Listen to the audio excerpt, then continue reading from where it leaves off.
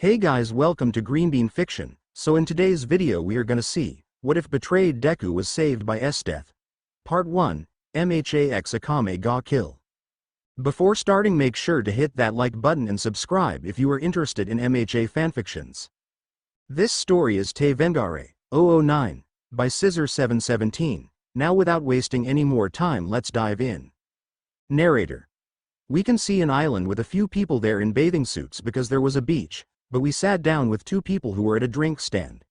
The boy was a real redhead with a good, well-formed body, while the girl was a blue-haired girl, with a strange symbol in the middle of her breasts, and with an enviable body. They were having some martinis. These two were Izuku Midoriya, a student to Hero and General Esdeath. They were on that island for a vacation that they were given. They kept their relationship a secret since Izuku is a minor, while Esdeath is an adult. Izuku was at the end of his second year. The heroes had been given a vacation and Esdeath decided to take him to an island to have some couples time. Esdeath. Tell me, Izuku, how are you doing on this vacation? Izuku. I really didn't expect you to bring me to an island that no one knew about. Esdeath. Not everyone knows this island, only the powerful and wealthy people know it. They come here to spend their days of rest here. Izuku. Wow, he sure takes advantage of your status as general, right? Esdeath. Esdeath. What can I say? Besides, I like to get more out of it if it's with you. It's boring not having someone to share your achievements or rewards with. Izuku. Hey Esdeath, tell me something and I want you to be honest with me. Esdeath. Okay, just say it. Izuku. Because you chose me as your partner, there are better candidates than me. Now there are rich people who are young and have a better status and life than me. Plus some of them are in the top 10 most handsome men. And what can I do to you? Besides, since we got here, I feel like the looks of everyone here are judging me. Izuku. I really don't know why you fell in love with. Izuku couldn't finish speaking as Esdeath started pulling his cheek. Esdeath. Izuku, what was it that we talked about despising yourself? If I chose you, it was because in my eyes you are a pure being who always sees the good in everything no matter the situation. Also your way of thinking, your way of being. Esdeath. Never forget that, Izuku, I love you. But out of nowhere an alarm clock rings, making Izuku wake up, implying that it was all a memory. Izuku. Those memories again. Come on Izuku, you have to overcome her. She and I, we make decisions, we have to overcome her. Besides, I'm getting closer to being a hero. Izuku got up from his bed and went to his bathroom to get ready. Then he left his room wearing his UA uniform. He looked older, around 17 or 18 years old. His muscles also increased, making him look a little more muscular than before. Izuku. But there are times when I wonder how she is, or what she is doing right now. Anyway, it doesn't matter. Izuku arrived at the room where there was no one, but he saw some papers, so he decided to approach. Izuku. They are surely the paperwork that Professor Aizawa said he was going to leave there while he looked for where to put them. Izuku was about to walk past it, but an envelope fell from the table. He decided to pick it up and could feel something rectangular and small. Izuku. It must be a USB, but what is it doing here? Asterisk, he saw that it said something asterisk confidential information of the Hero Association. Don't show it to anyone. How strange, he must have gotten confused. I'll give it back to him when I go to his class. Izuku. But it will be so confidential that no one else has to see it. This intrigues me. Well, I know this is incorrect, but a glance is not bad. Izuku returned to his room and took out a knife to open letters. He opened it carefully and from there came out the USB. He took his computer and turned it on. He connected the USB to his computer and it took him to about 4 folders. The first folder said negotiations, the second folder said cover-ups. The third folder said experiments, the fourth folder said mute. Izuku was surprised by these folders. Something told him that he wasn't going to like what he would discover, but he swallowed that and opened the first folder. In this one you could see several videos accompanied by texts. The first video showed one of the high commands of the Heroes Association negotiating with a guy. High command. Well, what do you want in return? Well, I want to have protection from your heroes and for them to bring me beautiful women. It doesn't matter if they are adults or minors. You know that maintaining a brothel is difficult. Seeing the same women over and over again is boring. Do that and I'll be giving you the amount of money you want each month. High command. Then it's a deal. Takes out a paper. Now to seal this contract, sign here. Izuku would be surprised by what he just saw. Heroes are not supposed to stop these types of people, not protect them. He saw that there was a small description, so he read it. Izuku. We decided to do some business with people from the slums to have more money and a few influences, but in return they asked us to turn a blind eye to their easy jobs, and to give them a few women, so we agreed. There are too many women in this country. I doubt they care if a few disappear. Izuku. What the hell, this can't be true. We are heroes, we are against all this, not in favor of them. Izuku decided to watch more videos, seeing that it was true the Hero Commission made deals with shady people. Just for more money and influence. It was the same in the other folders. The same heroes did atrocious things and the commission covered them up, making them not receive any punishment for it. In the other he could see how they did experiments on innocent people, lying to them that they would give them a better life, but it was a lie. They used them as guinea pigs. For their experiments, almost all said they were quirklies, saying that they were not worth it. They do not have great relevance in this world full of people with quirks. In the last folder he could see how the heroes and the Hero Association silenced people who were demonstrating the truth. They all died and then said they committed suicide or blamed a villain or another innocent person. Izuku couldn't believe it. He saw how the heroes he once admired committed atrocities just for their own benefit. He felt looted and dirty. Everything he fought for what he believed was right, the justice they told him, all that was a big lie. They had deceived him to his face and he believed them. Izuku, in anger, broke the table with a single blow. Izuku. Damn, disgusting pigs. Izuku. I have to take this to the officials or the news. I'll call Esdeath first. Izuku took out his phone and called Esdeath, but the phone went to voicemail. Izuku. Esdeath, I know this is very sudden, but this is serious. Yes, it seems you were right about everything. I will explain the details to you where we met for the first time. Please do not take long.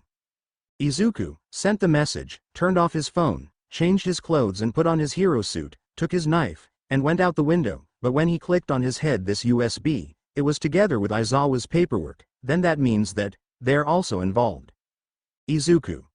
I have to go unnoticed. Seize the USB *. Okay, while you're going to stay with me until it's safe to give this to the reporters. Elsewhere. Nezu. You're telling me you don't have the USB? Aizawa. I already told him no, I don't have it. I don't know where he left it. Nezu. Aizawa, on that USB we have images and videos that could compromise everyone in the Hero Association. We have to find it as soon as possible. You know where the last place you left it was? Aizawa. Director, can we watch the dorm videos? I think I know where it is. With Izuku. This one was located on top of a building. I'm sorry, but the number you called is not in service. Please leave a message.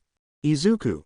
Esdeath, it's me again. Please answer this. It's really urgent and I need your help. Call me as soon as possible. Izuku sends the message, then turns off his phone. Izuku sighs. Esdeath, what is so important about helping your ex, who just saw the true face of the heroes? Takes the USB out of his pocket. Izuku. What am I going to do with you? Destroying you is not an option, and giving you to any reporter or police officer I see first is not an option either. Maybe he's associating with them, or they'll end up killing him and denying everything, and he'll come after me later. Izuku. Well, all that's left is to find who can be trusted. In the Nezu. So the USB ended up in the dorms and student Midoriya took it. Aizawa. Do you think you saw him? Nezu. It's likely that he already knows the truth. Call All Might and Vlad. I'm going to call Shihasaiki. Aizawa. You think it's safe? How will we know that this won't get out of hand? Nezu. Let's hope that young Midoriya cooperates, since this will not be the first time that a young man dies for wanting to do the right thing. Time skips. Izuku was on a roof eating a chicken that he had bought somewhere. He was hesitating whether to hand over the USB to the authorities. He was just waiting for Esdeath to return his calls so she could tell him what to do, but nothing. Izuku. This isn't going anywhere. I'm alone right now. Izuku's phone rings and he thinks it's there and answers it quickly. But the one he listened to was his teacher. Aizawa's cell phone. Where is Midoriya, and why aren't you in my class? Izuku. Cell phone. Nervous sensei. Well, what happened is that something came up and one thing led to another and cell phone. Aizawa's cell phone. Now you have your excuses, I need you to come to the office as soon as possible. Cell phone. The call ended, leaving Izuku still paralyzed. Izuku Midoriya, you just committed suicide, and this time you put the rope around your neck by yourself. I should seize his phone, not her. She told me not to count on her a long time ago. It's time to act on my own. In the O. Now all those named were there. Nezu. I'm glad you came so quickly. She. How could I not do it when they told me that someone already knows the truth because of carelessness? The others have the other USBs. All Might. That's right, but what if young Midoriya doesn't want to cooperate? That's right, it's the only way, and you're going to take one for all away from him. We can't lose the only weapon to defeat AFO. So you better find a new container for when he comes back. Vlad. And what will we tell the press? When they find out about his death, they won't stay quiet. Easy. We'll say he was a traitor. He wanted to reveal valuable information about the villains, and to avoid being caught he committed suicide. Nezu. I don't know what disgusts me more, that you talk so calmly about killing a child, or the ease with which you devised a lie so easily. Take it as you wish, but I'm not going to throw all this away, just because of a kid who already thinks he's a hero. Aizawa. But that's what he's in the hero class for.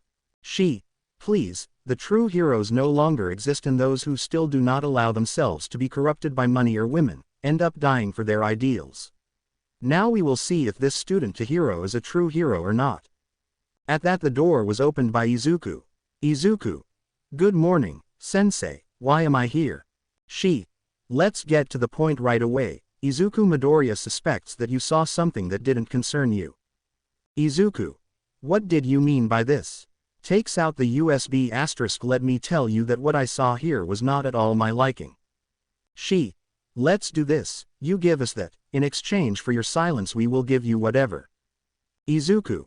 I will give them to you only if you tell the world what you are truly hiding. You know that's never going to happen. Izuku. Then forget about giving this to him and don't say anything. All Might. Midoriya, please don't do that. You saw the videos and know what they're capable of, just to keep this secret. Izuku. All Might is listening to you. They are covering up for a bunch of murderers, mobsters, and other shit, and for what purpose? More power, more money. Izuku. Where is morality, justice, truth? But not the only thing, are some damn people who do shady business, extort innocent people, kill for their own benefit, even experiment on people who have nothing to do with their shit. Izuku. In my eyes you are nothing more than monsters, disguised as humans and heroes, but all that will end once I make public all the information on this USB. There was some applause. The cause of that was the chief of the heroes. Wow, I have to admit that you gave a good speech. It's good that heroes like you still exist, but not for long. Grabs the microphone and turns it on.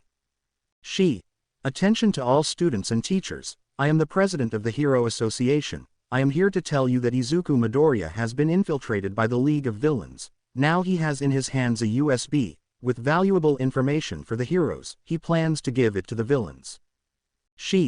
They are allowed to attack to kill, and whoever brings us that USB will have good recommendations from me in the future. Izuku. This isn't going to stay like this, I promise. Izuku destroyed the door and ran out using his quirk, but his path was intercepted by a wall of ice. Shoto. Go somewhere other than your grave. Izuku. Because I'm not surprised seeing you. I bet everyone was already on their way. Shoto. So this doesn't make it any easier. Izuku. They are deceiving everyone. The real villains here are them. Shoto. You sound like a real villain. At that point, all the students and heroes arrive, surrounding Izuku, against the ice wall that was behind him. Izuku. Well, if this is going to be like this. Activates his power at 50. Izuku. So be it. Izuku launched himself at all of them, fighting freely, although his quirk was blocked by Aizawa. That didn't stop him and he continued fighting hand to hand, but this didn't prevent him from receiving damage to his body. Momo came from behind him to cut him with a katana she had created, but he reacted quickly and kicked her sideways, took the katana and took out his knife, then got behind the ice. Izuku. Come on, you useless people, can't you beat me, you damned beasts? Bakugo. Shut up already, damn nerd. Bakugo launched an explosion, but Izuku dodged it, causing the explosion to destroy the ice wall, but he made sure of something and threw the katana towards Aizawa's leg, thus preventing him from avoiding another quirk block. Izuku took advantage of the wall being destroyed by escaping from there. Izuku escaped again, moving away from the UA, but that didn't stop him from feeling weak. When he saw his body, he could see that it was badly damaged, and he also had an ice stake that was going through him. He decided to stop in an alley. To rest, he took out the USB. Out of nowhere an idea came to him where to hide it. With his knife he ripped his pants and began to make a somewhat deep cut. Then he put the USB in, where it had split on his leg. Then he tore off part of the sleeve of his suit and tied his leg. Izuku. I hope this works. Now where can I go? I'm sure I'll be on everyone's lips, saying about my supposed betrayal. I already know where I'm going to hide. Izuku reactivated his quirk and began to run across the roofs, but he was somewhat limited by his wounds, causing him to tire, but by not stopping he made more blood come out of his wounds, causing him to lose more blood, but finally arriving. Izuku. So long gone and you still bring back lovely memories. Takes out his phone one last time. Izuku began to dial Esdeath's number. It began to ring. Ring, ring, ring. We are sorry, but the number you called is not available at this time. Please leave a message. Izuku. Sighs. Hi Esdeath. Sorry for bothering you while you're so busy. This time I was just calling to apologize. Sorry for that time. Sorry for what I told you that time. Sorry for not believing you. In the end I found out, but I think it was too late. Now I don't know if I'll get out of this alive. I was just calling to say goodbye to you, and that I still love you. Gunshots sound off. Izuku falls to the ground, but this does not cut the message, and so he hides it. He saw that he had a shot that went through his stomach. When he turned around he saw several agents, heroes, and the president, with a revolver in hand, smoke coming out of his mouth. Izuku. How did you know about this place? I'm supposed to be the only one who knew about this place. She. For 2 reasons, your trail of blood that you left. Well, we've been watching you since you started dating General Esdeath. We know the level of power that woman has, letting her have a relationship with what was supposed to be our weapon. Izuku. How is his weapon? She.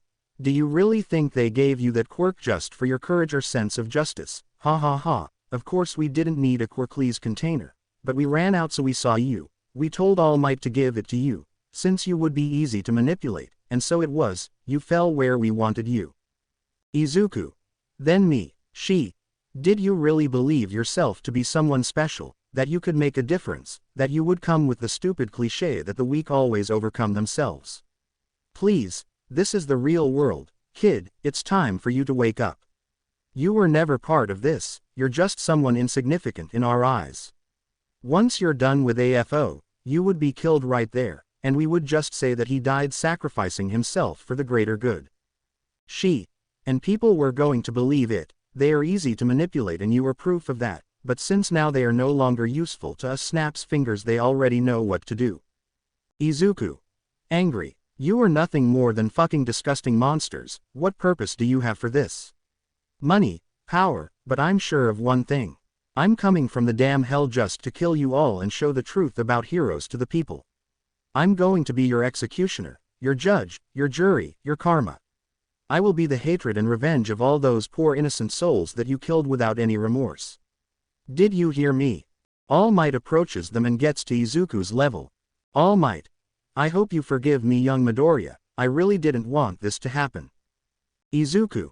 Now take your words, take your damn power. I prefer to die as a human than to die as a damn weapon. All Might took a part of her hair, put it in a bag and kept it. She. Last words, hero. Izuku. Go to hell itself, her. He couldn't finish his sentence as a bullet went through his chest. She. Well, job done, here we go. Nezu. You're going to leave the body here. She. There are animals that look for food. It would be a sin to take away their food, even a poor animal. Let's go. Everyone left, leaving Izuku's body there. Elsewhere. You have a new message from Izuku. Do you want me to read it to you? Esdeath. Don't send it to the mailbox. TKS*. Now what does this kid want? I can't even be calm on my vacation. Now we can see Esdeath leaving the bathroom. She was in Japan having a vacation. At the request of her squad, she could not refuse since they had bought her a ticket for her trip, so she accepted not without scolding them, but since the morning she has not stopped receiving calls from Izuku, making her upset and cut him off, not even reading the messages. Esdeath. I better go out and distract myself a little. Esdeath, dry, went to put on clothes to go out, took her phone, grabbed her hotel keys, and left there. Now we can see her in the city. She was in a restaurant eating something. She could see how the police patrols were somewhat agitated. Esdeath. I wonder what's going on. Why are they so upset?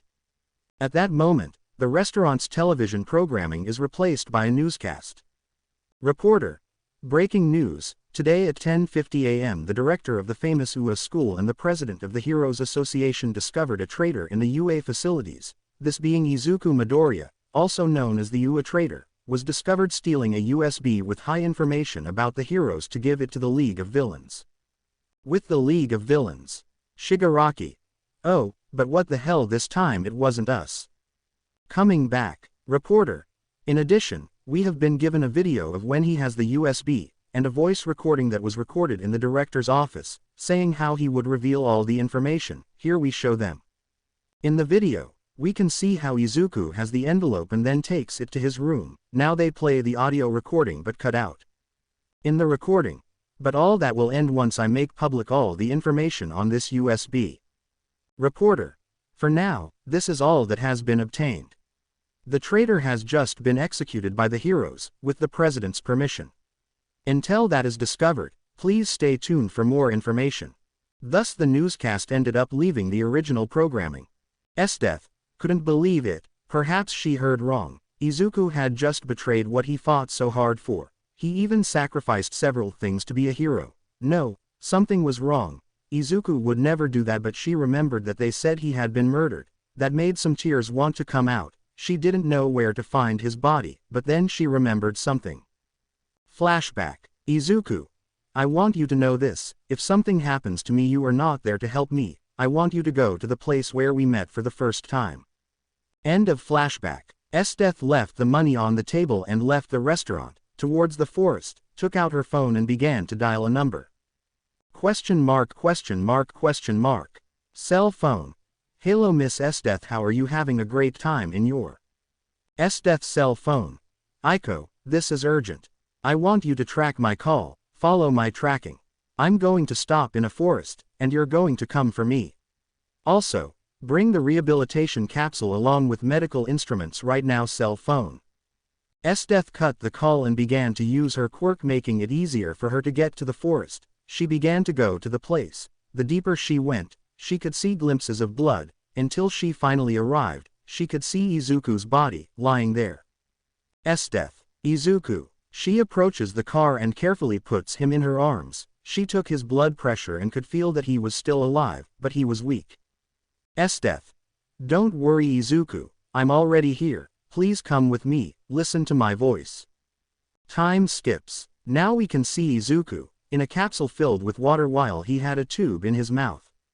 You could see that his wounds were sewn. You could see that they were in a plane. There was Esdeath watching him along with his squad that was made up of women and a man. This is going to be the typical prota.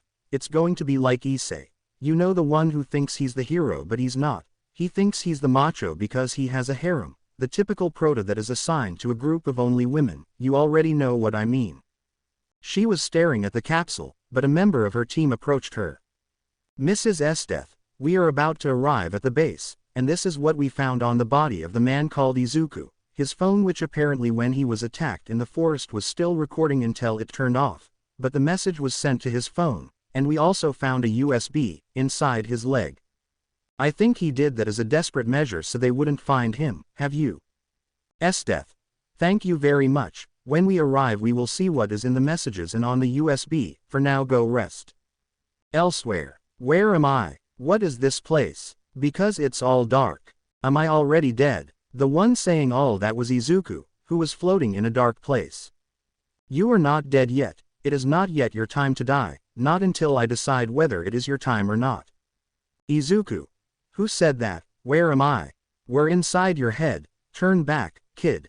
So Izuku did. and when he turned around he could see eyes staring at him in the darkness. Narrator. Now we can see Esdeath's base. She was staring at the capsule where Izuku was. Since they arrived she hasn't taken her gaze off or moved, she has remained fixed. My lady, everything is ready so we can see what's on the USB and in the phone's messages. Esdeath. Thank you very much for the warning, Aiko. The two left there. They walked through a few corridors until they reached a door where they entered. Inside the room they could see several women and even a man who were waiting for them. Esdeath. I'm here. They have everything ready to see what the USB contains. I also apologize, sorry, for I happened to blow up the ship during your break. That also goes for the others. Sorry. No, it's a problem, boss. You know very well how much I like piloting my ship. Well, whatever happened to our guest? He did suffer serious injuries, and I thought that Hayako was the only one here who got hurt. Hayako. Kanako, I already told you I didn't do it on purpose. Kanako. I know, but there are times when I feel like you do it on purpose, that maybe you hurt yourself just to see me, Hayako. Hayako just blushed and turned to see another one, making Kanako giggle. Oh, Kanako, don't try to flirt with Hayako, we're here, don't forget. Kanako. Oh Tiger, I was just playing, you know how I am with Hayako. Tiger. I imagine you were also playing when you were fondling him. Tiger. Anyway, Leonie, you know what upset the chief? Leonie. I don't even know, but the boss doesn't get so upset, something must have happened. Whatever, I just hope it was important. I was just starting to enjoy my vacation, and now I have to see them again. Leonie. Calm down, Aoi, I don't know how a dwarf can be so angry. Aoi. Here on fire, dwarf, you exhibitionist bitch. When the two were about to start fighting, a whip cracked, scaring them both. Very well, you two calm down. Thanks for calming them down, Rin. I didn't want my head to hurt so early. Rin. You're welcome, I'm not here to listen to fights either. Rin. By the way now, how are you doing with your improvements? Now. So far everything is going well, thanks for the improvements. Rumika. Hey Kanako, why don't you have your outfits, and why are you wearing that schoolgirl uniform? Hanoka. When they called us I was trying on my old suit, but since I didn't have time I only put on my prosthetic legs, my mask, and my weapons. This is what she looks like without the mask. Hanako. Hey Kay, how were you doing on your vacation? Kay. Well, quite boring, to be honest. I was just waiting for it to end so I could be back in service. Esdeath's squad had 11 women including her and a man in her group. Esdeath gives some applause making everyone fix their eyes on her. Esdeath. How good that all of you, including you, Hayako, are here. Aiko. Go with your sister Aoi. Now from here I will give all the information. Aiko did what Esdeath asked and went to sit where her almost twin sister was. Esdeath. The others please sit down and I want you to pay attention to everything because I don't intend to repeat it again, it's clear. All. Hi. Everyone went to sit down and a screen turns on, showing the 4 folders that are on the USB. They put the first folder. After a few hours everyone saw the horrors they did in the folders. All of that was done by the association of heroes behind the backs of the people, those who knew the most about it. And how was it that boy obtained that information, were the questions that the others asked themselves, except Esdeath, who was alone with her head down. Kanako. I can't believe it, they really did all that. Leonie. Those bastards are nothing but wretches. Rin. Now that I see it, it's better to be a soldier than a hero. Hayako. This isn't going to stay like this, everyone has to know that, those bastards can't get away with it. Aiko. Please calm down, there's still more. Apparently the boy sent some messages to our boss. We might have more information. Everyone was surprised by that. That guy had Esdeath's number. If that was the case then that guy is something more with his general, making Hayako get a little jealous about that since he doesn't even have the number of one of her companions but that guy has the number of his general. Esdeath. Your questions will be answered. At the end of all this Aiko put the messages. Aiko did as requested by posting all the messages. Everyone realized that what Esdeath had with that boy was something more than an acquaintance. Some even dared to say that they were more than friends, because of the way he spoke to her. Until everyone reached the last message, where everyone realized that the boy was in a relationship with Esdeath, but that was a long time ago. In the face of all this, Esdeath just remained silent. It was a silence that could literally freeze you. The more she listened to the last message, the more she clenched her fists in helplessness. She could have helped him, but her pride was greater. When Izuku was about to finish confessing, a shot was heard accompanied by a scream, making everyone excited. Then a woman's voice was heard. Now. Wait, that voice is not that of Tiger. It's the voice of the president of the heroes, as always attacking with the sword. Damn coward. They heard how they insulted him and that he was just another tool, that he was just weak, a defective weapon, someone replaceable, that he would never be a hero or a symbol of hope. Exclamation mark, exclamation mark, exclamation mark, quote. This will not stay like this. You heard me. I plan to return. I will be your executioner, your judge, your jury, your verdict. I will be born from the revenge of all those who tortured and killed unjustly. Last words, hero. I hope you go to the same inn. Then the shot of a gun is heard again and only silence remains, ending the video. Leone. So that's why the boy was so hurt. They tried to silence him. Kanako. Yes, but there's something I don't understand. It's how he was able to survive. His wounds should have killed him, but he was still fighting to live. Esdeath. Izuku. He is not someone easy to kill. He always manages to survive. It was one of the reasons why I fell in love with him. Hayako. Wait, how come you were a couple and why didn't you ever tell us? Esdeath. Because it was a secret relationship, and one day we met when I was still a teenager and he was a child. We met in a forest, the same one where I found him lying. He and I truly loved each other. K. If they loved each other so much, why did they separate? Esdeath. Difference in ideology. He believed in heroes and I didn't. I knew that heroes were hiding something like this government. This confirmed to me now not only the government of Japan is going to be a problem for us but also the heroes. Hayako. Why don't we just publish what's on the USB in the messages? Case solved. Esdeath. No, that wouldn't be enough. I want revenge for what they did to Izuku. I plan to destroy them inside and out. Aoi. But what will happen with the government? They have an eye on us. How are we going to do it? Esdeath. It's easy. I plan to destroy them at the same time as the Hero Society. Both powers will fall. Hanoka. I like the sound of that. I'm in, boss. Leone. Well, I always wanted to get revenge on the heroes. What do you say, Tiger? Tiger. Wherever you go, sister, I'll be there. I'm in. K. Well, they're going to need their professional sniper. Put me on the list too. Aiko. Boss, I'm going with you too. Aoi. My sister and I blindly trust you, General. Tell us what to do and we'll be ready. Kanako. I'm in too. They're going to need a highly trained nurse like me. Sorry. Count on me too. Lightning and I will be at your disposal, my lady. Rin. Destroying two powers at the same time. That sounds fun. I'm signing up for the list. Now. I've also seen how shady heroes are. It's time to make a difference. I'm in. Hayako.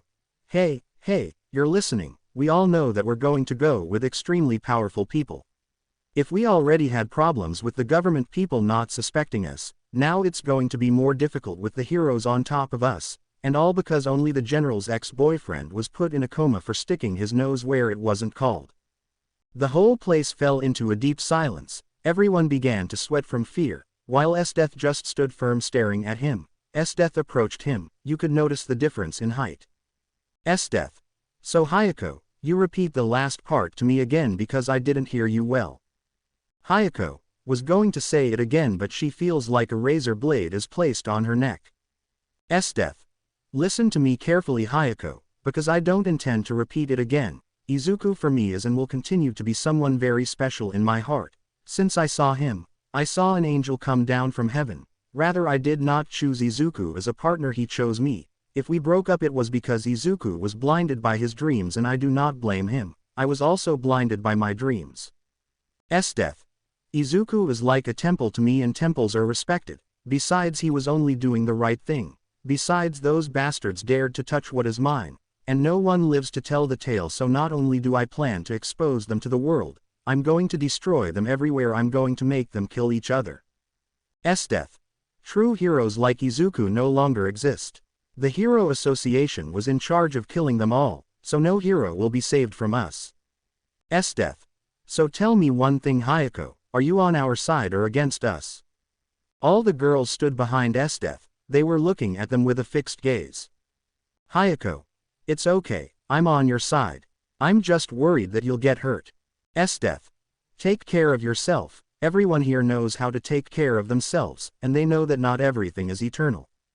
Esdeath removed the dagger from her neck and left the room. Hayako. You know the mess we're going to get into if we do this. Leonie.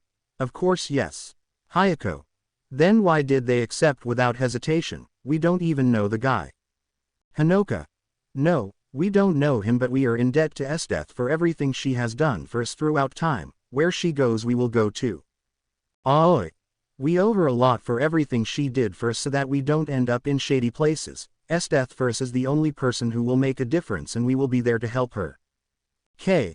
I noticed that you are getting cowardly, Hayako. At first you wanted to reveal everything to be the hero, but now that we want to destroy the heroes and the government more thoroughly at the same time, I see that your levels of fear are increasing more. Leonie. Tell me one thing, Hayako, what was your reason for joining this group? Was it for Esdeath's ideals, just to be surrounded by women, or to find your parents' murderer? Hayako.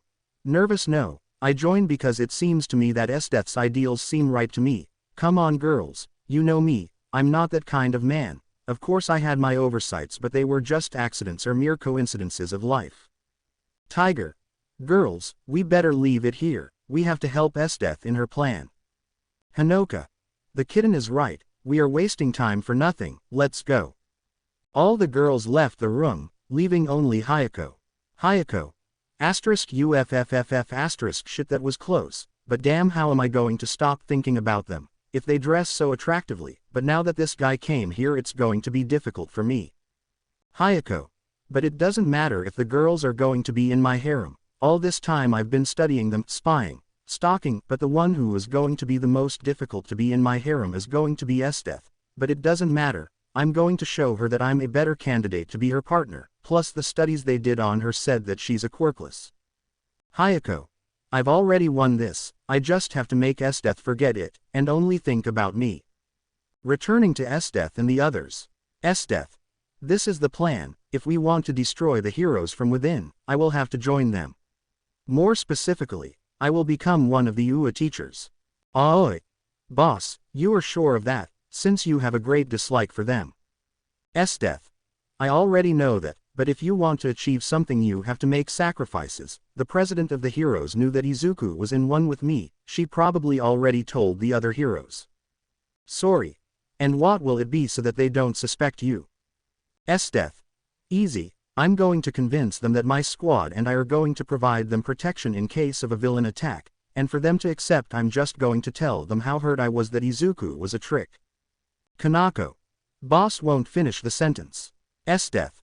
I'm sorry, but the fallacy is so much that my whole body refuses to say it, but to what I came for, we are going to tell you that we came to provide protection and security in case the information has been leaked. Aiko. But what if the president asks about that? It would only generate more suspicion. Esdeath. Easy, I'm just going to tell them that I want to give the heroes a chance, see if they can change my opinion about them. Tiger. Okay, and what will our positions be? Esdeath. Hayako, since you are the nurse, I need you to take care of Izuku, and give us some news if he has woken up or how his recovery is going. Hayako. Don't worry, he'll be in good hands. Esdeath. Sorry, you're going to be my transport. Leonie. Tiger, you're going to be my right hands. The three of them. Understood, boss. Esdeath. While I want the others to be my informants, I want all information about the heroes and students who are at UA. When I say all the information, it is all understood. The others. Hi, my general. Esdeath. That's it for now, the plan will be executed tomorrow morning, the others can go rest. One more thing, K. Now, Hanako, I want you three to stay here, I want to tell you something. The others went to prepare, leaving only the four of them. K. General takes up something. Esdeath. I want you three to keep an eye on Hayako. Now, can you tell, because it's strange since you take us as a family. Esdeath. Given what Hayako said, In the room a warning signal was awakened in me, and I am not one to ignore those warnings that my body gives me. I want you to watch Hayako at all times, and pass me any news if she does something suspicious. Hanoka. Don't worry boss, we will be watching Hayako at all times. If you have suspicions about him, then we will also have suspicions about him. K. You will be notified of any suspicious movement that Hayako makes, don't worry about that. Now. We are not going to let you down, boss. Count on us, we are not going to let you down. Esdeath. Of course they won't do it, I trained them myself to be the best at everything. But behind the door they were heard by Rumika, who took out her phone, saw a photo of Hayako, and marked it with an X. Time skips. It was 12:30 in the afternoon. For the moment everything was normal, but now in the skies we can see a black one flying through the skies. This ship was flying under the clouds. Sorry. We're almost getting closer, as they are behind us. Esdeath. We're fine, Leonie. Tiger, I want you to be ready. Tiger. Don't worry about us, Chief, we'll be fine. We better make sure the plan goes perfectly. Sorry. Very well, we have arrived. Please fasten your seatbelts. The ship began to descend towards the entrance of the UA. Some students who were coming in and out moved aside to avoid being crushed. The ship extended its legs touching the ground, then the rear door of the ship opened, thus lowering the floor, making the students, the male gender, stunned. Sorry. Oh, how embarrassing that they see me so much. Leonie, how do you manage not to get nervous? Leonie. Well, let's just say that if you have a shitty childhood, many things stop worrying you. Tiger. That's why you always wear that outfit, because you don't care if people see you in a lascivious way, but that wouldn't give a bad image of you. Leonie. I don't care, besides I doubt that these pube scents or the men from the central base can do anything, and if they do my sword will be the last thing they will have. Esdeath. You have to leave the memories for later, it's better to go in and finish it once and for all. Sorry, are you sure about leaving your ship here? Sorry. Don't worry boss, I doubt anyone can move her. So the four entered the facilities. The looks were even more but they did not care, Tiger and Leonie, because none was worthy of being with them. Sorry, she had not found the right man for her and she saw that in this school she would not find him. With Esdeath well she only had one man in her heart and that was Izuku. Then they arrive at the director's office. Esdeath. Okay. Girls, we've arrived at the office of the rat who runs the entire school full of incompetence. Sorry.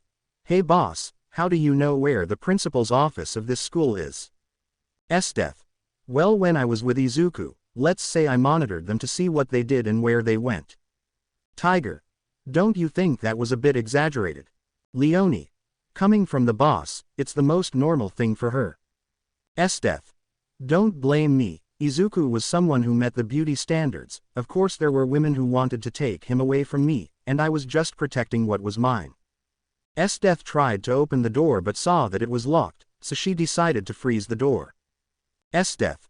Sorry, you honor me. Sorry. Of course boss, I just hope I'm not so rusty. Sorry approached the door, extended her fist and with just a little force the door was destroyed into several pieces. Sorry. I still have my touch. So the four entered, seeing that everyone was there. The teachers, the top 10, the director, and the president were all in attack position. Esdeath. Apparently everyone is here. That's good, it saves us the trouble of explaining it. Shay. What the heck, I didn't think I'd see you here Esdeath. Esdeath. What could I tell you? I work like a god, but well, what I was talking about is that I heard that my ex was well, you know what I mean. Endeavor. I didn't know you were hanging out with that traitor, maybe you're with him too. Esdeath. Everyone here knows me. No, they should know that me and my team don't. We like betrayals and they must be paid with the death of the traitor. Esdeath. We want to give them protection in case the information has already been given to the villains. Shay. That's strange coming from you. What are you up to Esdeath? You've never been a hero. Esdeath.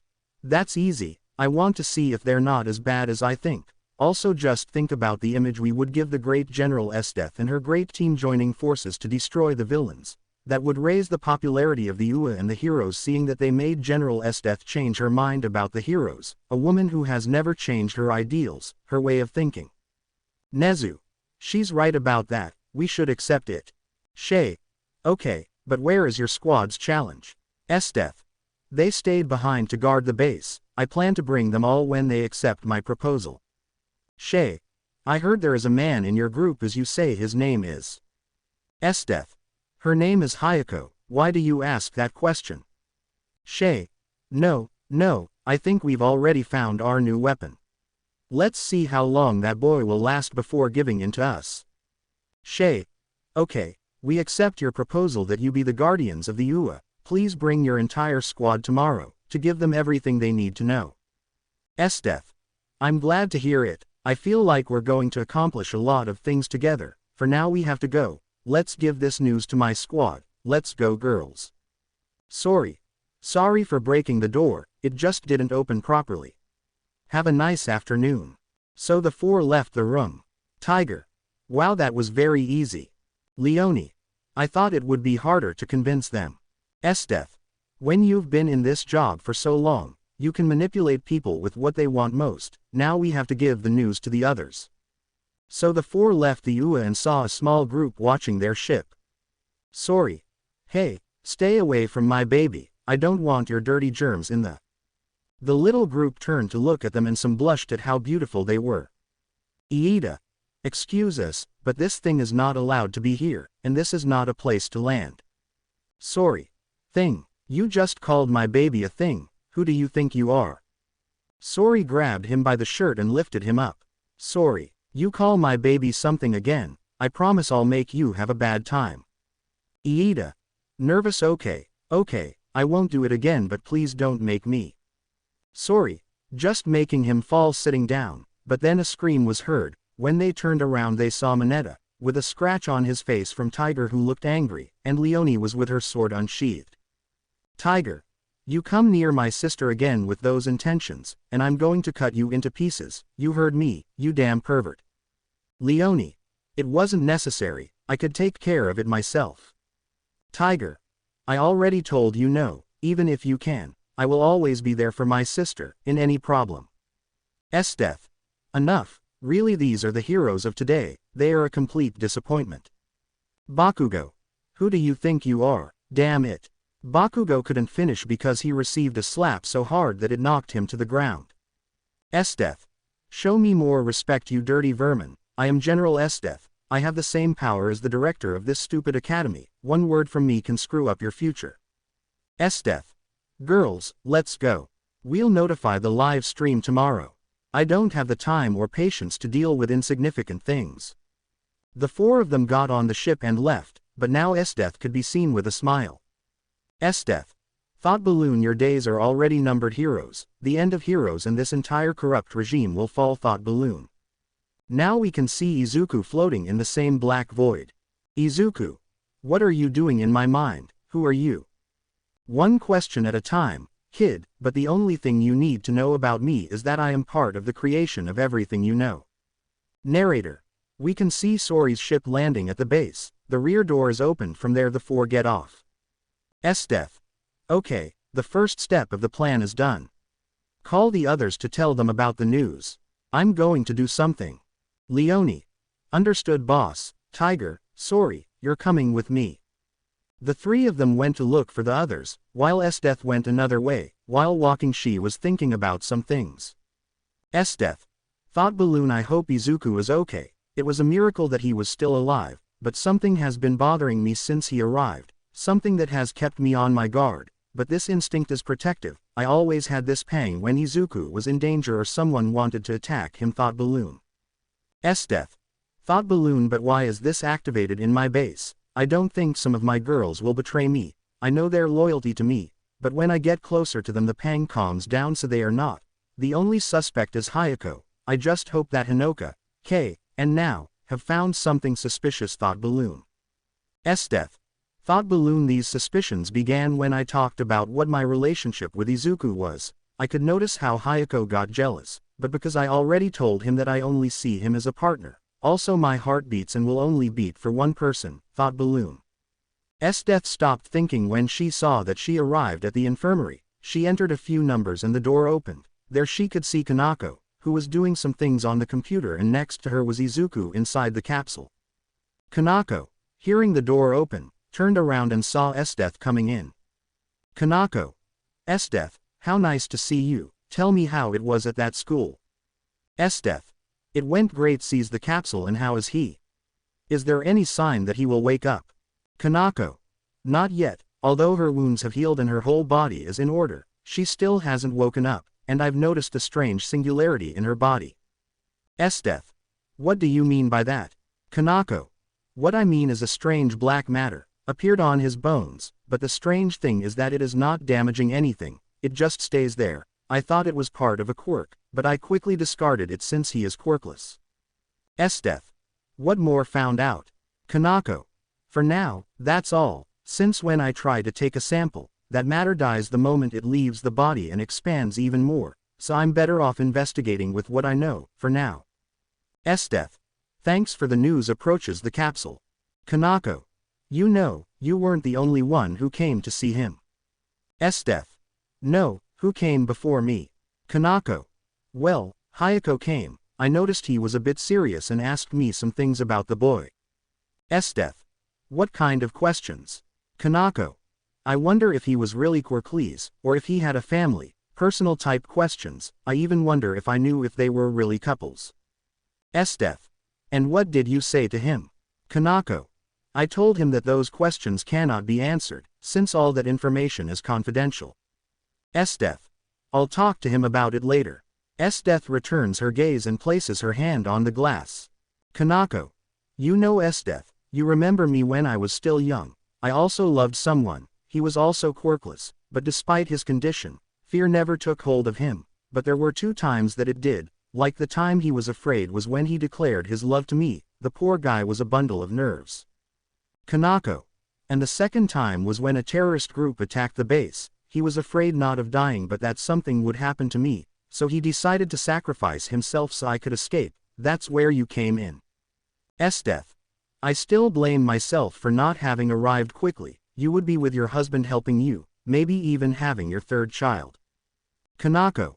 I never blamed you for that, you don't have to blame yourself, besides he died loving me, besides I'm not fit to go out with someone anymore. I'm 35, I'm a bit old, and those who want to go out with me are young pubescent boys who only want action. An example like that is Hayako. You know I want someone mature who wants something serious, but at the same time fun without having to resort to stupidity so much. Esdeath.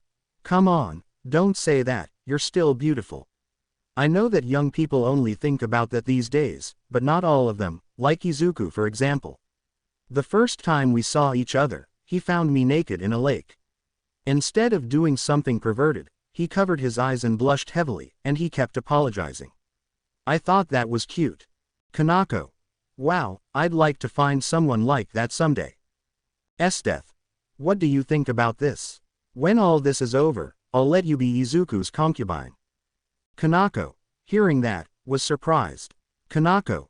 Esdeath, but what are you saying? Is he your partner? I can't do that, besides I don't even know him or me, I don't want that. Esdeath. Calm down, I know what I'm talking about. Besides, Izuku, every time we did it, I always ended up exhausted, but he wanted us to continue. You know, a little help from a good friend like you wouldn't hurt me at all. Kanako. But what if he doesn't want to? I mean I'm an old woman in everyone's eyes. Esdeath. Don't worry about that, Izuku is someone who likes women who are older than him, so Izuku would gladly accept you as his partner too. Kanako. Well, if you say it that way, then I'll gladly accept that offer, but have you told the others or just me? Esdeath. For now I've only told you, I'm thinking about telling this to the others. Kanako. Don't you think that the 2 of us would be enough? Esdeath. Don't trust yourself, Kanako. I thought Izuku was going to be someone inexperienced, but wow, I was in for a surprise. He has great skill with his hands that after 5 minutes he was already making me come, and with my legs shaking. He knows where to attack a woman, plus he always had energy. No matter how much he came, his energy came back. There were even times when I fainted from the intensity with which he did it. Kanako. who was truly surprised that this boy left her boss in that condition, someone with great resistance and strength. If he could be that to her boss, what awaits her when she does it to him? Hayako could only blush. Kanako. Well, if you say it that way, I think we'll need a little more help, since when I did it with my girlfriend, I came after a few seconds. Esdeath. Let's talk about that topic with the others, but once all this is over or when Izuku wakes up, which I hope will be soon, I have a lot to talk to him about. Esdeath. Now come with me, the others are waiting for us, we have to talk about our next step, the plan. So the two of them left and the door was closed behind them. Now we can see the rest of the girls in the living room. They were talking quietly. Kei was talking to Hayako, to see if she could get him to explain why he went to the medical room, while they were secretly watched by Nao and Hinoka. But then Esdeath arrives along with Kanako. Everyone stops talking, gets up from their seats, stands up straight and does the military salute. Esdeath. That's good, everyone is here because each of you is going to have a vital role now. As you know, the first part is already done, now follow the next step. Esdeath. Which will be to instill ideas of hatred towards their companions. We are going to instill false ideas in everyone about what their companions think of them. This part of the plan is called the seed of hatred. Rin.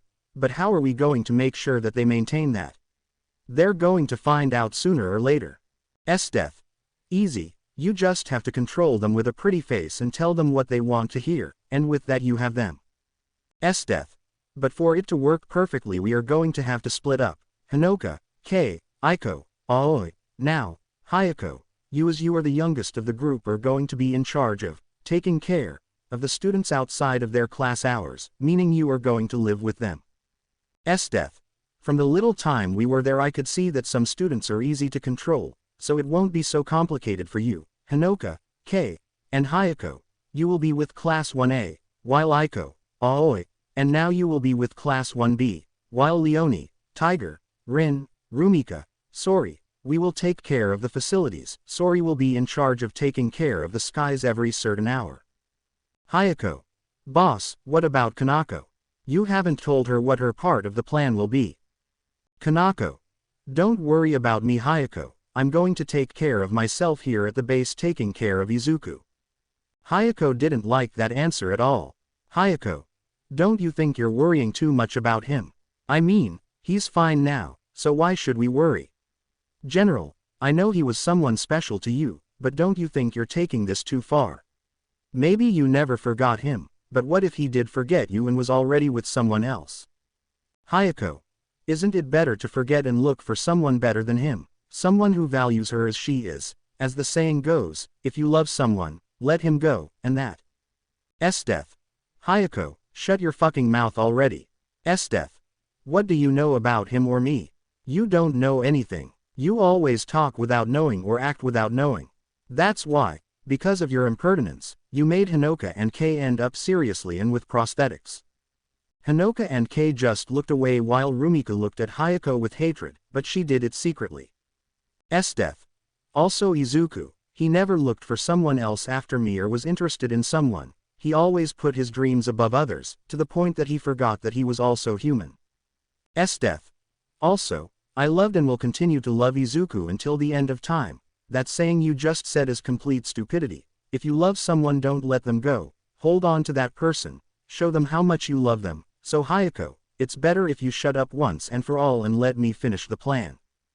Hayako simply fell silent, lowering her head in shame. Aiko. Boss, I also made a discovery. It turns out that is not the only USB. Apparently there are two more, perhaps with more information or with the same content. Esdeath. Then the other two will have the UA director, but the other one I risk saying All Might has, just because he is the #1 hero, but it is not ruled out either. Esdeath. But we will also need help. We know all the dirty laundry of the government, we know how to attack them, but with the heroes it is a totally different case. We need someone who has been on the side of the heroes, and has seen the worst of their true face, also who is willing to help us. Aoi. There is an ex-heroine who is locked up in Tartarus, so they plan to put her to sleep forever, for security purposes. Now, because an ex-heroine would be there. Aoi. She is accused of treason, but everyone here knows it is a pure lie. They knew her as Lady Nagant, they accused her of killing one of the leaders of the Hero Association. Tiger. Boss, maybe she can help us. Esdeath. Aoi, do you know when they plan to execute her? Aoi. They plan to do it next week in a place far from here. I think we should intercept them at the bridge to leave the city. Esdeath. Okay, let's do it, but sorry, you're going to have to use another ship so they don't suspect, while the rest of us are going to use a different type of suits. Make sure you cover your broken ones, don't take them off for anything, understood? All. Hi, Esdeath. That's all for today, go prepare your things for tomorrow. Time skips. We can see how now all of Esdeath's team was getting on the plane with their suitcases, but the only one who didn't get on was Kanako. She was just there to say goodbye. Esdeath approaches her to say goodbye. Kanako. I wish you luck so that the plan goes as expected. I will also be informing you if I find more information about that black matter that is inside Izuku. Esdeath. Thank you very much, Kanako. If there are problems, you know what to do. The two finished saying goodbye. Esdeath got on the ship and the door closed. The ship began to take off and headed towards the UA. Esdeath. Very well. Remember the plan very well, but if a student wants to be smart with you, you have my permission to attack him in self-defense. Sorry. Boss, a question. Esdeath. What is your question? Sorry. When we go to do the extraction mission, what are we going to tell them about having disappeared out of nowhere and without warning? That would generate suspicions, especially when the director finds out that they attacked the police trucks where they had the traitor. That will only generate more suspicions. Esdeath. We're going to tell them that our base was being attacked and that a member of our group was there, so we went to rescue her. We're also going to use a different ship, and our faces are going to be covered. Also, everyone who has seen you on television knows that you're not one to change ships. Sorry. True. For nothing in the world am I thinking of changing to Lightning, he is a special part of my life. After a few minutes the ship had finally arrived, it extended its legs and landed, the hatch was opened where all the girls got off. They saw that at the entrance of the UA all the teachers and students of the UA were waiting for them there, as a method of welcome. Esdeath. Very well girls, remember very well you're part of the plan showing a grim smile heroes, you do not know how much I will enjoy destroying you. You should never have touched my being of light, it is time to collect the bill for your actions he. Narrator. We can see how Esdeath and her squad were in front of the UA gates, outside all the teachers and students watching them, whispers could be heard from the students about how beautiful the girls were. Nezu. It's a pleasure to have you and your squad at our General Esdeath facility. Esdeath.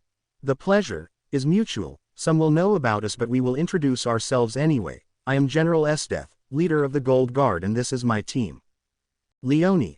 My name is Leone, I am the second in command of this squadron. Tiger. Hello, I'm Tiger, I'm in charge of being the berserker. Sorry. Hello, I'm Sorry, I'm the one in charge of piloting the ship you see behind you, you could say I'm the best. Rin. My name is Rin, I am the one in charge of robotic improvements, but I am also an expert in the whip and in combat. Rumika. I am Rumika, in charge of tactical missions. Aiko. I am Aiko, in charge of computers, but I am also excellent on the battlefield. Aoi. I'm Aoi, I'm Aiko's older sister, I'm also good at computers but I like to participate in the action more than just watching it from afar. Hanoka.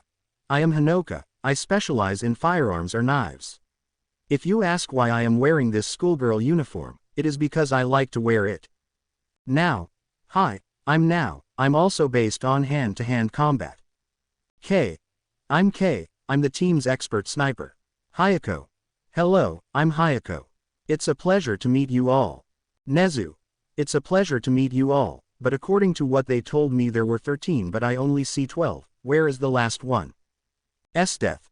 The last one missing is Kanako, she is our nurse, but she had to stay at the base because she had some important things to do. Nezu. And you could know that was important. Esdeath. That's classified information. Nezu. Esdeath, don't you think it's better not to keep secrets since we're going to work now? Esdeath. Nezu, even though we work together, don't think I'm going to tell you everything about us. Remember, we accepted this for public convenience, so don't feel so confident with us. Esdeath. One more thing, educate your students, because yesterday they gave us a very unpleasant welcome. Aizawa. Please don't let it be my class, don't let it be my class, don't let it be my class. Nezu. Can you tell who they were to punish them? Esdeath. He was a boy with ashen hair, I don't remember his name, he wasn't someone important. Bakugo. Here you think you're talking to him, damn it, you're in front of the future number one. Aizawa. God give me patience, because if you give me strength I will strangle him to death, this one. Child. Esdeath. I guess you still don't know who I am, and the degree of power I can have to screw up your career. Bakugo. Dare to do it, and you'll know what I'm going to do to you and yours. Bakugo couldn't finish as he was hit by Hayako, thus starting a fight, but these two were separated by their respective partners. Aizawa. Bakugo, get a grip on the one in front of you, she could kill you and we wouldn't be there to help you. Esdeath. Not only are you disrespecting me for the second time, but also my team. Who does this kid think he is? And you, Hayako, don't be so reckless. We shouldn't lower ourselves before them. Hayako. Sorry Esdeath. General, to you I am General Esdeath. Rumika. What heroes are going to emerge from here? Wow, humanity must be very grateful to have such great heroes in the future. Nezu. Please, I apologize deeply, I promise this will never happen again. Esdeath. Who assures me that this will not happen again? Not only do they have a disrespectful brat, but also a pervert who tried to be clever yesterday with one of my squad. Esdeath. And yet you still want me to leave part of my squad living with that kind of people, why don't we just turn around and get out of here with my team? Nezu. I know we have some students who cast doubt on our reputation, but that's not necessary. We'll keep a close eye on them so they don't do anything wrong with their squad, we promise. Esdeath.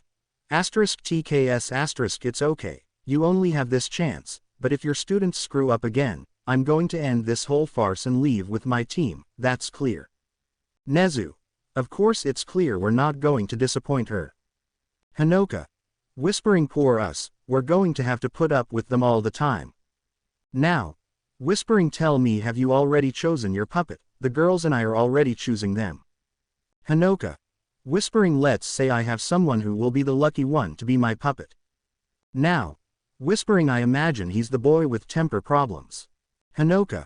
Whispering, that's right, he's easier to manipulate, just tell him the word quickly in one sentence and you'll have him on his knees. Now.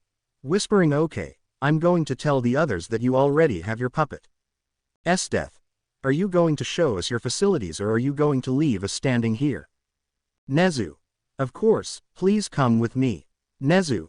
Aizawa, please can you take your class to the classroom and talk to them, that also goes for the others. All the teachers took their students to their respective classrooms, while Nezu showed them the UA facilities to Esdeath and her group. Nezu. Very well, as you can see, here we care about the well-being of our students. We don't just let people with quirks enter, but also quirklies so that when they graduate from here they have a great future. Esdeath. Wow, that's something noble of you to give an opportunity to people who weren't born with a quirk, and tell me what you know about the recent case about the traitor, since it was because of all that we made this alliance. Nezu. So far nothing is known, the information about the robbery is still unknown, I'm sorry that your ex will end up being a traitor. Esdeath. With a vein in her forehead, it's a shame, I truly loved him and I still love him whether he's a villain or not, damn sewer rat, I hope you die soon. Rin. I have a question, the training of your students to become hero applicants, how is it classified here? Nezu. How so? Rin. That is, hand-to-hand combat training, tactical mission drills, control in the handling of weapons, also in seeing how mentally stable they are in making difficult decisions. Nezu. Excuse us, but we don't have any of that, this school is based on training and total control of the quirk, and we also teach them about what a hero has to do and what he doesn't have to do. Rumika. Then how do they think they can face the world if they are not even taught the disadvantages of heroes? At least teach them not to be so independent of quirks, there will be a time when they may fail them. Leonie. There are also times when they will have to make difficult decisions.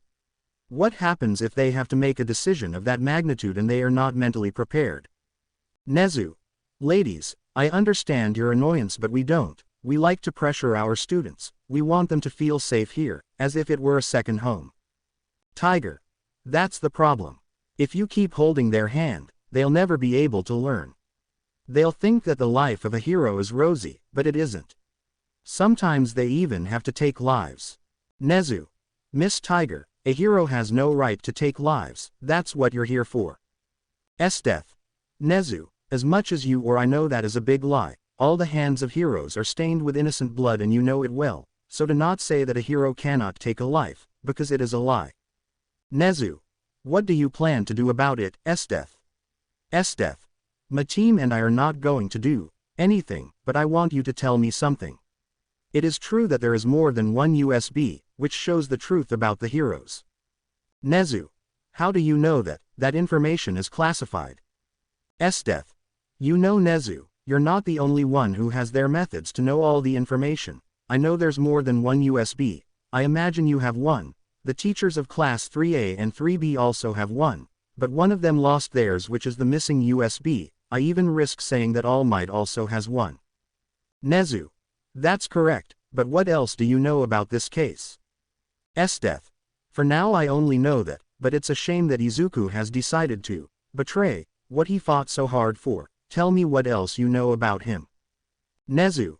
Well, it seems his body disappeared from the place where we left it, but when we returned we saw that it was not there. We thought that an animal ate it, but there were no traces of his body, but we saw some footprints that did not match his. We think someone came for him. Esdeath. It was surely the League of Villains who came for him.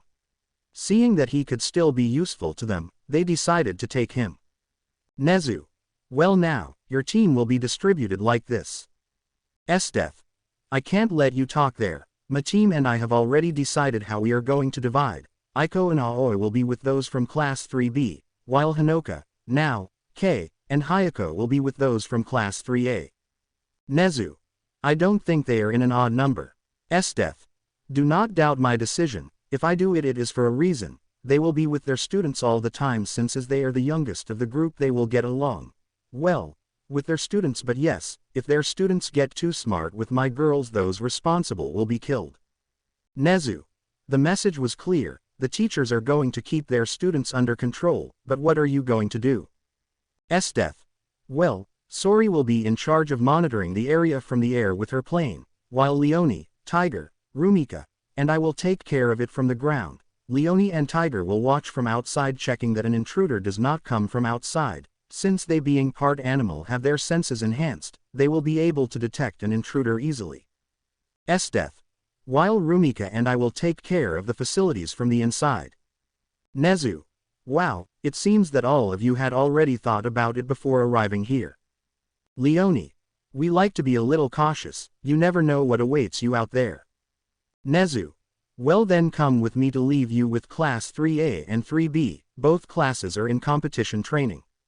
Rumika. We see how these young feats stand out. Tiger. Puff, this is going to be very boring. If I wanted to see pre-adults fight like 5-year-olds, then I would have stayed watching Discovery Kids. They were all guided by Nezu. Upon arriving they saw a combat arena. On each side were the students of both classes with their respective teachers. Before they started, Nezu called everyone's attention. Nezu. Good afternoon, dear students and teachers. As you know, General Esdeath will be with us, while all this calms down. For the moment they will be here to help us. Nezu. General Esdeath and her team asked me to take them here to see what the almost heroes are like. Remember that Izuku's former classmates are already at the end of UA. I plan to spill everything on their graduation day. Nezu. Esdeath and their team went to sit on the stands that were there. Aizawa. Very well, students, give your best, show him what kind of hero you are. Vlad. The same goes for you, give it your all. So the training began, showing that class 3A and 3B had a good command of their quirk, but already in combat it could be seen that they were not well trained in that section, making Esdeath and her team bored. In the stands, Hanoka. God, when is this going to end? I'm already getting bored. Aoi. Her attacks are too predictable, and they are somewhat slow and repetitive, making it easy to learn her attack pattern. Tiger. Besides that, some are not experts in hand-to-hand combat. like those who have quirk that are not for combat. They will die easily if they do not learn a martial art, or those who practice a martial art. It is clear that they still have a long way to go to learn. Their punches and kicks are easy to see. Leonie. This is supposed to be the best academy where great heroes came out, so I don't know what is more pathetic, the heroes who are going to come out or those who have already come out or the villains who have not been able to defeat them. Sorry. You could say that both sides are somewhat pitiful. Nezu. Only beads of sweat came out of embarrassment knowing that future heroes are still weak in some parts. The training matches had ended in a tie between Kirishima and Tesutetsu. Now all the students were waiting to see what the girls would say to them. Denki. Yeah, I'm sure I'll impress them with my moves. Mineta. What are you talking about? They were surely captivated by my presence. Juro. Shut up both of you, it's incredible that at this point you're still thinking about that. Nezu. How did you like the performance of these promising heroes? Nezu, seeing them, could see that they were asleep. Even Esdeath fell asleep while drool came out of her mouth. Everyone got a drop of sweat because of that, but the only one who didn't fall asleep was Hayako, so he decided to wake them up. Esdeath. Hey Hayako, why did you wake me up? I was in the best part of my dream. Hayako. I'm sorry General, but the students' training had finished and well they asked for your opinion, but since they were asleep that's why I woke them up. Esdeath. Well, what is it? What do you want to know? Nezu. Your opinions on how you found the training. Aiko. Boring. Aoi. Lamentable. No. Disappointing. K. They're not worth it. Hanoka. They are not interesting at all. Hayako. Well, maybe they can improve a little more. Rin. You guys won't last long out there. Rumika. They are perfect, to be cannon fodder. Tiger. Very predictable. Leonie. They are very weak, their bodies can't stand anything. Esdeath. You already heard my team, you don't stand out in anything, you depend a lot on your quirks, you can't even fight without them, that makes you more useless. All the students were somewhat upset by these comments, while the teachers were somewhat angry about how their students were treated. Bakugo. Hey, who do you think you are? Don't compare me to these useless people. I'm better than all of them, including you. Esdeath. If you think so much, why don't you come and fight with one of us? Bakugo. Ha, of course I would beat all of you without any effort. Esdeath. Well, what are you saying? You have the last word. Nezu. What do you think Aizawa, he is your student after all. Aizawa.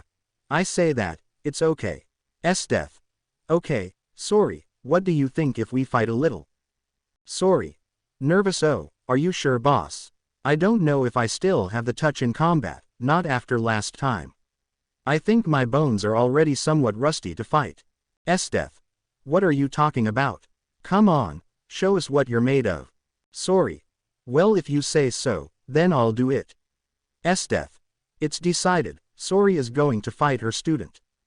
Sori came down from the stands and stood in the combat arena, but you could see that she was somewhat nervous. Hayako. General, are you sure? I've never seen Sori fight. Don't you think she chose wrong? Esdeath. Hayako, what did I tell you about never judging a book by its cover? Besides, you haven't been on this team for that long.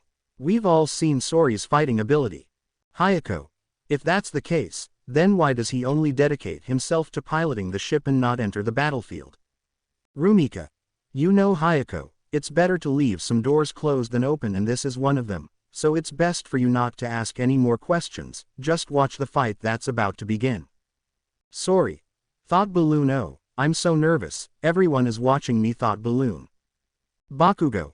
Haha, this is going to be very easy, it's even an insult that they make me fight against her. Aizawa. Very well, at the count of 3 they will start, 1, 2, 3, now. Bakugo launched himself with his explosions towards Sori, while she just remained in her battle pose. Bakugo. Die damn extra. The sound of a bullet coming out of a gun was heard throughout the place. The students, teachers, and Hayako were shocked by what they saw. Bakugo was on the edge of the arena grunting in pain with his shirt destroyed, and on his stomach he had the mark of a fist. The blow was so strong that he was even releasing smoke. Sorry. Oh wow, I still have the touch, ha ha ha. Bakugo began to get up slowly but was still in pain from the blow Sori gave him. Sori. Hey, I advise you not to get up so quickly. That blow was too hard for you. Bakugo. Shut up, that wasn't for me at all, I'm the great Bakugo, nothing hurts me. Sori. Well, if you say it like that, then I don't have to hold back so much.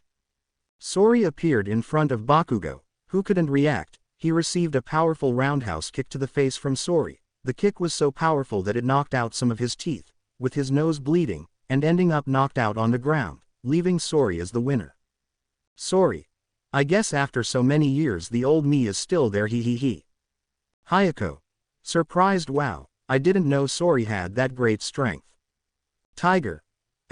Puff, and you haven't seen anything, he was just holding back to kill the spoiled child, it seems that they never educated that kid. Nezu. Well, that was something surprising, then let's consider this over.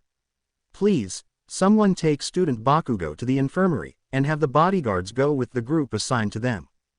But none of the girls moved. Leonie.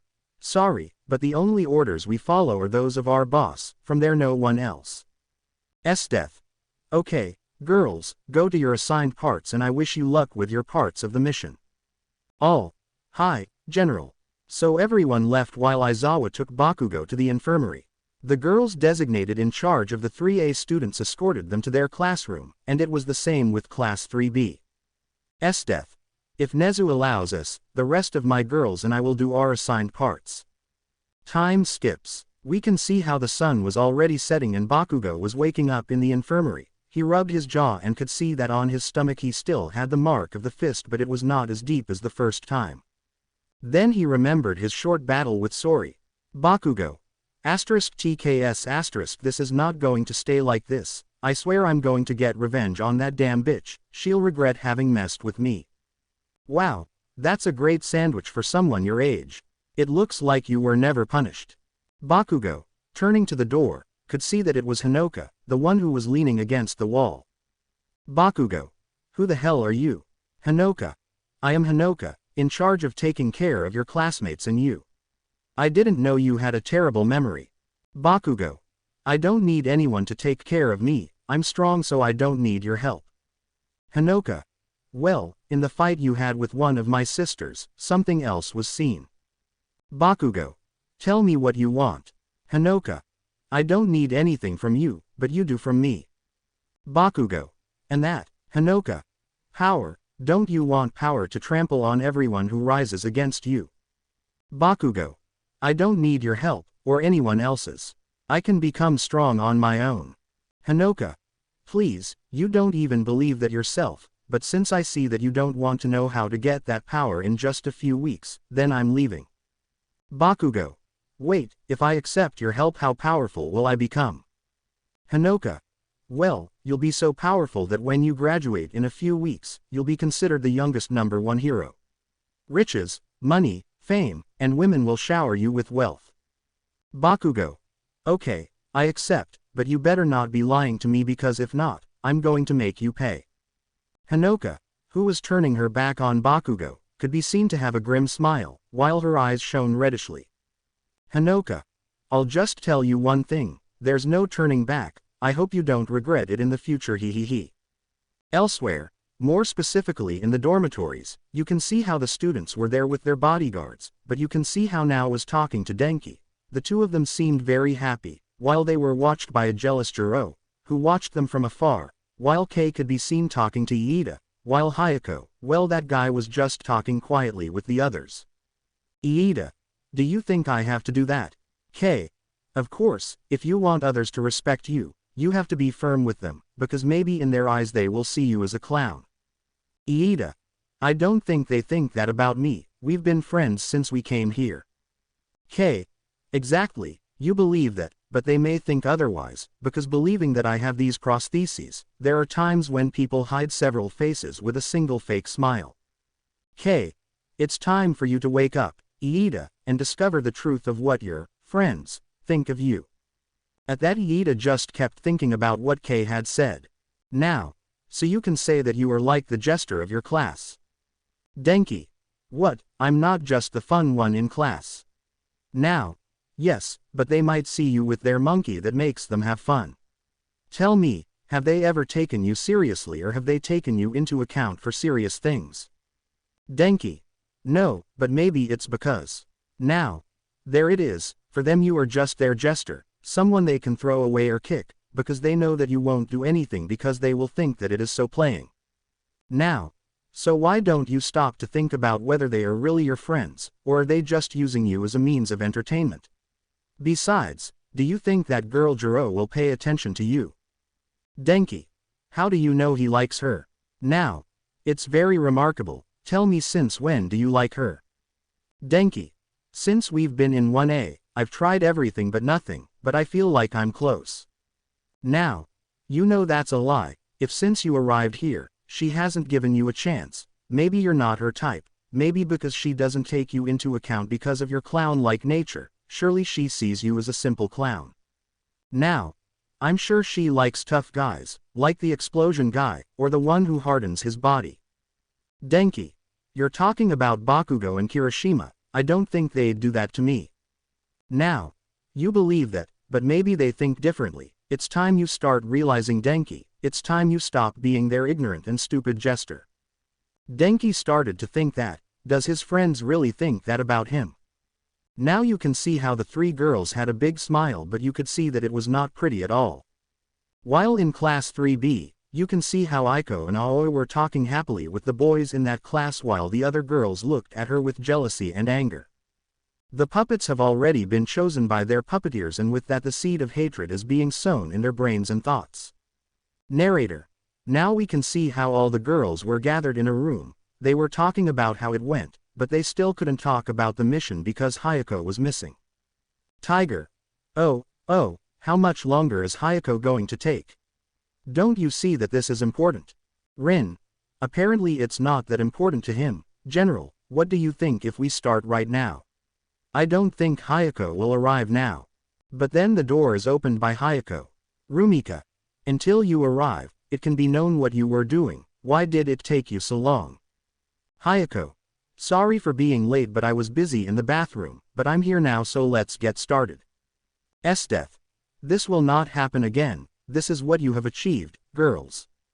Hanoka. These kids don't have brains, they are easy to convince and manipulate, mine already took the bait. By the way, sorry, be careful, it seems that kid will do something to you the moment you are careless. Sorry. Thanks for the warning, Hanoka, but I doubt he'll do anything to me. Esdeath. Well, while the others achieved their goal. K. The class president also took the bait. Now. The class clown is already in the scheming, only the others are missing. Hayako. Well, from what the girls in that class told me, they are in love with the boys in their class. K. This is going to be fun. Aiko. The same thing happens with our class, we just had to put on a smiling face, look adorable, and put on a somewhat tender voice, they are already charmed by us.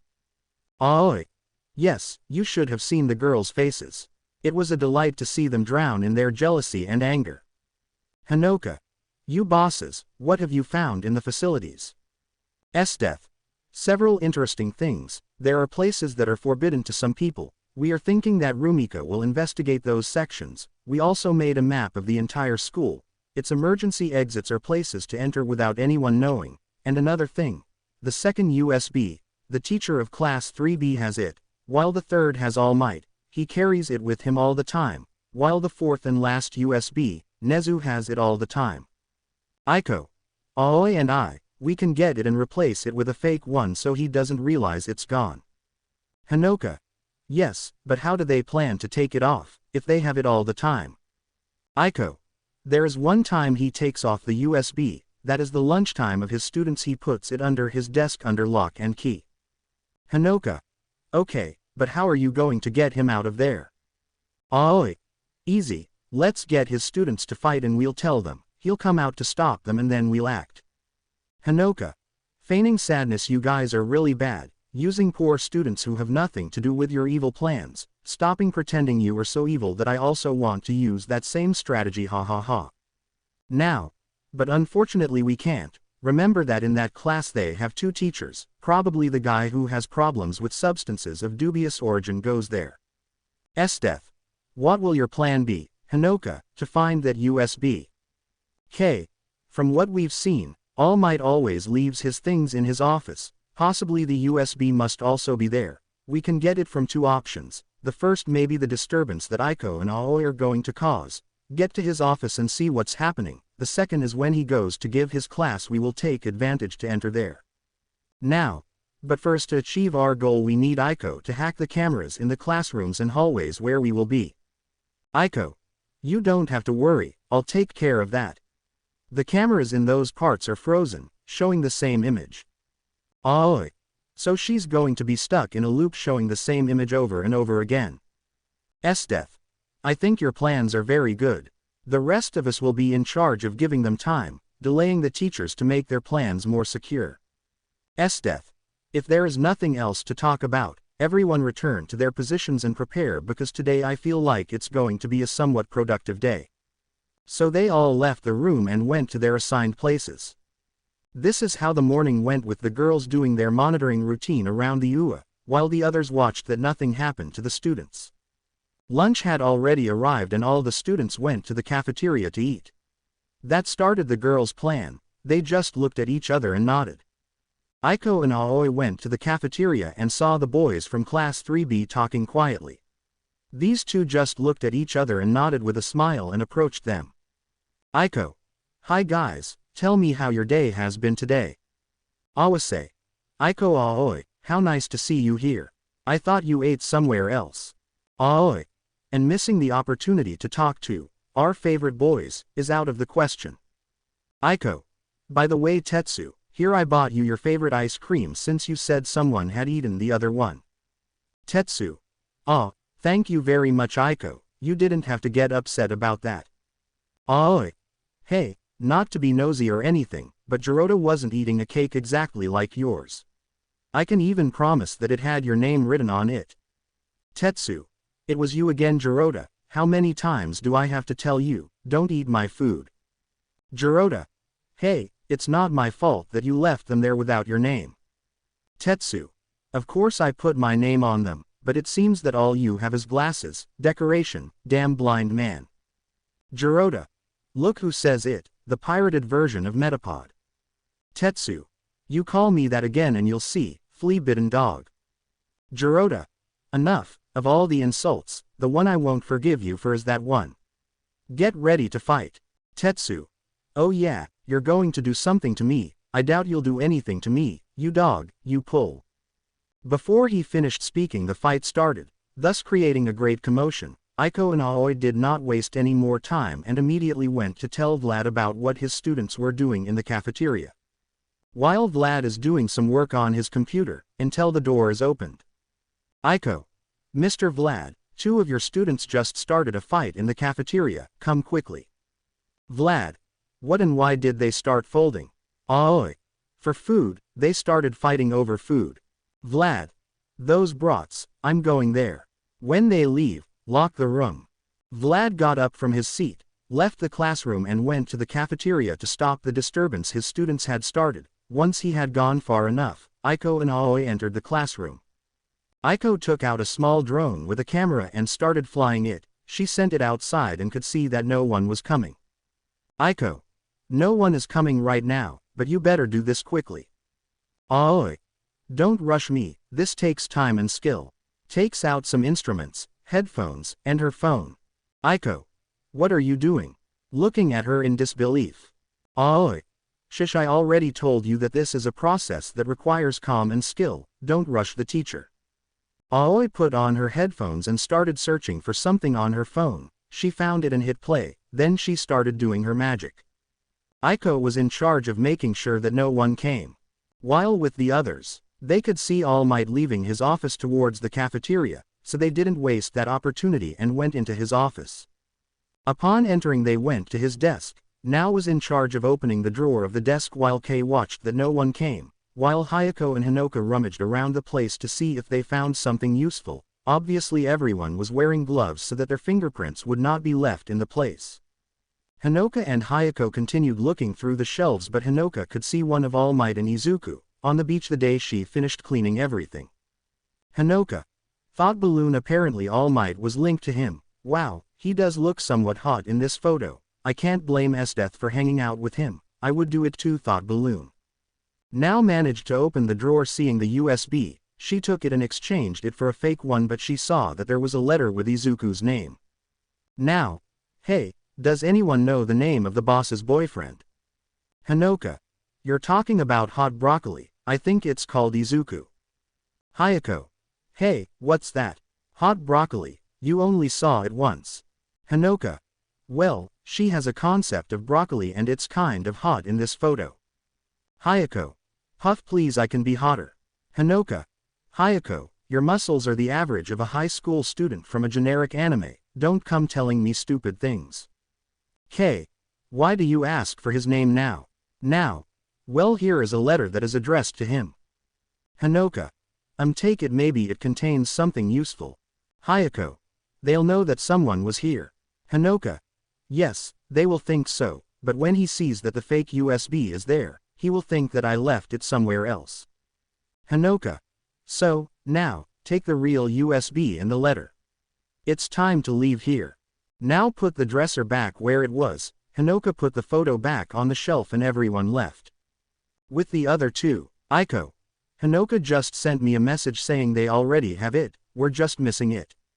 Aoi, who was relocking the dresser, stood up and put away all her things. Aoi. Well, we're waiting, we already have what we came for, showing the real USB asterisk, the fake one is already there.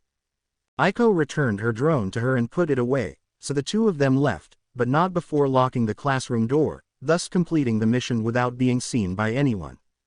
Upon returning to the cafeteria, they saw Vlad scolding Tetsu and Jirota. Aiko. We shouldn't do something. Aoi. Yes, we should, but I don't want to. Let's go see how the others did on the mission. Aiko. Okay, let's get out of here.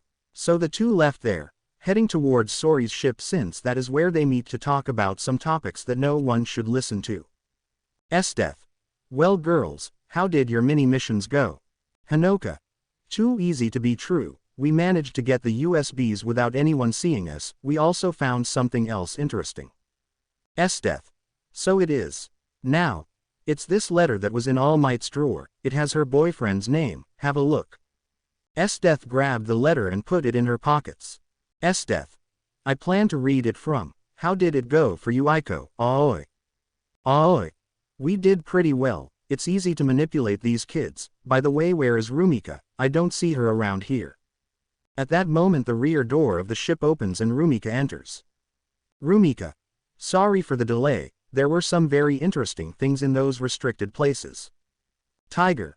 What did you find, Rumika? Rumika. Information on how the UA was created, who its sponsors are, its benevolent, information both old and current of all the heroes that came out of here including the top 10, also information of its students, and finally records of all the experiments that were done, which were signed and approved by several agents of great power and prestige in the government, without forgetting that the director himself approved and participated in these experiments. Esdeath. That's more than excellent, it's fantastic. Today everyone has done a great job. Be proud of that. Esdeath. For now, everyone return to their positions. I'm going to see what this letter contains. So they all left the ship. Esdeath took out the letter and opened it. From there she took out a page, but a key fell to the ground. Esdeath picked it up and looked at it. She is determined to read the letter. In the letter, Izuku, if you're reading this it's because I'm dead. And not because feeling sad deserved it. Throughout my life as a hero I've done things that are not worthy of a hero. I walked away from everything and everyone, just because of a stupid ambition of mine. And I don't want you to comment on the same mistakes as this old man. That's why I'm telling you now. Everything you represent is a false morality made by the Hero Commission. They only want you as a weapon. That's why don't trust any hero or your former UA colleagues because they are possibly linked to the Hero Commission. That's why I ask you to remain incognito and pull your strings in the shadows.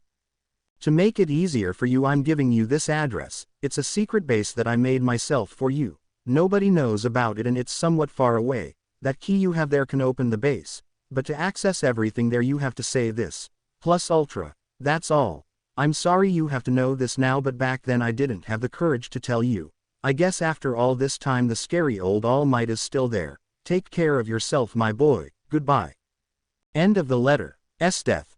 Wow, I guess I misjudged All Might. You're not so rotten after all. I wonder what's in that place. With the others. These went to their respective classrooms while the others returned to their positions. We see how now approaches Denki. Now. Tell me Denki, have you achieved something new? Denki. No, not yet, but I feel like I'm close to achieving it. Now. Oh Denki, don't keep fooling yourself, Jiro doesn't love you and how can I prove it? Denki. Just as you have to prove it. Now. He takes out a recorder and starts playing it. In the recording. Now. Hey Jiro, what do you think about Kirishima? Jiro. Well, I think he's a great person. I like how he cares about others and I think that attitude makes him look nice. Now. Wow, I didn't know about that, but tell me what you think of Denki now. Jiro. The good guy is a complete idiot in every sense of the word, a disgusting pervert, and someone pathetic. Now. What strong words for the boy you like. Jiro. What, Denki, I've never liked going out with the class clown. I prefer going out with Bakugo or Kirishima, at least they're worth it. End of recording. Denki. Did she really say that about me? Now. Well, you didn't just hear it. He said it loud and clear. It's a shame you had to find out this way. Now. You know, I heard somewhere that Kirishima likes you, why don't you do the same to him, but don't tell him that I told you. Denki. Thank you very much for your help, that bastard is going to regret it. Denki left there leaving now alone. Now. Well, one has already fallen, only K is left to finish his thing. Once those two fall the others will be affected. Being infected by anger, this is like dominoes, drop one and they will all fall. All that's left is to spread false rumors, but I suppose you already took care of that, right Hanoka? From the darkness came Hanoka, who was clearly very happy. Hanoka. You know it was easy to find out their darkest secrets, plus I already hired some students to spread the rumor. It will be easy, they just have to wait for my order and they will start to spill everything. Now. It's good to hear that. How are you doing with Bakugo? It must be difficult to deal with him, right? Hanoka. You have no idea, he never tires of screaming, and I've also been giving him some power-ups, which keeps him happy. Now. Wait, those aren't the same power-ups that almost killed Hayako. Hanoka. That's right, but I'm giving them to him in small portions. I think I'll get him so addicted that he'll be dependent on it and when he takes the whole dose, his body won't be able to handle it since it will be damaged enough by the small portions I gave him, and he'll die from a drug overdose. Now. An adult giving them drugs while still a hero student who is about to graduate. Hanoka. Please, we are only 19 years old and they are 18 years old, the age difference is not that much, you know, although I would have liked Hayako to have died that day. Now. You still have some hatred for him for that day. Hanoka. My hatred towards him remains the same as the first time, because of him K and I have to use these damn prosthetics. Now.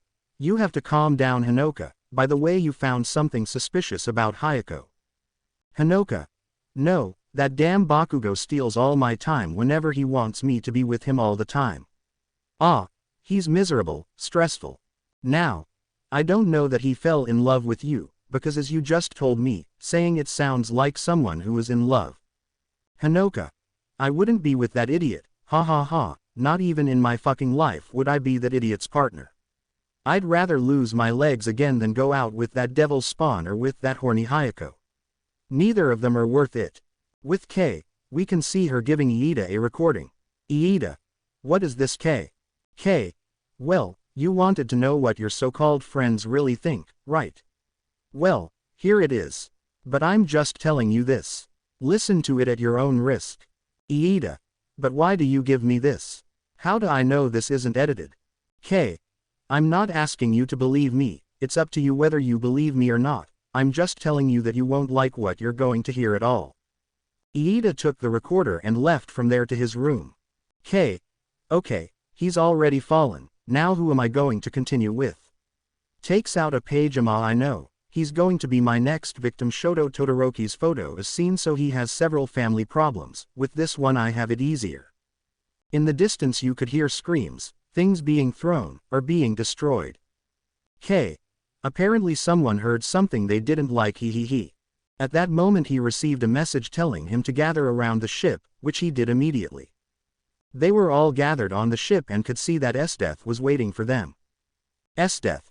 You must be wondering why I gathered them, right? Well, I decided to read the letter that Hinoka had given me.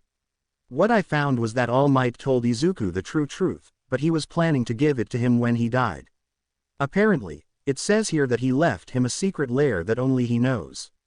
He built it especially for Izuku. He left the address, the key, and the code to have access to everything there. Leonie. So you're thinking of going there? Esdeath. No, only Sori and I are going to go. If we all go together, we're only going to raise more suspicions. You're going to tell the director that the higher-ups called me for something urgent. Esdeath. Only you guys need to know about this, no one else was clear.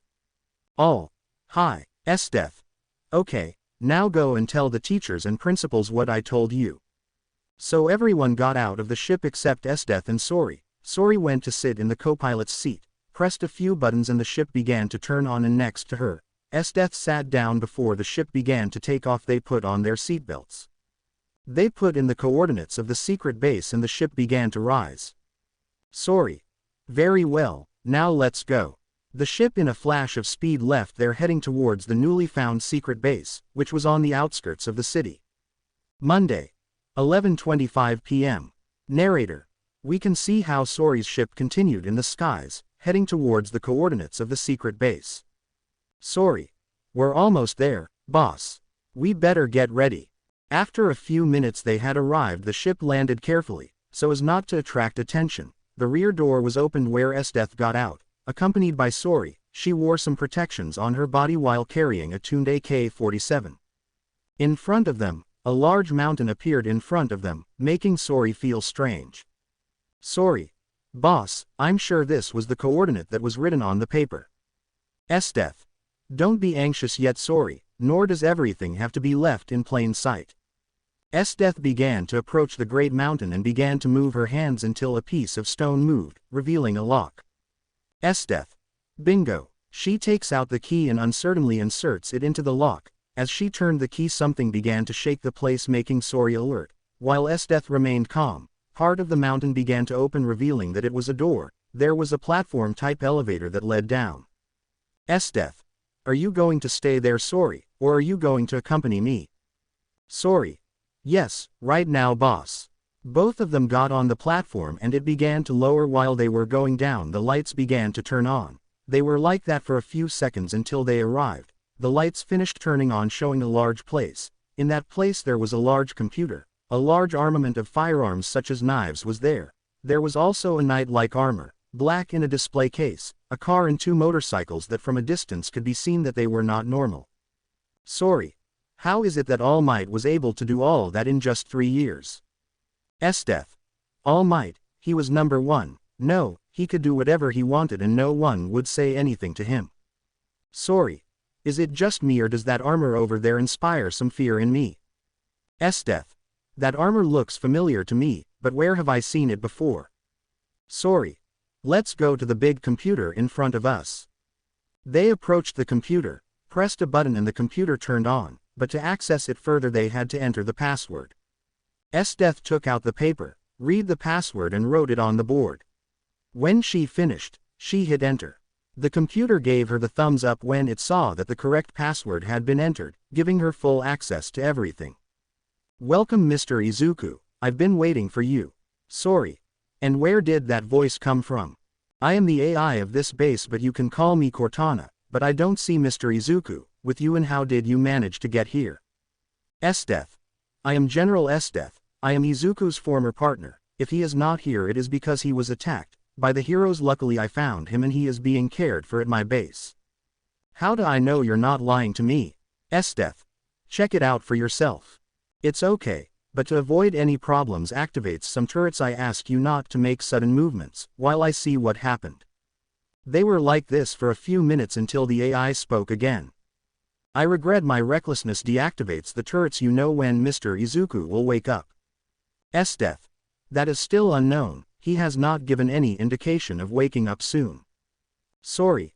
Hey, now that you saw that we are not the bad ones, why don't you show yourself? I'm sorry, but I will report to Izuku. Those were the orders I was given, but I will be willing to help you with anything you need. Esdeath. We plan to move some things from my base, and the rest of my team will also come. You wouldn't mind if I do that? Of course not. This place is very big. This place has several rooms and halls that you can use for your whims. One more thing, the car, motorcycles, weapons, and armor. I ask you not to touch them since they have to be activated with Mr. Izuku's fingerprint. If they are touched by someone else, they will activate a robot sentinel, which I cannot control. Sorry. Don't worry about that. We're not going to touch anything you said. By the way, where is the infirmary room? It is located in a straight corridor. Turning to the right you will see a door with a red cross. The infirmary is quite large, so you can bring all your nursing instruments that you have in your other base. Esdeath. Thank you so much for your cooperation, Cortana. You don't know how grateful we are to you. You don't have to thank me. I would do anything to make Mr. Izuku end this tyranny that the government and the Hero Commission have. Esdeath. So be it. Rin. We already told you. No, General Esdeath was called by the High Command out of nowhere. That's why she couldn't tell them personally. Besides, she doesn't have to be telling anyone where she's going. Leonie. Rin, calm down a little before you start whipping him with your whip. Nezu. I'm still not entirely convinced, but since this conversation isn't going to lead anywhere, you can go. Tiger. Needless to say, we were leaving anyway. Nezu.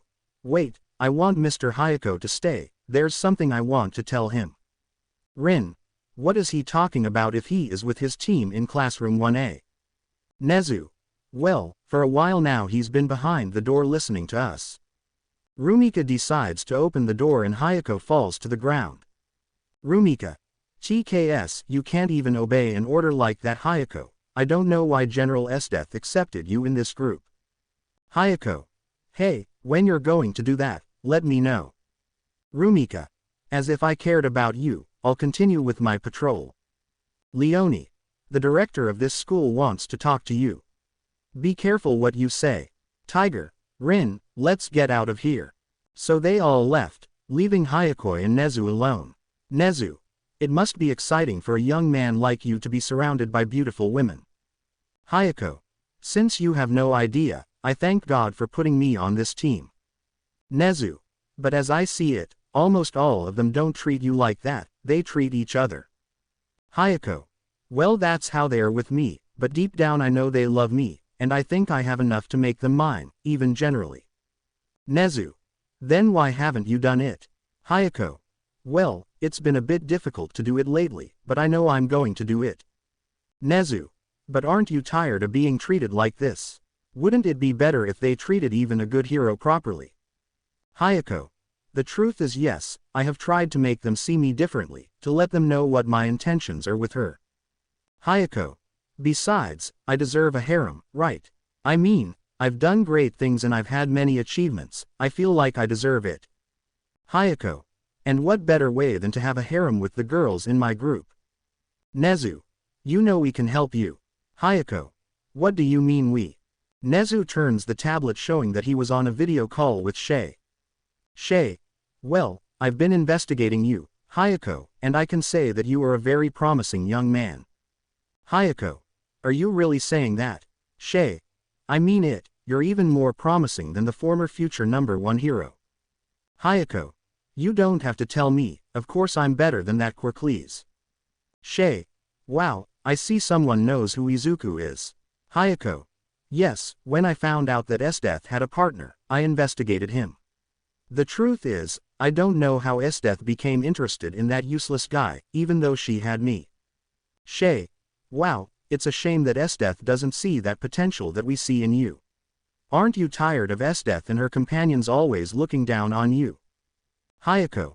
I'm already fed up with that, he's always saying how great that useless guy is, but what about me? I've done more than that, Quirklees. Shay. Exactly, look, we have the power to make Esdeath and her team finally see how amazing you are and be under your feet. You don't want that. Hayako. Yes, of course I want that. What do I have to do to have that power? Shay. Easy, just tell us what we ask you, and follow these instructions. Hayako. If I do it, I'll have that power and my companions in my harem. Shay. Of course, and maybe even more girls in your harem. Hayako. Well then, I don't see why I should reject that offer. I accept. Shay. I'm glad to hear that. Nezu. Well then, to keep in touch young Hayako, take this phone, use it only when we communicate with you. Hayako. Of course I do. Shay. Okay, that's all for now. You can go now. Pay attention to our call. So, one more thing. This conversation just stays between us. Okay. Hayako. Don't worry about me, I'll be on the lookout, and I won't tell anyone about this conversation, I promise. So Hayako left the room leaving Nezu and Shay alone. Nezu. What did you think of that? Shay. Perfect, it was easier to manipulate him than I thought. Now that he's bitten the bullet, we have to make our next move. Nezu. And that's it. Shay. Let him betray his team and tell us what they are really up to, and where their base is located. Nezu. Okay, and how are you going to make the girls fall at Hayako's feet? Shay. You know, I always wondered how strong the minds of that team are. Once I capture them all, I'm going to test them to see how far their minds will break. Nezu. When they told you that you couldn't be more twisted, you took it as a challenge. Shay. What can I tell you, Nezu? Sometimes my curiosity leads me to do great things no matter if they are good or bad. Nezu. Well, let me just tell you that curiosity killed the cat, so be careful where that curiosity of yours takes you. Shay. Anyway, I'll leave you. I have more important things to do. Rin. Rumika, do you know why the director wanted to talk to Hayako? Rumika. I don't know, but I feel like something's not right with him. Rin. What do you mean by that? Aren't you talking about Hayako bringing us? Rumika. It's an assumption. Since I arrived here my survival instinct is activated every time he comes close. Look, I don't know what's happening but I want you to tell the others to be alert of him. Something doesn't fit very well. Rin. Okay, I'll notify the others about this. Something else. Rumika. Hayako, you don't have to know the location of the new base. Don't ask why, just tell the others. I feel like they're already suspecting us. Rin. Rumika, are you sure about all that? I understand that you have a great hatred for Hayako, but don't you think that? Rumika. Rin, I know I have a lot of hatred for that idiot for what he did to Hinoka and Kei, but my hatred has nothing to do with this. When did I lie to you? Rin. Okay, I'll trust you. I just hope you don't make a mistake about this. They both went their separate ways. Rin took out her communicator and began to write to the others about what Rumika had just told her. Now everyone's communicator began to vibrate. They checked it and saw Rin's message. They just looked at each other and nodded. Note that the message did not reach Sori and Esdeath, since they want to confirm their suspicions and then tell her about what is happening. Hinoka was leaving the bathroom. Now she was washing her hands, but Aoi entered the bathroom. Hinoka. Aoi, tell me how you and your sister are doing with the other class. Aoi. Perfectly fine. We have found many secrets of that kind that we can spread as rumors. I also heard that you already have a small group that will be in charge of spreading them. Hinoka. That's right, do you want to give me more rumors? Aoi. You read my mind. Here a notebook will enter her. This notebook contains several secrets from class 3B. Tell your little group to spread them too. Aiko and I are the only ones who know about this. Hinoka. Accepts the book. The town will be very grateful for having shared information about the other classes. Aoi. By the way, how did you convince them to do that? Hinoka.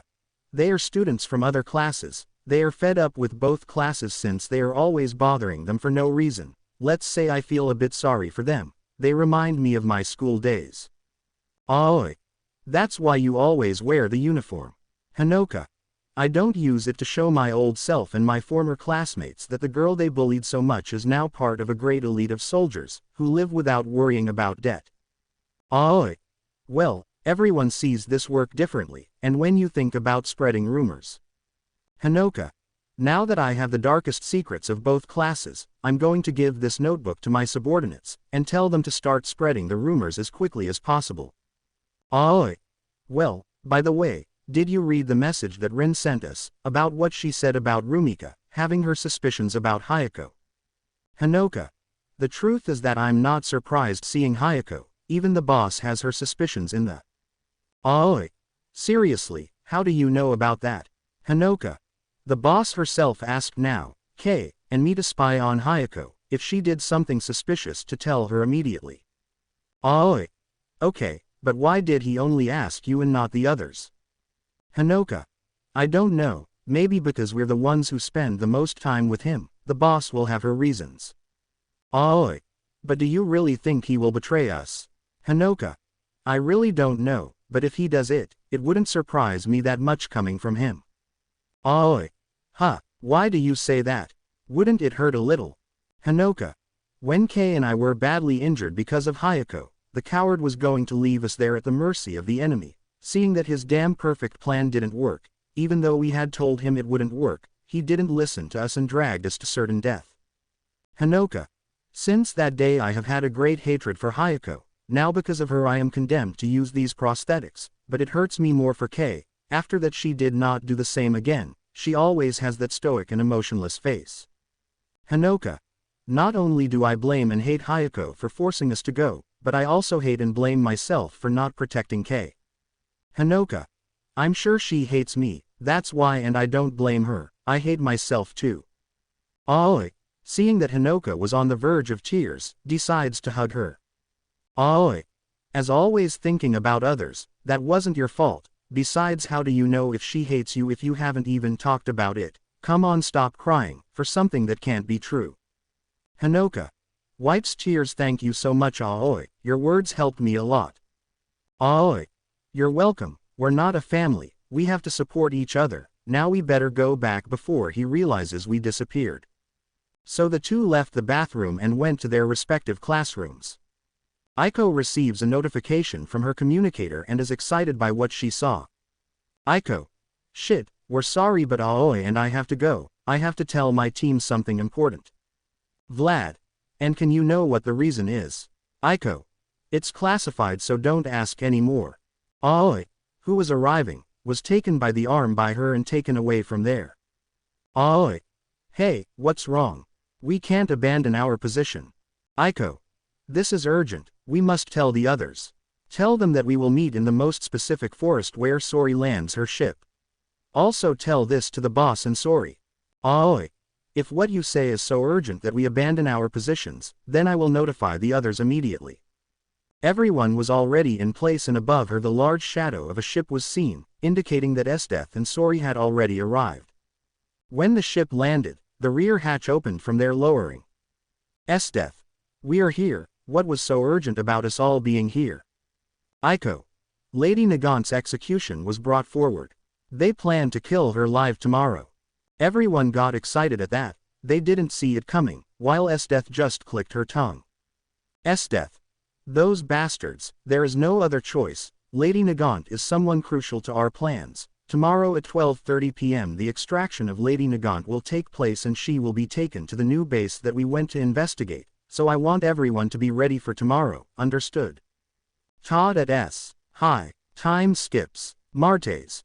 12:30 p.m. We can see how a lot of armored cars and police cars drove through the streets in perfect synchrony, but the one that was most protected was the one in the middle. Inside that car we can see that there was Lady Nagant, along with some well-protected soldiers. But then a large shadow appears above them revealing a large ship. Agent 35.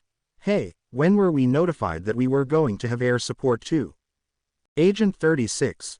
No, we were never notified of this. Before they could react, the ship fired 2 missiles, at the first cars thus destroying them along with the bridge. When the cars were about to back away the ship fired again thus destroying the other part of the bridge preventing their escape.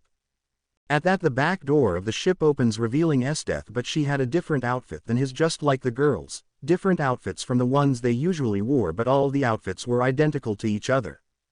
Hayako's. Esdeath, before speaking, activates her helmet. Esdeath. Very well soldiers, let's do this as quickly as possible, so that there are no witnesses, also protect the target. We need her alive no matter what, understood? Todd at S. Hi. Esdeath. Well then we're waiting for the charge.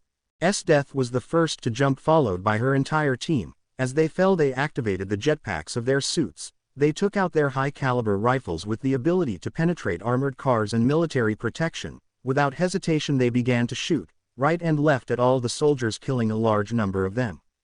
Narrator. Several agents of the armed forces were being riddled by Esdeath and her team. When they touched the ground they began to walk while checking that there were no survivors. Esdeath. Spread out, and if you see someone alive, don't hesitate to kill them.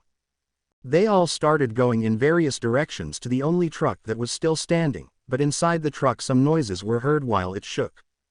Hayako continued advancing until she heard some moans of pain. She pointed her weapon at the person responsible for that sound. She saw that it was a badly wounded soldier.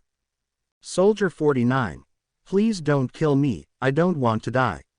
I have a daughter waiting for me. Takes out a photo of his daughter. I'm the only one she has. My wife and my other son died in an accident. I was just following orders. If I completed the mission, they were going to give me a good amount of money and give my daughter a good future. Let me go, I promise. I won't tell anyone. Soldier 49. I just want to get back to my daughter, that's all I ask of you. The soldier couldn't finish because a bullet went through his skull, killing him. This made Hayaka get excited. She turned around with her gun pointed at the person responsible. She saw that it was one of her companions who was responsible. Hanoka. Hey, why are you taking so long? Don't you see that we have limited time? Hayako. Because you killed him, he had surrendered. Hanoka. The boss said to kill them all without exception. Hayako. But he had a daughter, what will they say when they find out that their only relative is dead? Hanoka. Well, I just hope the girl didn't have an argument with her father, that will leave a huge guilty conscience. Hanoka. Stop crying, walk. Hayako. You know, I'm not surprised because your parents sold you to that brothel. Hanoka stopped dead in her tracks. Now there was only an awkward silence between the two. You could feel Hanoka taking the safety off the gun again and putting her finger on the trigger. Bang, bang, bang, bang. Hanoka ended up shooting a soldier who had hidden, who was about to shoot Hayako, but Hayako shot Hanoka, but her armor protected her but lowered her protection level to more than half.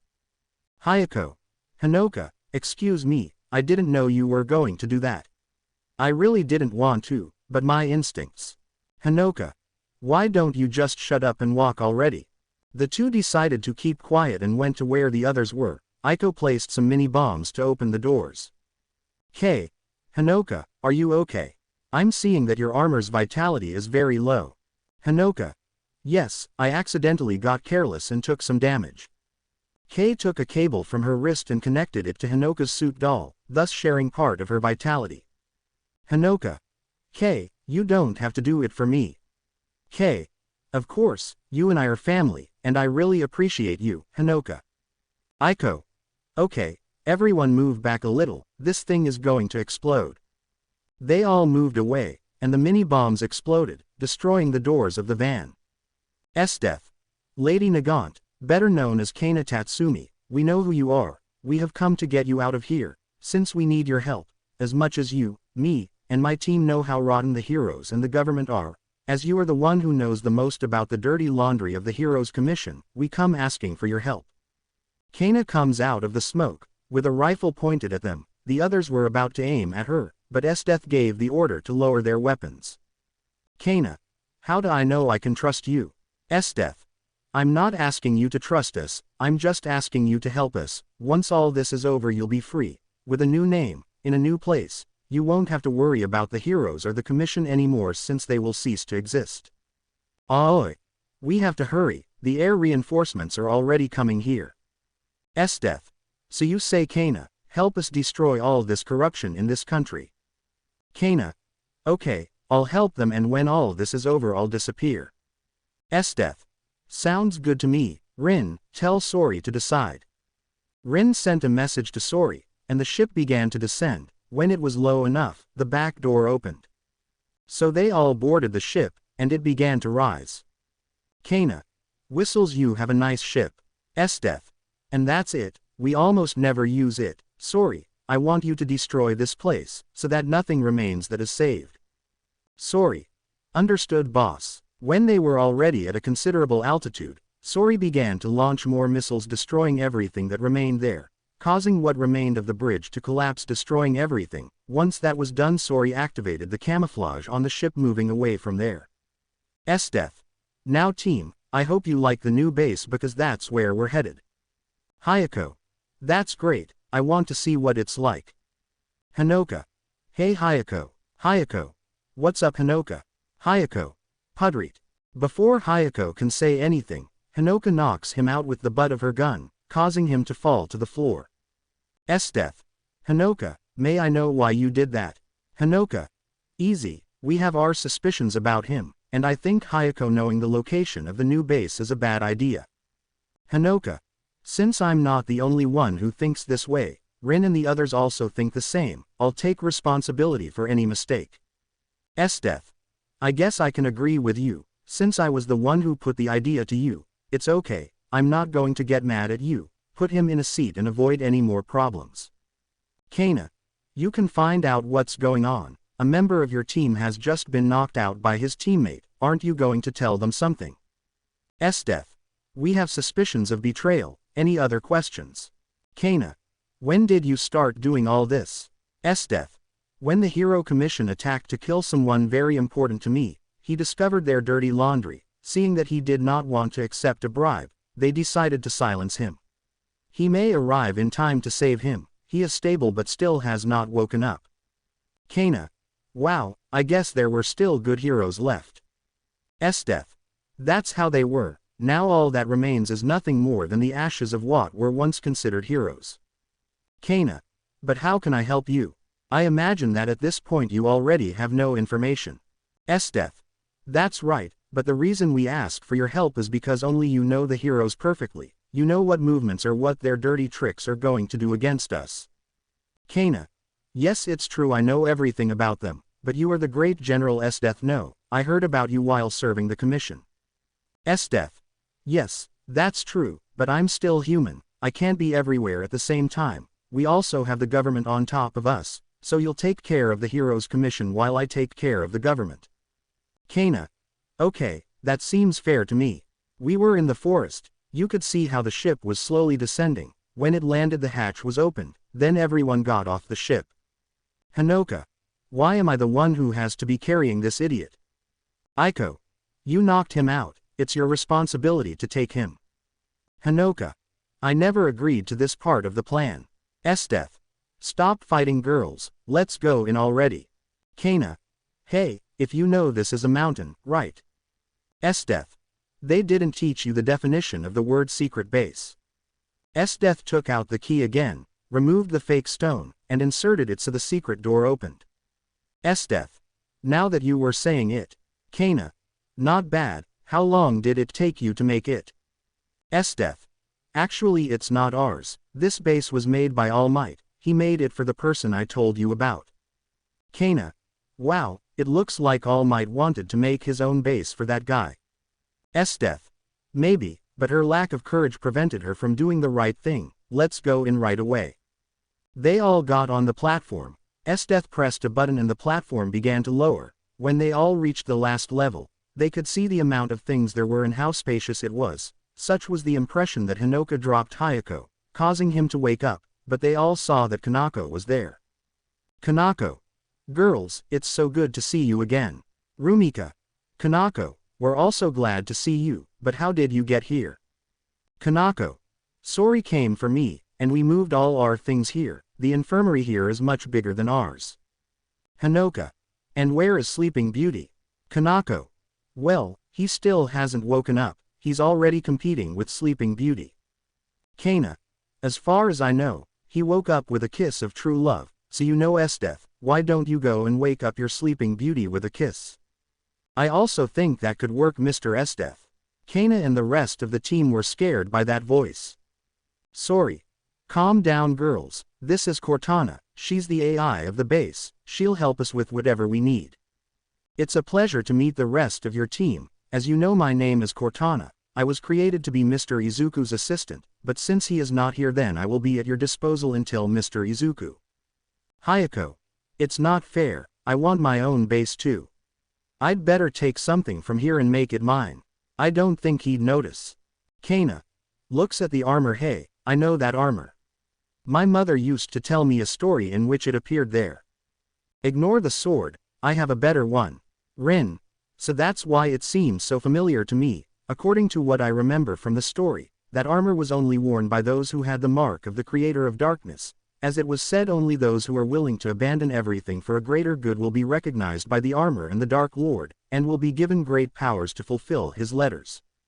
Kana. But the one who wore the armor would be recognized by humanity as enemy number one. This is due to its previous wearers, who did not understand the purpose of the armor or were influenced by the sword, becoming corrupt or vile beings. That fame made the other wearers be taken as enemies. Sorry. According to what they said, that sword was cursed by a demon that had been locked there. Its corruption was so great that they had to divide it into two swords since, when joined, it ended up possessing the one who wielded it. Also the bearer was accompanied by a great army of shadows that, according to what they said, were the souls of those who fought against him. Rin. In addition, the sword was cursed long before since it was created with a forbidden metal but extremely strong and resistant to anything. They said it could be in both worlds like the spiritual and the earthly. It was also used in several sacrifices of virgin women, children, and men. It is said that the souls of those women, children, men, are I hope. How did that armor end up here? According to what it was just a story, nothing more. K. Wow, Rin, how do you know so much about that? Rin. You know, I'm not a Belmont for nothing. My ancestors and my family are great collectors of information and articles from the past throughout time. In addition, an ancestor of my family was a bearer of that armor. Esdeath. Cortana, where did you find this armor?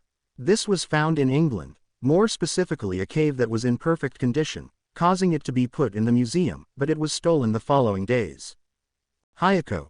Please girls, don't tell me you believe in a fairy tale. It's the most absurd thing I've ever heard in my life. Looks at the motorcycles and the car. Hayako. But look at those beauties. How is it that he can have all this and I don't? I don't think the guy will mind if I take them as mine. Besides, he doesn't even know about this base. I can take them as mine along with that armor. I advise you not to touch anything, please. We don't want the. Hayako. Silence. I'm not going to let Unaiya tell me what to do. Hayako got on the black motorcycle, pressed a button making it turn on, but as soon as she turned it on she received an electric shock, throwing her off the motorcycle. The fingerprint does not match Mr. Izuku's, so an intruder has been detected. The Guardian has been awakened. We recommend that you do not resist, and accept your end. Esdeath. Cortana, I'm sorry but it's not me. I suggest you leave now, since I have no control over the guard. Neo. Great, thanks for that, Hayako. Hayako. Oh please, it's not that bad, it's just a robot for God's sake, and besides, how would I know? The AI didn't do its job in warning me. A hatch behind them began to open, smoke began to come out. In all that darkness some eyes could be seen, but their height at which they were was somewhat low. Hayako. He, come on, it's not a big deal, it's a small thing, I can defeat it with just my 5. But suddenly the eyes began to rise, revealing that the guard was about 2 meters tall. Hayako. And what if he's twice my size? I've already faced big guys like him. I still think I can beat him with just 5. From the darkness the Guardian began to emerge, revealing that he was a cyborg, red, with touches of samurai from the ancient era, along with the appearance of a saber-toothed tiger. On his back he carried a large katana. Hayako. Very well, you piece of tin, prepare to be destroyed. Hayako launched herself against the cyborg, but suddenly everything went into slow motion, and the cyborg approached Hayako, while leaving several copies of himself in the form of holograms. When the cyborg was in front of Hayako, he kicked him several times. After that he began to hit him all over the body. When he stopped, everything started moving normally again, but Hayako was thrown somewhat far with several blows to his body. Apparently he couldn't take it and ended up knocked out. Hanoka. But what the hell, I didn't even see him move, how did he? This is because Ronin was equipped with a large arsenal of weapons, the one he just used is a technology called Sandevistan, which gave him great speed. While time stops, tests were done on humans, but the third time they used it they went crazy. Ronin. How did you find this place and why are you letting them be here? Cortana. This place is reserved only for Mr. Izuku. Mr. Izuku, he was attacked by the heroes leaving him in critical condition, but thanks to Esdeath, he was able to save himself, and if I let them be here it is because they also have the same objective of destroying the heroes' commission and the Japanese government. Ronin. Then if that's true, why don't they let me see Mr. Izuku? If they do that, then I'll let them continue on their way. Esdeath. Okay, we'll do it, just follow me and Kanako, we'll take you to the infirmary where he's sleeping there, but first take the one you just hit with us. Ronin. If with that I can see Mr. Izuku, it's fine. Ronin took Hayako by the leg and began to drag him towards the infirmary. Upon entering, he saw Izuku in the capsule, still sleeping. Ronin released Hayako's foot and approached the sleeping Izuku. Ronin. How long have you been like this? Esdeath. Several days, although his wounds have healed and he is no longer at risk of death, he still hasn't woken up. We don't know when he will wake up, now if you believe us. Ronin. Okay, I believe you, I will help you, but once Mr. Izuku wakes up, I will no longer follow his orders, the only orders I will follow will be Mr. Izuku's. Esdeath. Don't worry, Cortana already told us the same thing, anyway we have enough damaging information from all of them. Ronin. If so, why haven't they made it public? Esdeath. I want to destroy them inside and out, make them kill each other. Ronin. I understand, I'm going back to my place, if you need me call me through court adios. So Ronin left the room. Esdeath. That's good, that was resolved quickly, without anyone getting hurt. Kanako. What do you say about him? Pointing at Hayako. Esdeath. He doesn't count, well my girls and I have to go to UA, I'll leave it to you to heal him. Esdeath ended up leaving the room, Kanako could only let out a heavy sigh. Kanako. What am I going to do with this child? Behind Kanako, a black substance could be seen, apparently she had extracted it from Izuku's body, but the same thing happened, he ended up dying but the black viscous slime began to move, but out of nowhere it turned into smoke, and entered the vents, until it reached the main room. The black smoke seeing the armor went to her, passed through the glass that protected her and got inside the armor. Narrator. Now we can see the others on the ship, of course she was using tornado, they were heading towards the UA, but they heard some laughter when they saw who it was. They could see Hanoka, laughing at something on her phone. Aiko. That's so funny Hanoka. Hanoka. It's not even been a minute since I gave my subordinates the go-ahead to spread the rumors and 2 students from Class B are already starting to fight, look at it yourself. Hanoka shows the video to Aiko, she could see in the video Tetsutsu and Monoma, fighting while some teachers were separating them. Aiko. So the 2 of them have already realized that they are both in love with Kendo. K. And from Class A, what do you have of them? Hanoka. Well, it seems there was also a fight between Iida and Bakugo, it seems the rumors about them are starting to affect them. Rumika. It's serious that with just a few rumors they are already like this. Hanoka. No, I also leaked audios and recordings of them talking badly about each other behind their backs. Now, do you think it was a good idea to leave Hayako at the new base? Don't you think she might do something? Tiger. Don't think I'm that stupid. From the little time I was there, that AI kept watching us, it kept its guard up, and the fact that one of us is staying will keep it alert to any suspicious movement we make. Rin. I managed to hack into the UA camera systems, apparently Shay is in a meeting with the director, the teachers, and the top 10, they are discussing the recent attack. Esdeath. Play it out loud, we want to hear it.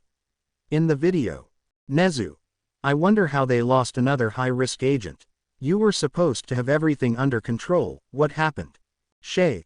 That's what I want to know, the enemy started attacking out of nowhere, and from what I can see they had already planned this, they knew what weapons to use against the armored trucks and the agents' suits. Endeavor. And if it was, Esdeath and her team are the only ones capable of destroying a large number of well-armed soldiers, and they are the only ones who have great weapons power. All Might. Don't you think Endeavor is exaggerating? Besides, we were the only ones who knew about that. Why are we making such a fuss anyway? They were going to kill her. Shay. That's the problem, we didn't find his body. I'm sure the attack started as an extraction, but for the enemy to have that weapon it could be someone with a lot of power. All Might. Possibly it was the League of Villains, Possibly they hired some mercenaries to do that mission. Maybe they gave them money and weapons to do that. As much as they, and we know that Lady Nagant is dangerous not because of her quirk, but because of what she knows about us. Shay. By the way, where is Esdeath and her team? Are they supposed to be here? Nezu. She told me that the higher-ups called them to do a mission, that's why they're not here. Shay. Like the higher-ups, because I wasn't notified of this, the higher-ups should have told me that. Nezu. That's why they are the higher-ups, they decide whether I share the information or not. In their eyes we are nothing to reproach them for that kind of things. All Might. Also, Esdeath and her team are under the government's command, not yours. The only thing under your command are the heroes. Shay. TKS anyway, we have to find Lady Nagant, we can't let her walk free on the streets, having prejudicial information about us. Finish the video. Esdeath. We are under the government's mandate, but what stupidity, the government is losing power over us every day, and very soon there will no longer be any corrupt government to give us orders. Hayako. Ah, my whole body hurts, what happened? Kanako. Until you wake up. Hayako. Kanako, what happened because I'm here, where the others are? Kanako. You're here because you went to fight the guardian of this base, in just a few seconds you were already lying on the floor covered in bruises, while the others, these ones went to the UA, they couldn't stay here any longer. Kanako. For now you're going to stay here, now if you allow me I ask you to leave since I'm very busy studying this realizes that it's no longer there but where did it go, I remember having put it here. Kanako. Hayako, I need you to leave now, a black substance of dubious origin has disappeared. Hayako. Okay, I'm leaving now. I hope you find whatever you're looking for. Hayako left the room leaving Kanako alone. Now he was walking through the corridors of the base, until he reached the main room. Hayako seeing that he had not taken out the phone that Director Nezu gave him, it was still next to the armor behind her back, he dialed the number, now the phone was ringing, but behind Hayako the armor turned its head to see him. Hayako, feeling that someone is watching him, turns his head to see, but the armor was faster and returned to its normal position. When he saw that it was nobody, he returned to the phone, and the armor saw him again. Feeling that sensation of being watched again, he turned his head to see but the armor returned to its previous position. Hayako, already suspicious, returned to her phone and the armor looked at him again, but he quickly turned around, and the armor returned to its position but it was too late, Hayako had seen him. Hayako. Aha, I don't know how you got in there, but I'm going to get you out myself, whoever you are. Hayako, using the 10 on her fist, hit the crystal thus destroying it and sending the armor flying into several pieces, but that made the armor's sound, and the Ronin door opened leaving this. Ronin. What's going on? Ah. For God's sake, what did you do to the sacred armor, damn kid? Hayako. Please don't tell me that a cyborg like you believes in that children's story. Then Kanako arrives with a gun followed by Kana with her quirk activated. Kanako. Oh no Hayako, I only neglect you for a few seconds and you're already causing havoc in other people's places. Hayako. There was someone in the armor, he was spying on me with his eyes, I saw him. Ronin. Brat, there is no one there, that armor is empty and if someone were in the armor, they would die because if you were not worthy of it, it would absorb all your vitality, thus killing you and the only thing that would remain would be a completely desiccated corpse. Ladies, I ask you to please control your partner. He cannot go around destroying whatever he wants here. Please educate him. Kana.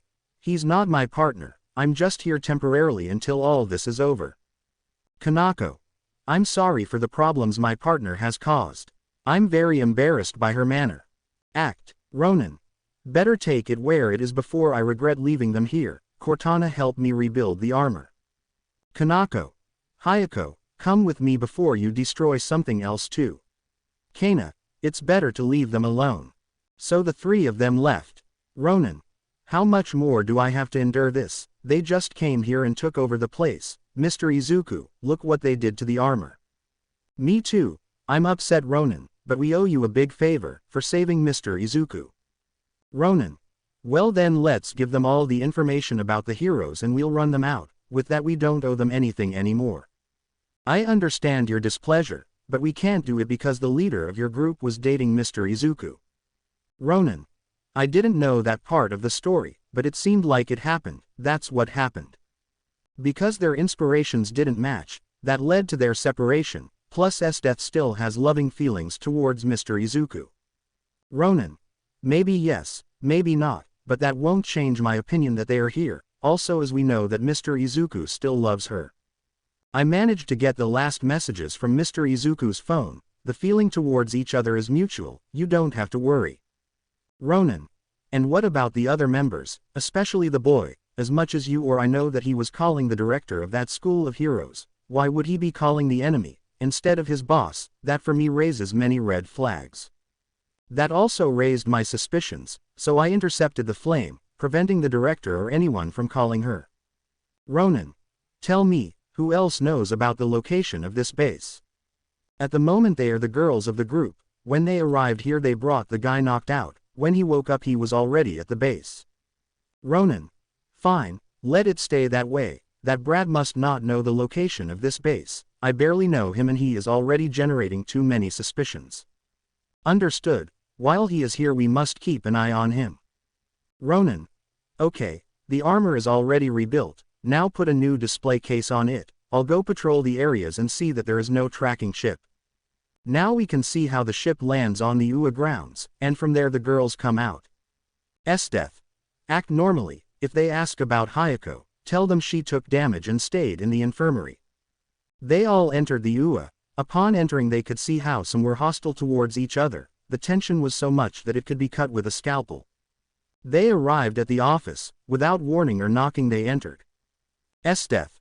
Wow, there is too much tension both here and outside. I could notice that your students are somewhat upset. Can you tell what happened? Nezu. The students' situation is the least of it. What matters here is finding those responsible for today's attack. Esdeath. Excuse us, but my team and I were a bit busy. Could you give us a brief summary of what happened here? Shay. What happened is that the former heroine Lady Nagant, they came to rescue her while she was being transported in the armored convoys. Esdeath. But why was she moving her if it was supposed that Tartaros is where the worst of the worst go? Where they were planning to move her. If it was supposed that Tartaros also has great security, impossible to enter or leave without permission. Shay. That's classified information, but where the hell were you? You were supposed to be here. Esdeath. The higher-ups called us. The details are classified. The information only has to be shared with higher-ranking agents. Shay. How high rank? Am I not high rank? Esdeath. Of course not. I even have more power than you and the director. I do not need to notify you of anything. Rather you feel proud that people like us are taking you into account. So Shay knows your place in this hierarchy of power. If that's all my companions and I, let's do our patrol shift. As he was about to leave, Esdeath said one last thing. Esdeath. So one more thing, Director Nezu, I recommend that you control your students, since a rabid dog without a chain will only end up in the slaughterhouse. Now, have a good afternoon, bye. Shay. I can only bang the table in indignation. Shay. TKS, how dare that damn girl say that to me. This meeting is ending right now, but now we have to be more than alert. Now we see how Hanoka, and now, we're heading towards classroom 3A. Hanoka. You know, I didn't know the whole school was going to hate each other. I just thought the two kinds of heroes were going to hate each other, but this is much better than I expected. Can we say that our part of the plan is already done? No, now we just have to pretend and continue increasing their hatred between them. Now, can I say yes? There's not much time left until your graduation. Tell me you haven't revealed your deepest secrets yet. Hanoka. No, not yet. Now. Perfect. Keep it that way. We will reveal them on your graduation day so you will never forget the day you say goodbye. Now that the seed has taken root, the tree is beginning to grow out of the seed. Hanoka. But changing the subject, do any of you have any plans to do once all this shit is over? Now. I really don't know. I think I'll continue to serve in the military, or maybe start a new life as a normal person. Hanoka. I'm going to look for my parents. I plan to make them pay for getting rid of me. I think I would retire and start a life as a cartoonist. Hanoka.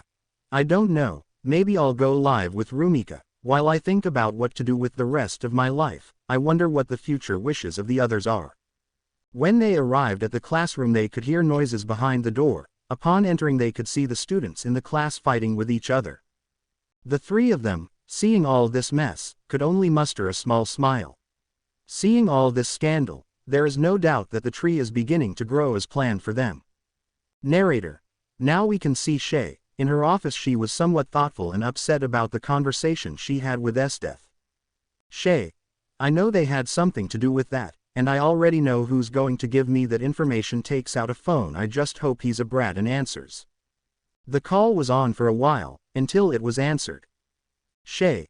Until you finally answer. What were you doing to not answer immediately? Hayako. Cell phone. Sorry, yes, I had to leave the new base because something seemed to be interrupting the signal. Cell phone. Shay. Cell phone. Wait, what's that new base? How did they get it without me knowing that? Cell phone. Hayako. Cell phone. Apparently All Might left this base for Midoriya. He left it for him to operate from here. Cell phone. Shay. Cell phone. Give me the location of that base right now. Cell phone.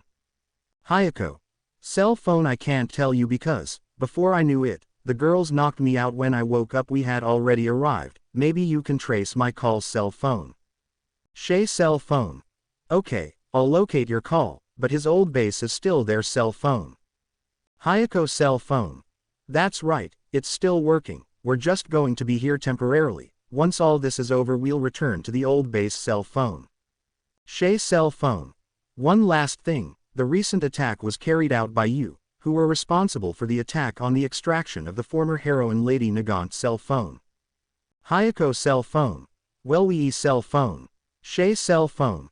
Hayako, you know about our deal. We promised total trust and that you would tell us everything your colleagues did, or maybe you don't want your colleagues and especially Esdeath, to praise you. Imagine finally making love with all of them. Not only will you have the most beautiful women in this country, but you will become number one, you will be the face of this country. Cell phone.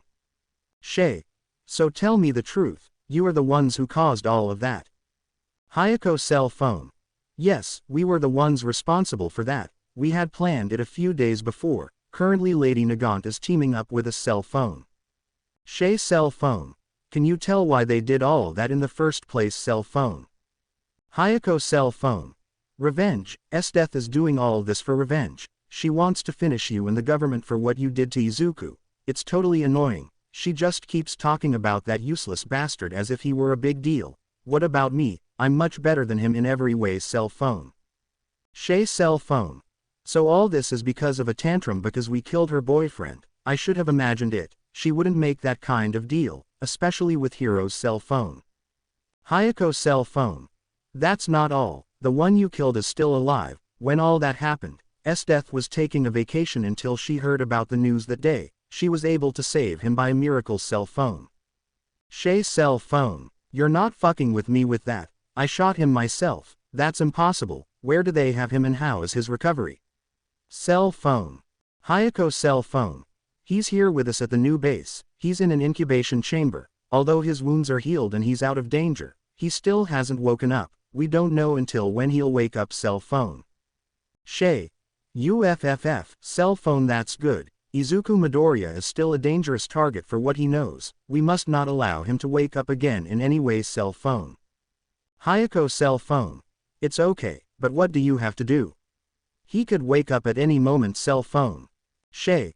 Cell phone. Listen to me carefully Hayako, this is going to be your first mission that you are going to do for us. If you do it well, we are going to give you something that made Izuku have that power. Cell phone. Hayako. Cell phone. Ask me for anything, I assure you that I will do it completely and you won't see any flaws, I assure you. Cell phone. Shay. Cell phone. I like that attitude of yours. Well, what I want you to do is mate Izuku Midoriya, and what better opportunity when he is defenseless in that incubator. It will be easier for you to kill him. I imagine you can do that. Cell phone. Hayako. Cell phone. Yes, if I can do it Izuku Midoriya, it will no longer be a problem. It will be very easy to kill him. You do not worry about that, but how many days do you give me to do that? Cell phone. Shay. Cell phone. I'm giving you 3 days to complete the mission. I imagine you can do it, right? Cell phone. Hayako. Cell phone, that's more than enough for me. Izuku Midoriya will be dead in 3 days, don't worry about its cell phone. So the two ended the call. Shay, that's enough time for you to trace the call. In front of her were some workers with devices that track the calls. Agent X, give us a few minutes and we'll have the location as soon as possible. Shay, I hope so, we can't let something we've achieved go to shit because of a little girl's tantrum. Agent X, by the way, what will happen now that he knows that General Esdeath and her team did all that? Shay, for now, I'm going to act like I don't know, but when I get enough evidence or something to counter it, I'll launch my attack without them expecting it. They'll have nowhere to run since both bases will be destroyed. Agent X, why, what will happen when he has Esdeath and her team trapped? Shay, since I have a deal with that brat, I'm going to brainwash them and give it to them. We need a weapon that can defeat all for one. When we thought he couldn't get stronger, that bastard did it. I don't know how he did it, but he discovered techniques and abilities that were thought to be lost over time. Shay, this is definitely one mistake after another, and they're doing well with tracking that new base. Agentex, we're almost here, boss. When they were about to achieve this, their devices began to go out of control, causing them to explode in the process, thus preventing them from knowing the location of the base. Shay, and now what the hell happened? You were supposed to almost have it, what happened? Agent X, when we were almost getting it, something happened, as if a virus affected our computers. I think if we get it again, the same thing will happen. Shay, shit, what do I do now? I know I want 2 bomber planes to go and destroy Esdeath's old base. We're going to have her trapped here with no chance of escape. Agent X, understood, you heard the boss, go get the fighters ready for the attack. Time skips. Now we can see how in the skies, 2 ships rise through the clouds, while carrying 2 missiles on each side. Pilot X, here Delta 1, we are approaching the target. Permission to fire. Shay, permission granted, destroy that place. The pilots, seeing that they had the go-ahead, launched the missiles at the base, thus impacting the base since the 4 missiles had a great explosive power, which meant that only rubble remained of the base, leaving it useless. Sori, who was resting on her ship, received alerts from the first base, and then saw that the base was completely destroyed, which alerted her and she called the others. Sori, code red, base number 1 has just been destroyed, I repeat, it has just been destroyed. This is not a drill. Please, everyone, come to the ship as quickly as you can. Only a few seconds passed when everyone was already there. They were very alarmed by what just happened, while Hayako looked somewhat nervous. Esdeath. So our old base was destroyed by 2 bombed planes. Sorry. That's right, everything happened so fast, I don't know what happened, honestly. Leonie. But since they knew we weren't there, no one except us knew we had moved from base. Tiger. Don't you think Shay is already aware of us and this was like a message that she already knows about our plan? Rumika. Impossible, he probably has suspicions, and to carry out an attack like that, you need evidence and authorization from a high command, to carry out that type of attack. Rin. So if it wasn't her, who else was the suspect? She's the only suspect in all this. Esdeath. They want to corner us, whether it's Shay or not, they're trying to leave us with no way out when they find the new base and with them catch us, but someone gave them this kind of information. Esdeath. There's a traitor among us, or someone has been listening to us without us realizing it all this time. Esdeath. I just hope it's the second. It would be a shame if there was a traitor among us after so much time living at each other's throats. Hayako could only get more nervous. If Esdeath and the others found out that he was the traitor, he wouldn't have a happy ending. You can see how Kanako was doing some things on her computer while Izuku was inside the incubation chamber, but the strange thing is that Izuku's fingers were moving until they closed into a fist, while he frowned, still asleep, indicating that awakening is getting closer every day. Narrator. In the infirmary, Kanako was seen looking somewhat upset while she was searching on her computer and looking through some papers and books on her desk. Behind her, the door opened, revealing Hayako. Hayako. Hello Kanako, how are you today? Kanako. I'm a little busy. Hayako, if you just came to talk, I'd appreciate it if you left. Hayako. Hey, because something is happening. Kanako. It's Izuku's body. Strange things have been happening to him from day to day, like that points to the incubator. Hayako, upon seeing, was surprised to see that Izuku had some black digits coming out all over his body, while some black substances came out of his body and stuck to the incubator. It seemed that that thing wanted to get out of there, but you could also see how two black horns were coming out of his forehead. Hayako. Wow, that's weird, since when did all that appear? Kanako. When I arrived, it was already like that. Given how late it is, I'd say it appeared in the middle of the night. I tried to tell Esdeath about this, but she doesn't answer her phone. I've tried to find an explanation, but nothing. Hayako. How about you take a break? Maybe with a clear mind you can work better. Kanako. Hayako, if you're not going to help, I recommend you leave here. I'm very busy right now. Kanako pushed Hayako towards the exit, closing the door behind her. Hayako. Shit, I have to do this quickly, but he's supposed to be Quirklees, how the hell can he do that? Make that. Hayako was scared and could see Kana. She had training clothes and she looked a bit sweaty. Hayako blushed at how she looked in those clothes. Kana. Hey, I'm talking to you, do that. Hayako. I was talking about what's happening to the body of what was called. Kana. Izuku Midoriya, I know what you're talking about. I was also surprised to see him like that, and even more surprised when your boss showed him to me for the first time. I knew his name seemed familiar to me, but when I saw him, I could remember everything. Hayako. Wait, you two knew each other. Kana. Yes, I met him when I was in high school. He was an elementary school boy. I saw that they were bullying him, so I went to help him. He was a very adorable boy. I became fond of him. Every time I left school I went to the park to play with him, but once I went to the facilities of the Heroes Commission, I no longer knew about him. Kana. Seeing that big boy inside an incubation chamber, because of the heroes he admired so much, breaks my heart, seeing him like that. Hayako. Oh wow, I didn't know that. Hey, where are you from and why are you so sweaty? Kana. I found out this place had a big training room, so to kill time I trained a little. Anyway, I'll leave you, try not to make a scene. Kana was leaving from there towards her room. Hayako was just looking at her butt. Hayako. Yes, she's also going to be in my harem, once I kill that guy, but I need Kanako to leave the infirmary, but since she's going to do it, she's very determined to do it. Aoi. I can't believe the boss did that. Aiko. Well, he told us that without sacrifice there is no victory. Hanoka.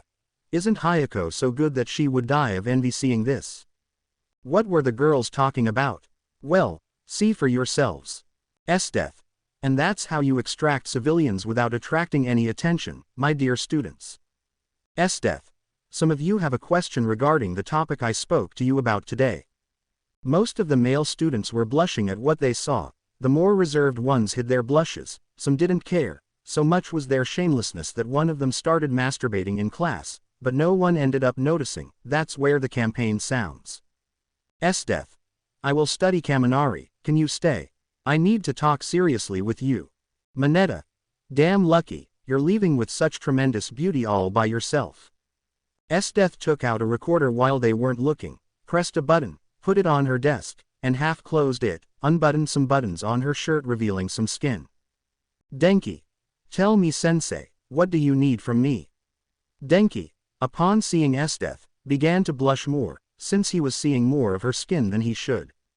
Esdeath. Oh come on Denki, we're alone. I'll call you by your name and you call me by mine, okay? Denki. Okay sen, I mean, Esdeath, but what is it that concerns me? Esdeath. Oh Denki, have they ever told you how adorable you look, or how that black lock of hair makes you look rebellious? Denki only blushed at the compliments Esdeath gave him. Denki. No, no one has told me that kind of thing. Esdeath. Then I'm the first one to tell you that. How lucky I am. You know Denki, in these last few days you've seemed attractive. To me, I feel like you're not getting the treatment you deserve, let me give it to you. Esdeath stood up, put Denki to lie down on the desk and climbed on top of him. She began to unbutton his shirt, while Denki squeezed her butt hard. She was getting closer to his lips. When they were already centimeters away from kissing she stops. Esdeath. But before I kiss you, I need you to clarify some doubts that are tormenting me. If you tell me only the truth, I'll give you more than just a kiss. Denki. Okay, just tell me what that is and I'll tell you. Esdeath. I want you to tell me what really happened in the case of the traitor Izuku Midoriya, and remember no lies. Denki. Okay, when the heroes and the president of the heroes told us the whole truth, that the USB contained everything bad about the heroes, but we didn't talk because they promised us great riches and fame once we became official heroes. Denki. Besides, he didn't miss much of Izuku, he was just a nuisance, always breaking his bones. I'm happy that this dead guy always stole the girls, but now that he's not here, look at me, I'm about to fuck a beauty like you, Esdeath. Esdeath.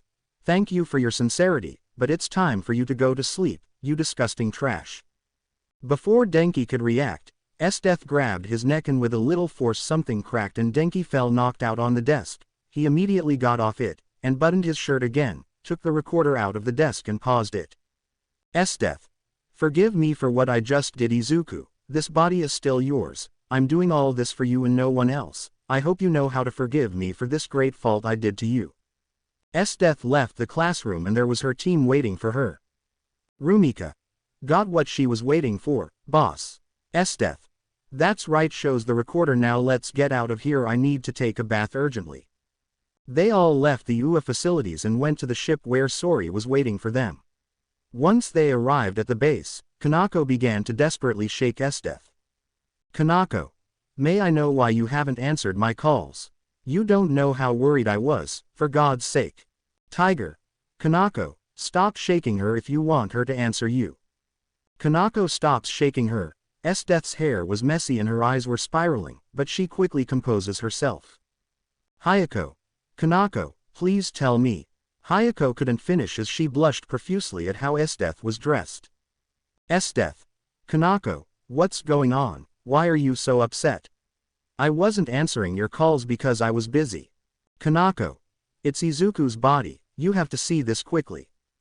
Kanako took Esdeath's hand and led her to the infirmary room, the others followed her out of curiosity to see what had upset her so much. Upon arriving, they could all see how Izuku's body was, but what was new was that the incubation bed had adhesive tape on some parts where they looked broken, implying that the thing wanted to get out. Esdeath. Kanako, what happened to Izuku's body? Kanako. I don't know, it was already like that when I arrived, I've tried and tried everything but nothing works. I tried to investigate what this was with the help of Cortana, but so far we haven't found anything, and that black thing out of nowhere is becoming violent out of nowhere. It seems it wants to get out of that capsule. I've been holding it back with some sleeping pills, but I don't know how long they will stop being effective against that black mass. Esdeath saw how that black mass hit the glass, but it seemed that it didn't do it with much force, implying that the sleeping pill was taking effect. Esdeath decides to approach the incubator. Kanako. Esdeath, I don't think it's a good idea, we don't know how dangerous that is, or what it can cause. Esdeath. Calm down girls, I know what I'm doing. Esdeath is in front of the incubator. The black mass was doing everything possible to get out of there, but when it saw Esdeath it stopped. Esdeath places her hand on the glass. The black mass upon seeing that turns into a hand, and places it where Esdeath has it. Esdeath. Izuku, if you're listening to me, I want you to know that everything is okay. We're going to make those who hurt you pay. I hope you wake up soon. There's a lot I want to tell you but I couldn't. For some strange reason the black mass had calmed down, stopped hitting the glass and went inside Izuku's body, but still leaving the black digits and the horns the same color as the digits. Kanako. Good thing it's calmed down. I was running out of adhesive tape to cover the leaks. Kana. Were you able to calm your green prince? Esdeath. Kana, it's good to see you. Kana. Me too, but tell me you have the recording. Esdeath. That's right, I already have the confession of a UA student who was in the hero course. Here it says what really happened that day. Kana. That's perfect, we have to put it together with the other information we have on the heroes. Hayako. By the way, where do they put all the information we're collecting? Esdeath. Rin and Rumika are in charge of that. They are the only ones who know where the rest of the information is stored. Here girls gives them the recording, put it where the rest of the information is. Rin. That's it, Let's go, Rumika. The two left the room to leave the recording. "K. Now what are we going to do, boss, for our next final move, since as I understand it, the graduation of the two hero classes will be tomorrow?" Esdeath. "Don't worry about that, K. I already had that planned. I'll tell you in the living room, come on." So they all left the room, leaving Hayako alone in the room. He approaches the incubation chamber. "Hayako. Look, I don't know if you're listening to me, but if you are, I want you to listen very carefully to what I'm going to tell you right now. Hayako. I hope you enjoy these last moments of life that you have. Because I plan to end you, the Commission of Heroes made me a juicy offer that I could not refuse if I got rid of you and relieved what Esdeath was doing. Not only will they give me power and fame, they would also give me a harem made up of the girls from my team, and the first one I'm going to sleep with is going to be Esdeath. I'll show her what it's like to be with a real man. She's going to end up so pleased with me that before their eyes you'll only make jokes. Hayako. I plan to keep everything that belongs to you since I do deserve it, not as a quirkless like you. I don't know how Esdeath, definitely someone as pathetic as you. Hayako. I can already imagine Esdeath screaming my name while I fuck her, and you'll be dead, ha ha ha ha ha. Narrator. The big day had arrived, where the two kinds of heroes will finally become official heroes. Now at UA, preparations were being made for the graduation that was going to take place at night, where the students and their parents were going to be there. But what was happening with their students? Well, instead of improving their bonds of friendship as they were before, they just got stubborn. They couldn't even see each other as a fight started. While with Bakugo, he had become strong thanks to the doses that Hinoka gave him, but that made him become dependent on the dose, bringing him some problems in his body, but he did not care. But what was our team doing? Well, they were in the secret base room talking about a special topic. Esdeath. Very well, girls, as you know, today is going to be the big day for the UA students. How are you doing with the information, Rumika? Rumika. All the information we have collected has been transferred to this USB. Takes out the USB asterisk. All the information including the recent confession of a student is here. Just put it in the computer and with one click all the information will be on the networks. Hayako. Seriously, all the information is on that little USB. Rin. That's right. What did you expect? Besides, it wasn't that easy to do that, so you better shut up. Esdeath. Now girls, don't fight. Well, back to the topic. When we have the graduation, the teachers will say words for their students. It will be very obvious that we are going to pass. When that happens, we will reveal all the information, but someone will have to do it from here. Hayako. Thought balloon. It's my chance. Thought balloon. You know, girls, I can do it. I also have some knowledge about that field, so I can stay here. Esdeath. Are you sure about that, Hayako? Hayako. Of course, Kanako can go. If she were me, she could never go see the UA. Kanako. I don't think I can go. I have to be monitoring that. Hayako. Yes, I know, but since Esdeath spoke to her, there hasn't been anything new, and if something happens I'll let you know immediately. Don't worry, I'll be fine. Esdeath. What do you say, Hayako? We take her word for it. Kanako. Well, he's right about what he says. Besides, it would be good to get out of the infirmary from time to time. Okay, I'll go with you this time. Esdeath. Okay, once we go up to talk we will reveal our entire plan. Once everyone knows and the information has been published, Sori will call her ship, which is going to destroy a part of the UA, where we will get out and get on the ship and escape back here. Esdeath. I've made the plan clear to all of you. All. Hi. Esdeath. Then get ready, girls, because tonight will be an unforgettable graduation for the future heroes. So they all got up and went to their rooms to get ready. Shay. We will not wait any longer. We will act when Esdeath and her team are at the UA graduation. We will corner them and sedate them with tranquilizer darts, but first we will make them confess, for their high treason that they committed against us, as the armed forces are going. Agent X. All are ready and prepared for your orders. We will not give Esdeath and her team time to react.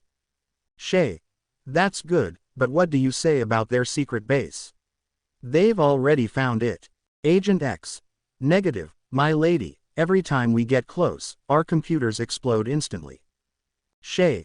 TKS, whatever it is, it doesn't matter. Once we catch them we'll force them to talk no matter what it takes. Now leave me alone, I need to make a call. So everyone left, leaving her alone. She took out her phone and started dialing a number. Shay's cell phone. I imagine you're already starting with what I told you, right? Cell phone. Hayako's cell phone. That's right, Esdeath and the others are going to go to the graduation. They're going to leave me alone to publish all the information that's on a USB. I have the entire base alone. I'm going to take advantage of it to destroy the evidence and kill Izuku. I'll kill 2 birds with 1 stone. Don't worry about that. Cell phone. Shay's cell phone. That's good to hear, I'll leave you. I have things to do. Cell phone. Thus the call ended. Now we can see how Kana was in her room resting, but then a voice woke her up. Miss Lady Nagant, I need something to talk to you about, it's very urgent. Kana. Cortana, what's wrong? Don't you see I was sleeping? I regret interrupting her sleep time, but I have to tell her something. It's about something that could jeopardize Esdeath's mission. Kana immediately became alert and got out of bed. Kana. Very well, tell me everything. If what you say is true then we have to act as soon as possible. Kana. What I'm going to tell you, take it easy, you have to do this in secret. When the girls leave, you have to be alert on the computer. I already told Ronan about this. Kana. Okay, I'll listen to you now. Tell me what is it that I could expose to Esdeath and her team. Time skips. Night had fallen. Esdeath and her team were already ready to leave, but before leaving Esdeath reminded her what she had to do. She was going to give her the signal to publish the information. So they all got on the ship, which began to fly towards the UA where the event had already begun. The ship had finally arrived at its destination. Sori parked it nearby. They went to the facilities, and upon arriving at the event they could see how all the students were not talking or dancing as was supposed to happen. The atmosphere felt heavy and tense among the students. Esdeath. Wow, it's a great party around here. Kanako. So this is the UA. I imagined it would be much better, given the comments they said and the heroes that came out of here. Director Nezu and the teachers go up to the stadium, and he comes forward to speak. Nezu. Good evening my dear students and parents of the students. Today is a very special day for them, since today is the big day where classes 3A and 3B together with the other classrooms graduate and become men. For example, class 3A and 3B will become professional heroes, heroes who will be willing to do everything so that the civilian feels safe. Now as the next step the teachers of each classroom will say a few words for their respective students.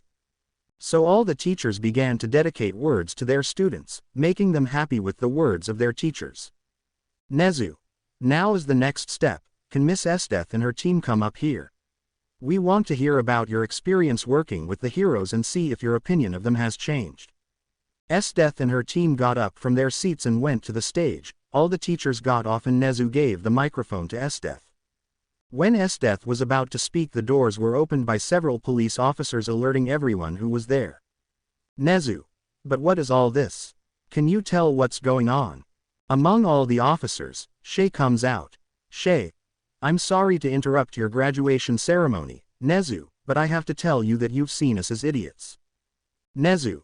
What do you mean by that? Shay. What I mean is, Esdeath and her team have been deceiving us all this time. Here I have the proof. Shay. Beautiful, a button where a voice began to sound, through the loudspeakers. Esdeath. Thought Balloon its voice. No, it can't be him, he wouldn't do that or would he Thought Balloon. So the voice began to tell Esdeath's entire plan from head to toe without omitting any detail, how they were responsible for the extraction of the former heroic Lady Nagant. Everyone could not believe what they were hearing. All this time they saw the faces of idiots. Shay. It's time for you to stop acting Esdeath. Your deceptions ended here and now. Hey. Shay couldn't finish as laughter began to be heard throughout the place. The events that are going to happen here will happen at the same time.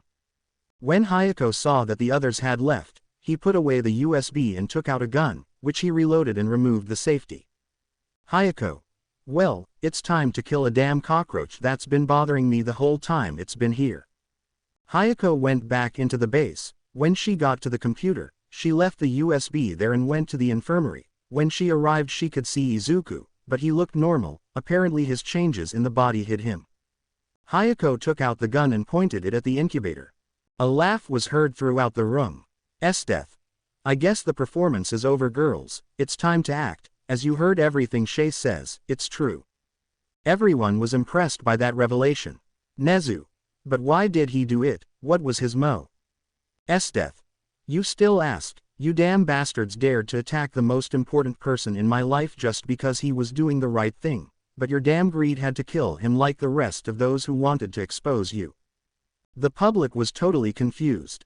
Shay. You're still throwing that little girl tantrum.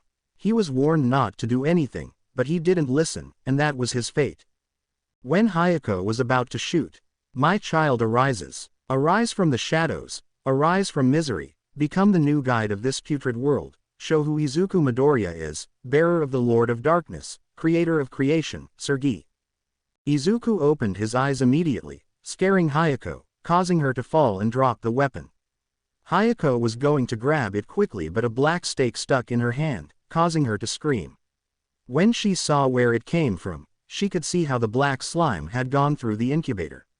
The stake returned to Izuku's body. Izuku began to hit the glass of the incubator, which was beginning to crack. Hayako was going to take the weapon again, but something was heard on the loudspeakers. The USB information is being published. All the information on the USB will be published in just 10 seconds. Hayako. Shit, go to Izuku, I'll take care of you later.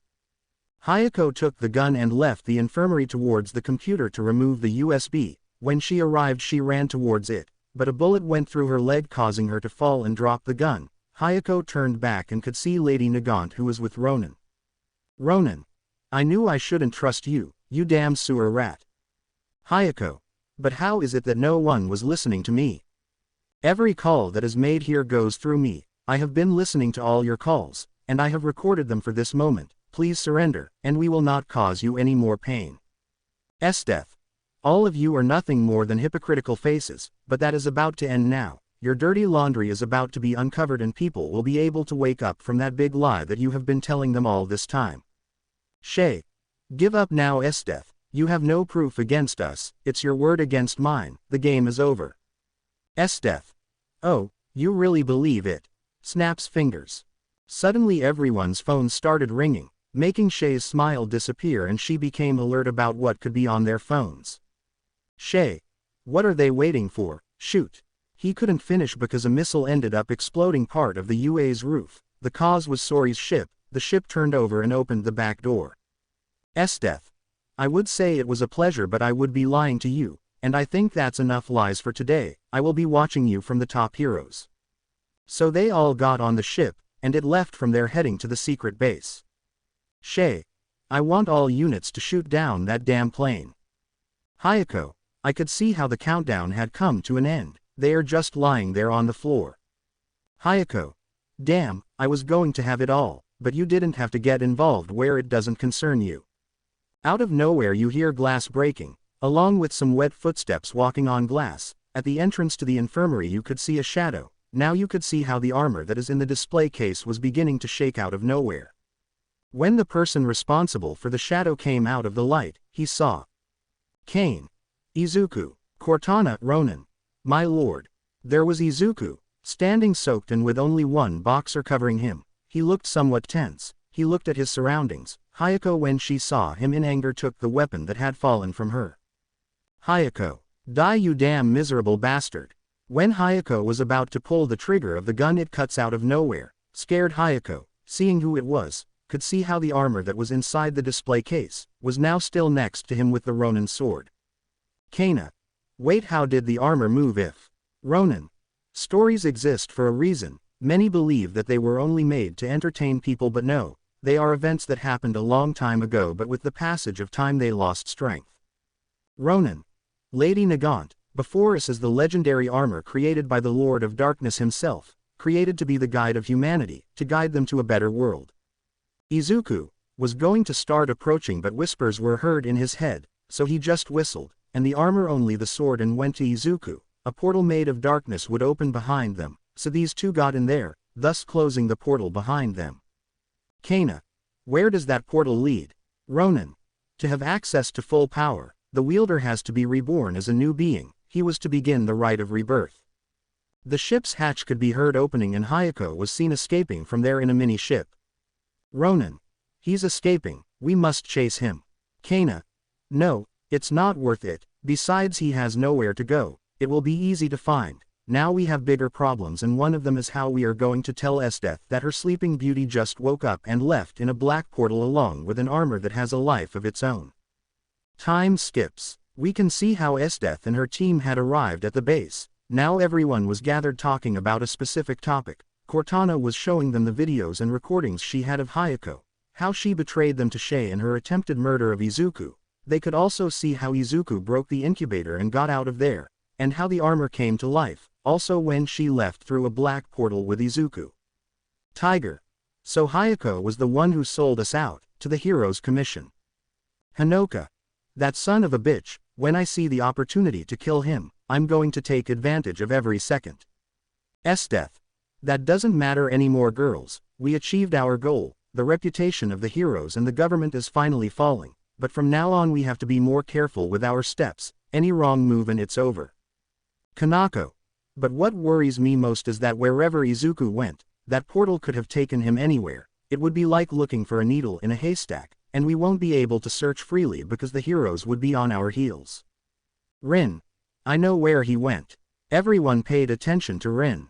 Rin.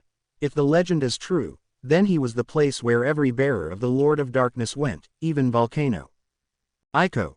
But why would he go to a volcano? That doesn't make sense. Rin.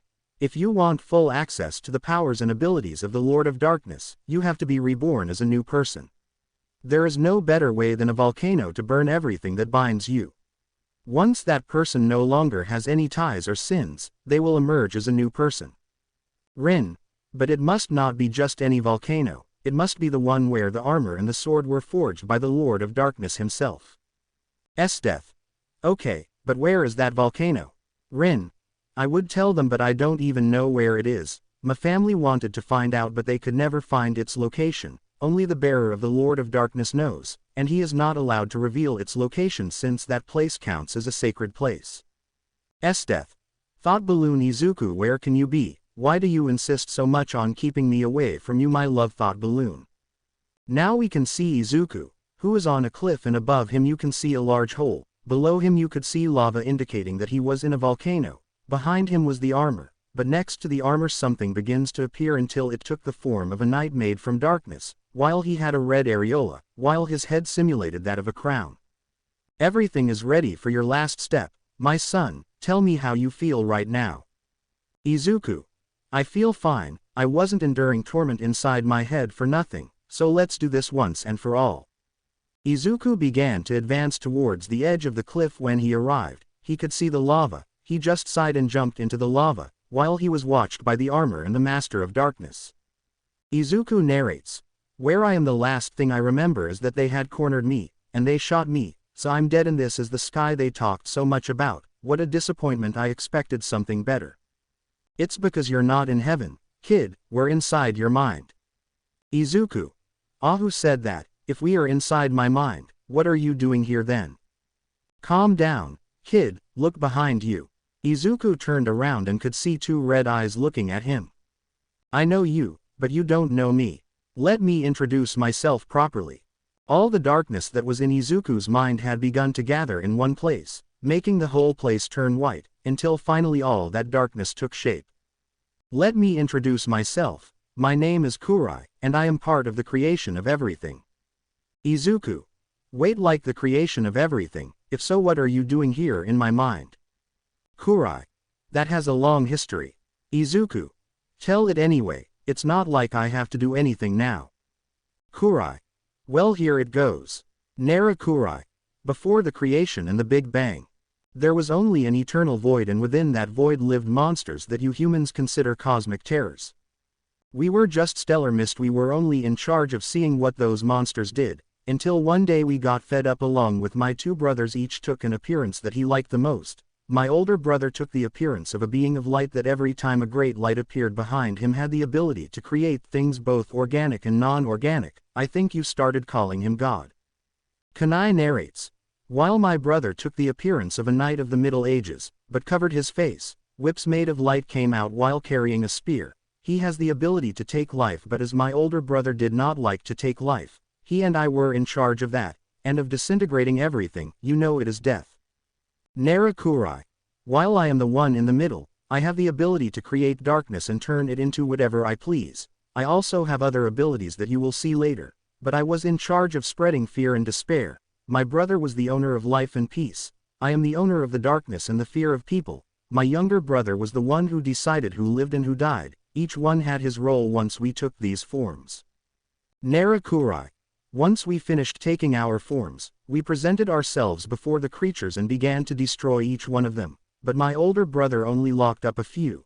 A guy with an octopus head he locked up in a place that only he knows. It was like a punishment so he could see what we do with his lackeys. Once we finished with all those monsters, my brother began to create you. He began your world, making all of you beings of love and peace. Narakurai. But my curiosity condemned them. I wanted to see what they did in the face of a threat they did not know. Their fear was the driving force that led them to begin creating weapons to defend themselves. Oh, that was my greatest fear. They began to create more powerful and dangerous weapons. New, not very good feelings began to be created within them. All those negative emotions led to great tragedies among humans. I was sorry as I would look my brother in the face knowing that destroying his perfect creations just out of curiosity.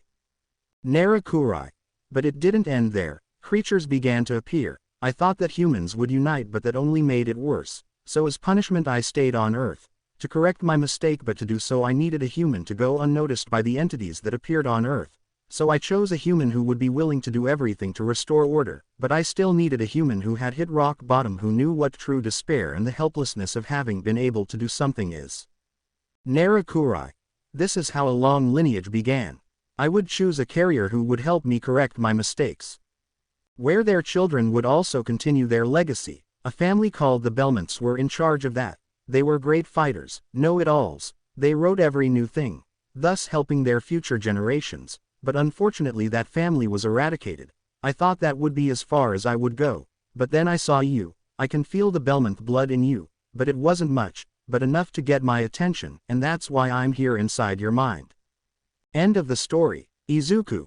Let's see if I understood. You say that you were part of the creation of everything along with your other brothers, and that you made a mistake for which you were punished. You wanted to correct your mistake and you joined the humans, more specifically a family that were scholars, but they were exterminated, and now you are inside my mind because I carry part of that blood. Kurai. In short, yes. Izuku. What a shitty day I've had, to be honest, but let's see what kind of things you would bring to that damn family. Kurai. They provided a part of my power. They were also bearers of a great armor that I made myself from a metal that I created from darkness. Izuku. Wait, you say that they toasted with a part of your power, not that they were 100%, I mean, they were your vessels after all. Kurai. I prefer carriers so it sounds less insulting. While the following to have full access to my abilities, you have to make a great sacrifice, which is that you have to forget everything that ties you down. Throw yourself off a volcano and be reborn as a new person. Few have made such a sacrifice. Izuku. Well, I guess to achieve something you have to leave something behind, right? Kurai. That's right, but they have a weapon, but that weapon was not created by me. That armor is cursed by a demon which trapped the souls of people who were used in sacrifice for him. This is because of the metal it is made of. That weapon is so powerful it can corrupt its bearers. That's why it was separated in two, but its last bearer ended up joining them, causing a great calamity in the world, adding one more burden to my conscience. Kurai. That made the people of those times take my carriers as villains. Izuku.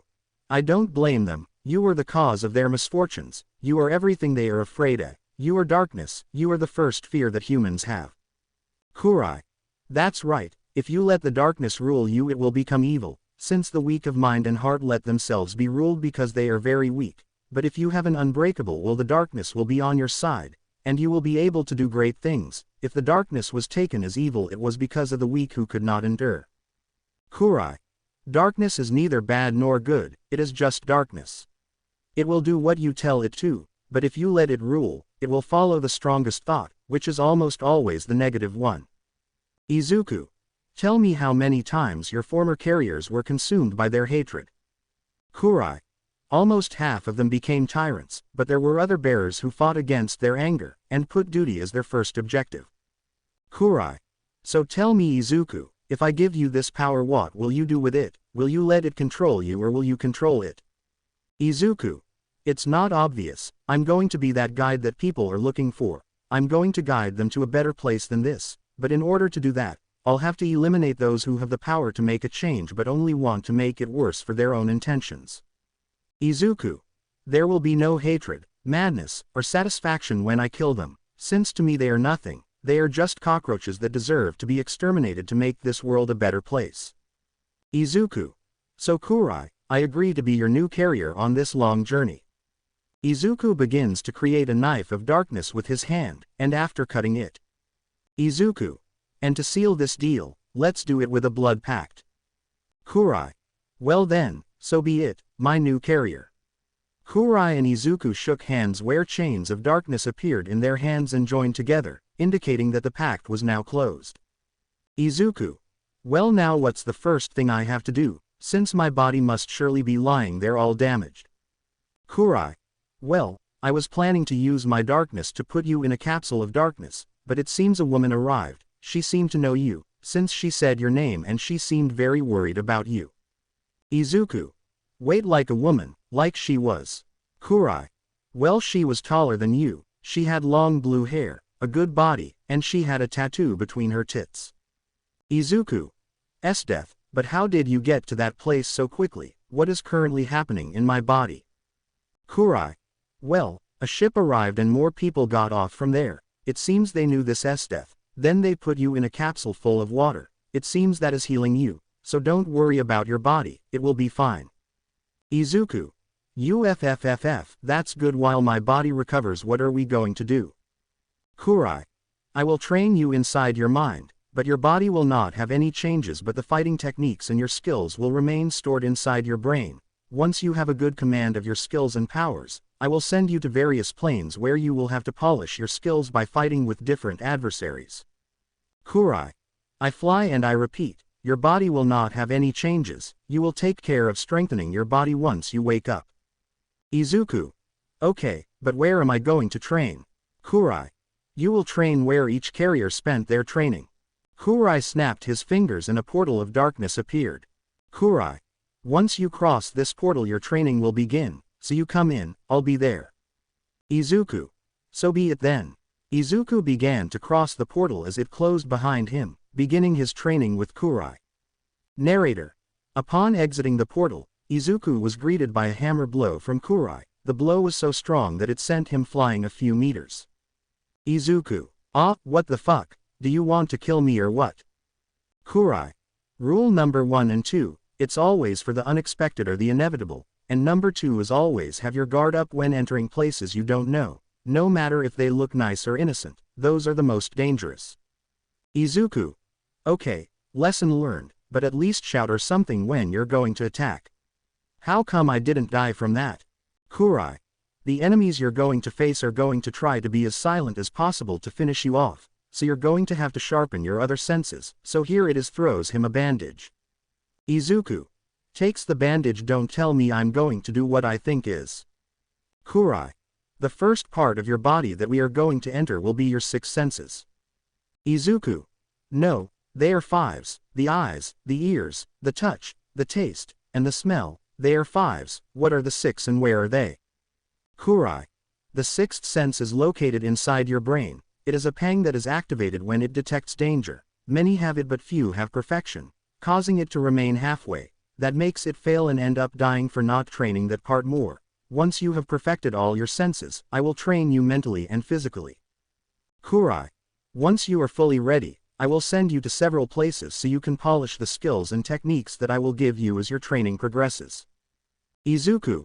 Okay, but why would I have to peel, if it turns out that I'll have them completely mastered? Kurai. Each carrier has done this procedure, they combined or created new techniques or skills while they were in those worlds, to leave them to their future generations. All those skills were from my former carriers. The enemies I'm talking about have been on this earth for many years, you probably know the techniques and skills of my carriers. Kurai. Besides, that would show that you can't do anything by yourself. Aren't you tired of having a power or abilities that aren't yours? It's time you created something new and claimed it as yours. It's time you started using the bicycle without those safety wheels, don't you think? Izuku. Yes, I think it's time, but how am I going to enter if I only see an empty dojo here? Kurai. Don't worry, I'll take care of that. Hits the floor with the metal part of his mallet. At that moment the dojo became larger and several obstacles appeared on the ground. Izuku. Kurai, what is this supposed to be? Kurai. Your training room is where you will train every day. Izuku.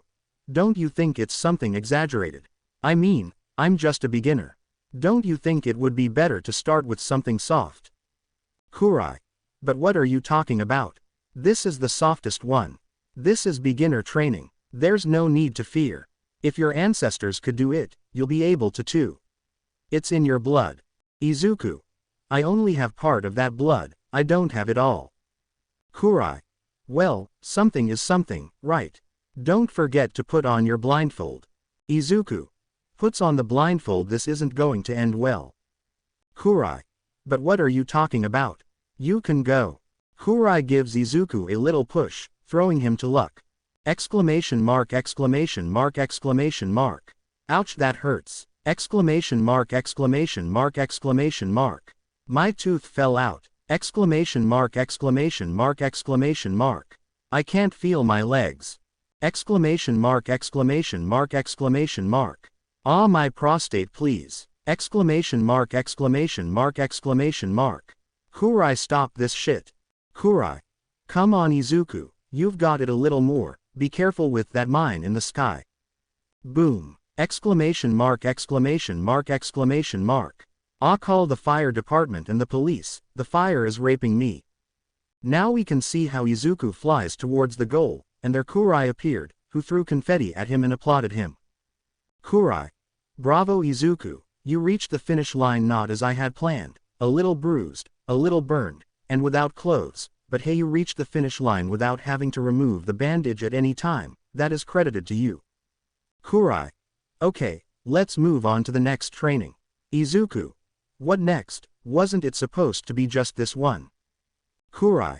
Of course not, Izuku, this part is about detecting everything around you and testing your reflexes, now the next one. Kurai snapped his fingers and now the dojo became a fighting ring. Izuku. Well, I have some knowledge about that. The blindfold reappears on his eyes. This is a joke. Kurai. Of course not, Izuku, now I want you ready because I don't intend to have mercy on you. The two got into a battle stance, and Kurai was the first to start. Kurai. Right hook. Izuku prepared to evade that blow, but the blow came from the left, knocking him to the ground. Izuku. Time, hey, what was that? You told me it was going to come from the right, but you gave it to me from the left. Kurai. Rule number 3 in a fight or not: never trust what the enemy tells you, nothing can be trusted in them. Izuku. Okay, again, this time without stopping. Exclamation mark, exclamation mark, exclamation mark. Axe kick. They give him a roundhouse kick. Exclamation mark, exclamation mark, exclamation mark. Ah, my ribs. Kurai. Don't believe everything I tell you, Izuku, think that I'm your enemy trying to deceive you, remember rule number 3. Izuku. Okay, I remembered, let's try them again. Exclamation mark, exclamation mark, exclamation mark. Left hook. Izuku prepares to go to the right and give him a hook. He ends up giving him a left hook. Exclamation mark, exclamation mark, exclamation mark. Ah, idiot, you said you were going to do the opposite of what you say. Kurai. Rule number 3, don't forget it, Izuku. Izuku continued trying to dodge and counterattack Kuria's blows, but he did so without success, and it didn't help much that his eyes were covered by the blindfold. The last blow was the one that ended up knocking him to the ground. Izuku. Ah, shit again. Kurai. I think that's enough for today, Izuku. Izuku. No, I'm not going to let this end without hitting you first. Izuku got up again with some regret for the blows he had received. They both got back into fighting stance. Kurai was the first to advance and was going to give him an uppercut, but something clicked inside Izuku's head and he dodged the blow by stepping back. Kurai went towards him and suddenly Izuku's arms and legs were enveloped in darkness, sticking to him, turning his arms and legs black, while small circles with strange symbols completely surrounded his arms and legs. Izuku could hear footsteps coming towards him. Kurai was about to hit him with a hammer blow, but Izuku was faster and lunged at him, keying him, and hitting him in the ribs, making Kurai grunt in pain. Izuku, moving away a little when he felt he was far enough away, kicked Kurai in the chin. Without giving him time to react, he finished the fight by giving Kurai an uppercut, thus knocking him to the ground. When Izuku heard a loud sound of something falling, he removed his blindfold and saw Kurai on the ground. Izuku. Ha ha ha ha, I was finally able to derive you, ha ha ha ha, like the time realizes what he has is his arms and legs, but what is this that I have? Kurai. Wow, I guess you awakened the first ability, as you know your former ancestors had excellent physical strength. But sometimes that strength didn't work much like with high-level spirits, so the first bearer devised a technique. When your arms and legs turn black, they will allow you to hit your enemy's soul, doing a lot of damage, and it will be impossible for them to use their powers. While the circles are in charge of destroying the body of their body, the bigger the circles, the easier it will be to destroy their body to such an extent that with a single blow you can completely destroy it. The impact will be so great that it will turn your enemy's blood into dust. Izuku. Wow, that's amazing. Well, now what's next? Kurai. Good. What questions? Snaps fingers. Now we have to see how good you are at dodging things that we can't see. Now ball launchers appeared in front of Izuku. Izuku. Then let's stop wasting time, puts the blindfold back on, let's start right away. Kurai. That's the attitude, Izuku. How good that you're already getting the hang of this. As time went by, Izuku's six senses improved every time he trained. Although he always wore the blindfold, every time he found that it was no longer an obstacle for him. His other senses had adapted and evolved in a surprising way. Even Izuku's sight evolved very well since he used some enhancement spells on his eyes, making him able to see beyond what ordinary people can see. Kurai. Your progress was exceptional, Izuku. You managed to improve your senses in a short time, that's good. Now that your six senses are already improved, it's time for the next step in training. Kurai.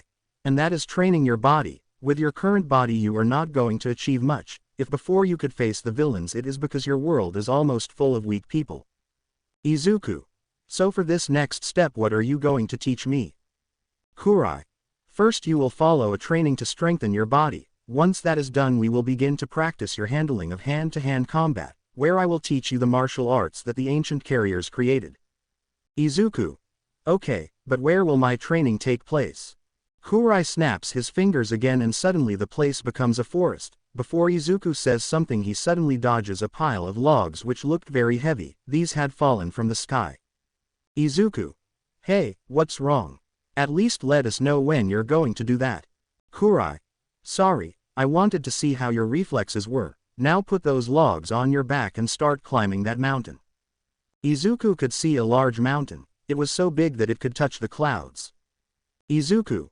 Well, since he puts the logs on his back, oh, these things are really heavy. What tree did you get them from? With difficulty Izuku began to walk towards the mountain with those heavy logs on his back, being watched by Kurai. Kurai. That's the attitude, Izuku. I'm glad you're already understanding. I see a great future in you, Izuku, I'm sure of that. Narrator. We can see how Izuku was climbing the mountain with those heavy logs on his back. The poor guy looked all sweaty and tired, but that didn't stop him from climbing the entire mountain with those logs on his back. Izuku. Thought Balloon, come on Izuku, you can do it, you can do it, you're almost there, Thought Balloon. Izuku's legs gave out, causing him to kneel. Izuku looked up and could see the end of the mountain. Izuku. I can. A few damn pieces of wood aren't going to beat me. Izuku stood up and started running towards the goal, ignoring any pain or tiredness he felt in his legs. Until he finally reached the finish line where Kurai was waiting for him, who threw confetti at him as a congratulation. Kurai. Bravo Izuku, you managed to reach the finish line. Izuku. Tired? It wasn't as difficult as it seemed. Now what's the next step? Kurai. Good thing you asked. Look, I'm going to give you a list of the type of exercise you have to do and how many times you have to do it. Izuku. What do you expect, lady? Kurai took a sheet of paper from his robe and gave it to Izuku, who upon reading the letter was stupefied by what the letter said. What it said on the sheet. 100 push-ups, 100 sit-ups, 100 squats, run 10 kilometers. Izuku. This must be a joke, right? How do you expect me to do all this? Kurai. Nothing is impossible, Izuku. The limits are in our heads. You have to break those limiters. Once you've done that, nothing can stop you. Kuria. So stop wasting time chattering and start exercising that body that needs it. Thus began Izuku's exhaustive training, a routine that was maintained day after day. Izuku could feel how every part of his body was screaming for him to stop, but he ignored it. No matter how tired he felt the next day, he would get up again and do his training routine again. No matter if he was cold, hot, or tired, he didn't care about any of that. He just focused on his training. This was seen by Kurai. Kurai. Thought balloon. Incredible. In all this time Izuku has not stopped training, regardless of how his body is or how the weather is. He has not stopped training for a single second. Not only his body and his strength have strengthened, but also his resistance has also been strengthened. Thought balloon. Kurai. Thought balloon. But I have also noticed that his height has changed. I see him a little bigger. His character has also changed. I always see him serious. It seems that he is very determined to become stronger. Thought balloon. Izuku was lifting a large rock with his legs, raising and lowering it without any difficulty. After a few minutes, Izuku gave a strong lift, causing the rock to be in the air. Izuku adjusted himself and gave a great jump, making him rise to the same height. He gave an axe kick to the rock, thus splitting it in two. Izuku landed on the grass as the already split rock fell behind him. Kurai. Good show, Izuku. You have successfully completed your training. Izuku. That's good. Now what's next for my training to be finished? Kurai. Now you need to train the fighting techniques of my former carriers and their skills. We will discover the rest as time goes by. Izuku. Okay, what's the first thing we're going to train this time? Kurai. It is a technique that was invented by the first carrier called the Bakai, and from there several roots and variants of the Bakai were created. We will train each of them after the skills. Izuku. Okay, but what are those, Kurai? The Bakai depends on several variants, but the first and most basic is Bakai. Izuku. Wait, are you telling me that the first technique of Bakai is the same name as the technique? Kurai. Well, if not, the first carrier didn't bother much with names. He just gave them the first thing that came to mind. Kurai. It also varies between percentages, for example 20, 30, etc. But you do have to be careful who you are going to use this technique against, Izuku, because this technique was created only for murder. This technique will kill your opponent, yes or yes. It does not matter if it is in the middle of your fight or not, if your enemy escapes. Kurai. The Bakai will begin to take effect, first giving your enemy a fever, then a nosebleed, after that hallucinations of what one fears the most follow, and the last stage is madness. The madness will be so much that the enemy will not be able to bear it and will commit suicide, thus finishing off your enemy. Kurai.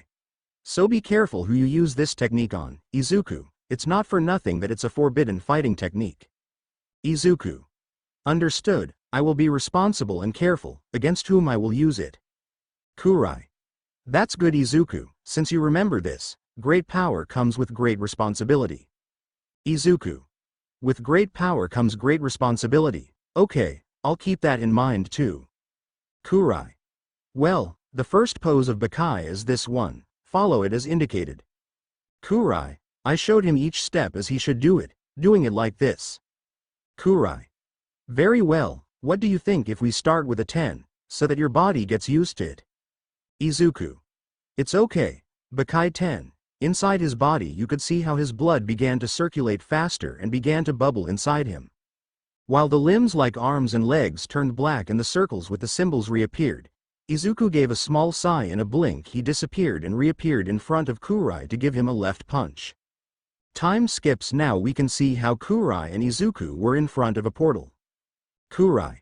These portals will send you to various worlds. To leave that world or to access to the other world you will have to kill each boss of that world. It's like leveling up in an open world game. Izuku. How do you know about those types of games? Kurai. Time moves forward and I can't stay behind, so don't waste your time. It's time for your journey to begin, my young Padawan. Kuria. Once you cross the portal you'll be on your own. I'll only intervene when things get too much for you. Izuku. Well, see you from the other Kurai. Izuku crossed the gate closing behind him while being watched by Kurai. Kurai. May the force be with you, Izuku, may the force be with you. Narrator.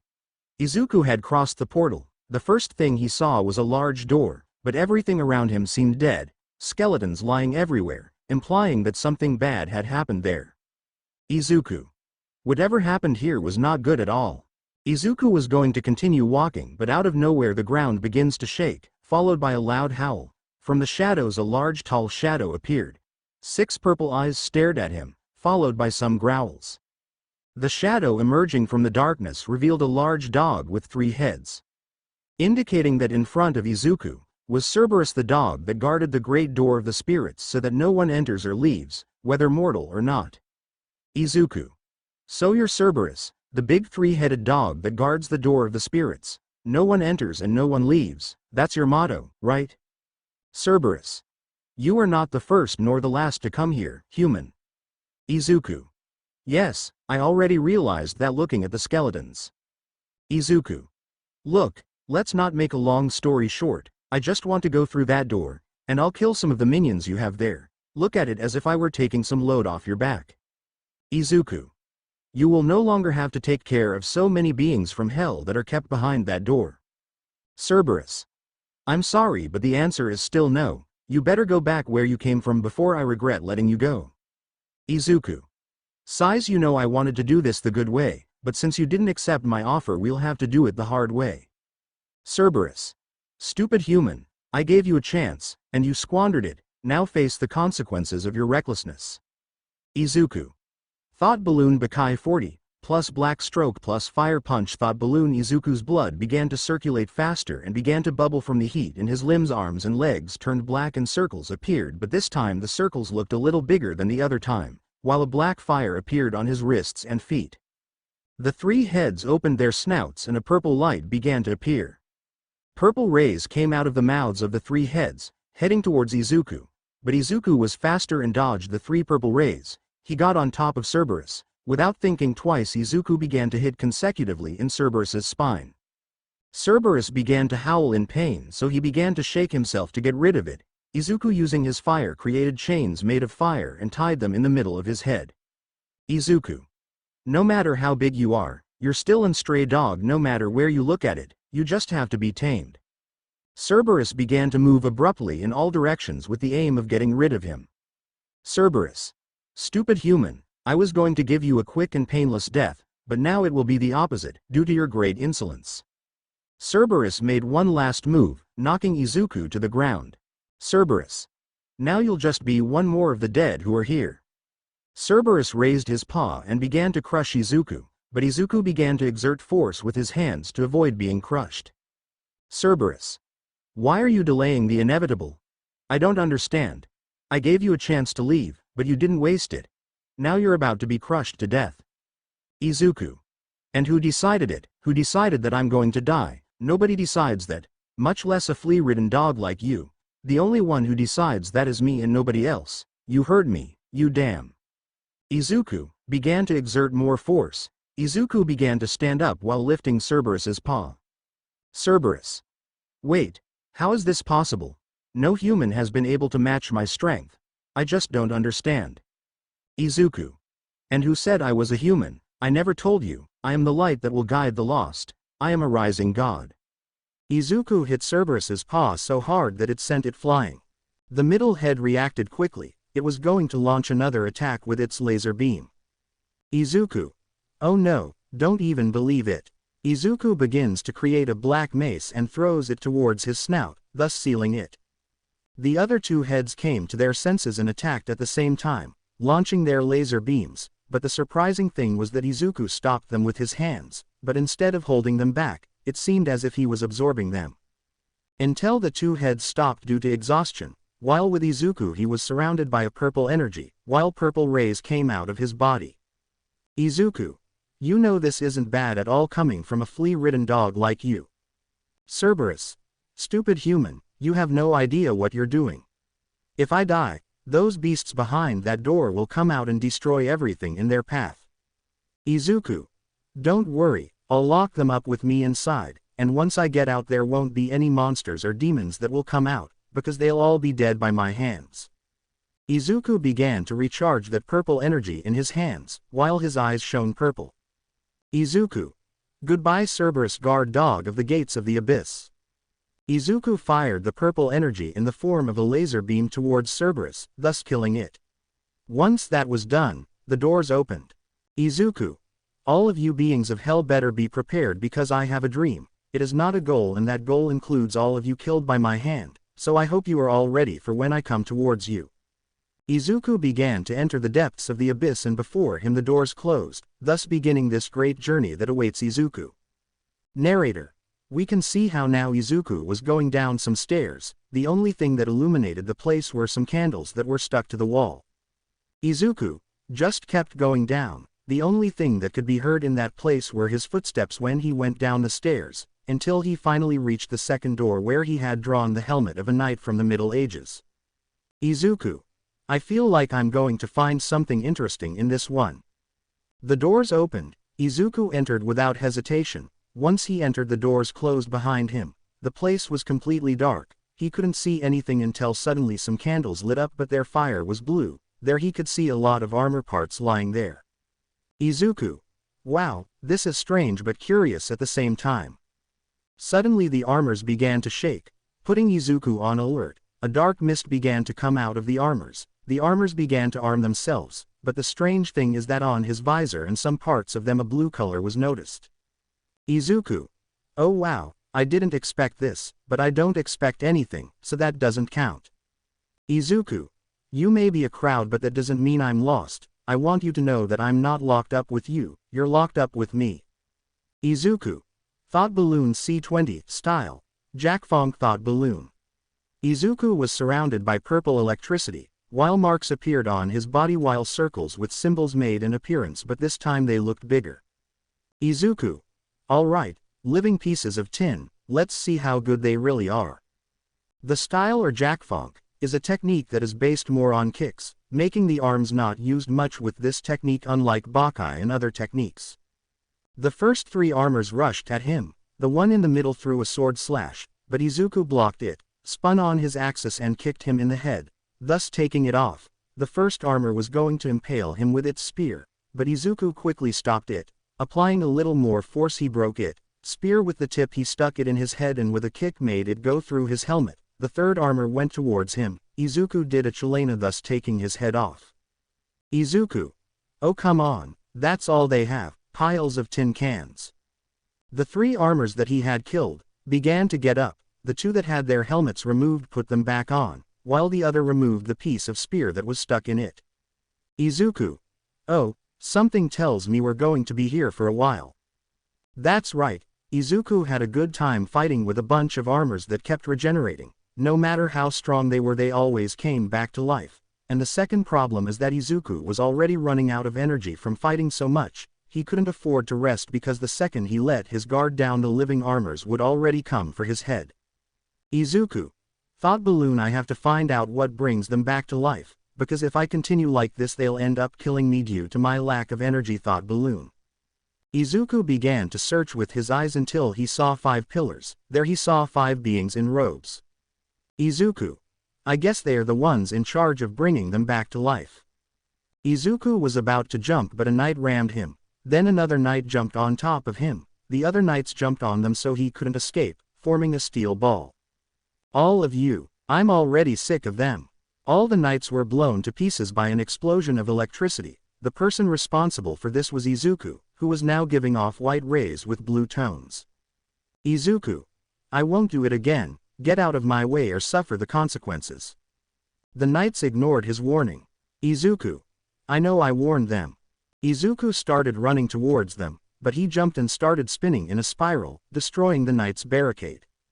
Izuku no longer focused on the knights, now his target was the sorcerers, who were in the 5 pillars. Izuku. Thought Balloon the pillars are somewhat close together, even if only one is destroyed, it will fall on top of the other, consecutively, like dominoes Thought Balloon. Izuku. It's time to clear the area. Izuku made a great leap propelled by his lightning, then fell into a dive, creating an electric field, thus distancing the knights. Without wasting any more time, Izuku began to charge electricity in his arm. Izuku, it's time for you damn cowards! Electric shot. Izuku raised his arm and a torrent of electricity shot out towards one of the pillars. Izuku used it with low power, since he didn't have much energy, so he was trying to save energy. The first pillar ended up exploding, causing it to fall on top of the other, thus all of them falling as if it were a domino, and killing the sorcerers in the process. Izuku, seeing that he was going to have more impediments, turned to see the knights. Izuku, so how about we try again? The knights didn't hesitate for a second and went against Izuku.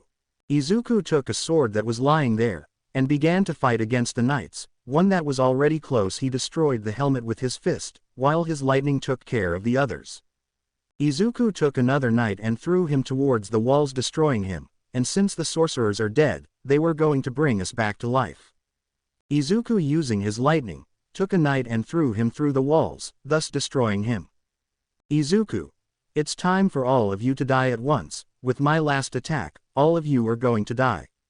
Izuku began to charge all his electricity in his body. The knights were approaching him, ready to kill him. When Izuku saw that they were close enough, he released all his energy. Izuku, electric expansion. Large amounts of lightning shot out of Izuku's body, destroying all the knights who were there. Izuku, seeing that there were no longer any standing, relaxed. Now he was only on top of old metal with no life around him. Izuku, I'm going to rest for a while that door opens. Suddenly Izuku heard strong metal footsteps, and as if something was being dragged, suddenly a knight appeared, but this one was different. He was red, he was wielding a large sword. Before Izuku could process what was happening, he had to dodge a large club that was coming to crush him. When he looked around, he saw that it was another knight, but this one was also different. He was gray and carried a large club. Izuku, oh please, this must be a damn bad joke. Igras, it's the first time I see a mortal in the abyss. No one has been able to defeat Cerberus, but I see that you were the first human who could. Tank, that must mean that you are someone strong. That's good, I've been wanting to fight someone strong for a long time. Izuku, just one question, who does the throne behind you belong to? Igras, belongs to our master. One day he went out to explore what was below the abyss. To this day we are still waiting for his arrival. Tank, but since you came here, you killed the sorcerers, our troops, and destroyed our lord's sanctuary. We will have to kill you. Izuku, thought balloon shit. If Kurai hasn't intervened, he surely wants to see how I perform in these types of situations, thought balloon. Izuku grabbed a sword and shield that were lying around. Izuku, well then, what are you waiting for? Come for me and I'll make you kneel before me. Tank was the first to advance towards Izuku, prepared his mallet to crush him. Izuku, thought balloon. Bakai 10 A Stilo, gunfights, thought balloon. The gunfights style is an ability that allows them to fight with weapons as if they were an extension of their body. It also makes the weapon they are carrying become stronger depending on the percentage that is being used. This ability is the one that is used the most, since the first rule is, an Akatamata always has to be well armed whether he is in combat or not. Izuku protected himself with the shield, causing his two weapons to collide, causing a loud vibration to be heard throughout the place. Izuku saw out of the corner of his eye that Igras was tying him up from behind, so he quickly blocked his attack with his sword. Now the three of them were exerting force in their weapons, Tank to crush him, Igras to cut him in half, Izuku exerting force in the shield and the sword, so as not to end up crushed and split in half. Tank, I must admit that you are somewhat strong. No one has been able to withstand the strength of my deck for so long. I just hope that you don't end up disappointing me. Igras, I must say the same. My sword has a great edge. I could cut anything, but look at you. You are holding it with an ordinary and rusty sword. Tank and Igra began to use more force. Izuku had to get out of there since he didn't have much energy and the little he had was already running out. Izuku decided to jump back, thus freeing himself from that tangle. Tank wasted no time and went towards Izuku. He was about to hit him on the head with his mace, but Izuku dodged it. Izuku climbed onto Tank's sword and stabbed his sword into his right shoulder, causing Tank to drop his mace. In a quick movement, Tank grabbed it with his good arm and threw it away from him. Igris appeared in front of Izuku ready to run him through with his sword. Izuku reacted quickly and covered himself with the shield, but that didn't stop him from crashing into the wall, thus cracking it, which made Izuku release some bloody saliva from his mouth. Igris began to apply more force. This caused the shield to begin to crack.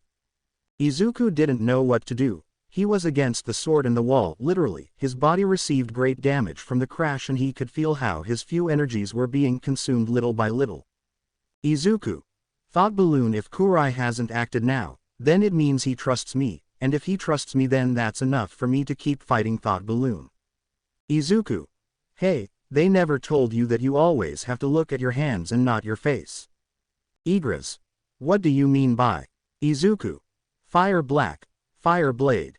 Igris was pierced in the chest by a sword made of black fire. Izuku using his legs pushed him, freeing himself from that tangle. Igris dropped his sword and fell to his knees as he held his wound. Igris, I guess I was overconfident, but at least you see a good fight before I leave.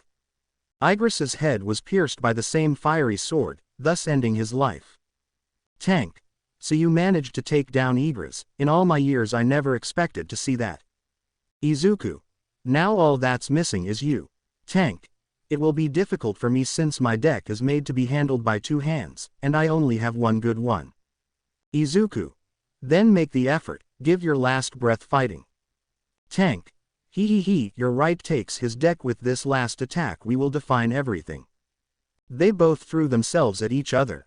A loud bang was heard throughout the room. Izuku fell to the floor with his shield broken, and his sword gone. Tank was standing there. His sledgehammer was lying on the floor, split in two. He saw that he had several very deep cuts all over his body. Tank, so this is my ending. At least I finally had a great fight. Thank you so much, mortal, for making me feel alive for a few good moments. Tank had died. Izuku, recomposed himself, saw that the door had now opened, but before leaving he wanted to try something. Izuku, let's see if it works for you. Izuku, pushed. A fog began to appear under all the bodies, but the fog vanished when it touched the bodies. Izuku, maybe it's because they're still waiting for a dead king. Izuku, I know that you are still waiting for your king, but if you join my crusade, and come to the deepest abyss, maybe we will find your king. So you say, accept to be my shadows, I will be your monarch that will take you to what you long for. The black fog began to appear again. When it touched the knights it did not disappear this time, but instead it began to cover them. Suddenly all the armor rose and the blue tones were now red, and in front of all the knights were Igris and Tank, as good as new. Tank had his mace as good as new and the cuts disappeared, while Igris no longer had that wound on his chest and head. Tank, and we are waiting well, there are still many levels to go down. Izuku, you're right. Looks at the open door. Walking. Narrator, we can see how now Izuku was in front of a door which had a skull with deer antlers. Izuku, without asking questions, just opened the door. Upon entering he saw that he was in a forest with snow. It was night and the fog seemed dense and that it was not going to end like the snow. Izuku, shit, if I had known these dioramas existed here, I would have brought some clothes for the cold. Izuku, thought Balloon, according to what Kurai told me, I can mold the darkness as I please, thought Balloon. Izuku began to be surrounded by darkness, so he grabbed a robe for the cold. Izuku, that's much better, but the other thing is that that forest doesn't give me a good feeling. Izuku, white fire, fire daggers. Izuku created 2 daggers of white fire and entered the forest. He was walking through the forest, but something did not leave him alone since he entered. He felt bad. He looked everywhere for a sign of something suspicious, until he saw some footprints that were not his, so he approached to see. He saw that the footprints were from a creature that probably measured about 3 meters. The creature walked in 2 steps. Izuku was going to follow them until he saw more footprints, all with the same print. Izuku, apparently these things come in packs. Whatever it is, I have to be more careful. Izuku began to follow the footprints to see where they led him. The fog and darkness were not much of a problem for him since he could see through the darkness. He also gave his eyes a magnification to have a better view, so that nothing would escape him. Izuku's warning signs began to activate, causing him to look around without letting his guard down. He could notice that they were watching him. and out of the corner of his eye he saw shadows pass by. So in a quick movement he climbed some trees. He heard some roars and the trees began to move. He could hear branches and sticks breaking, so he began to jump through the trees. He was testing the creatures, how capable they are of hunting him. Izuku turned to see. He could see how those shadows climbed and jumped through the trees, just to reach him. Izuku kept jumping, but he didn't see that something suddenly attacked him on his right, knocking him off the tree, falling in the middle of all the vegetation. The only thing that illuminated him was the moonlight. Izuku, I'm in a circle surrounded by vegetation and the moon being my light. I've seen this before. The bushes began to shake violently. Within the darkness he could see several eyes surrounding them. Suddenly one of those creatures deigned to show itself, being illuminated by the moon. Izuku. Oh wow, so you are the famous Wendigos. Wow, you are more horrible from the front. Izuku. If the legends are true, to kill them you have to remove their hearts, but I want to test how the white fire works.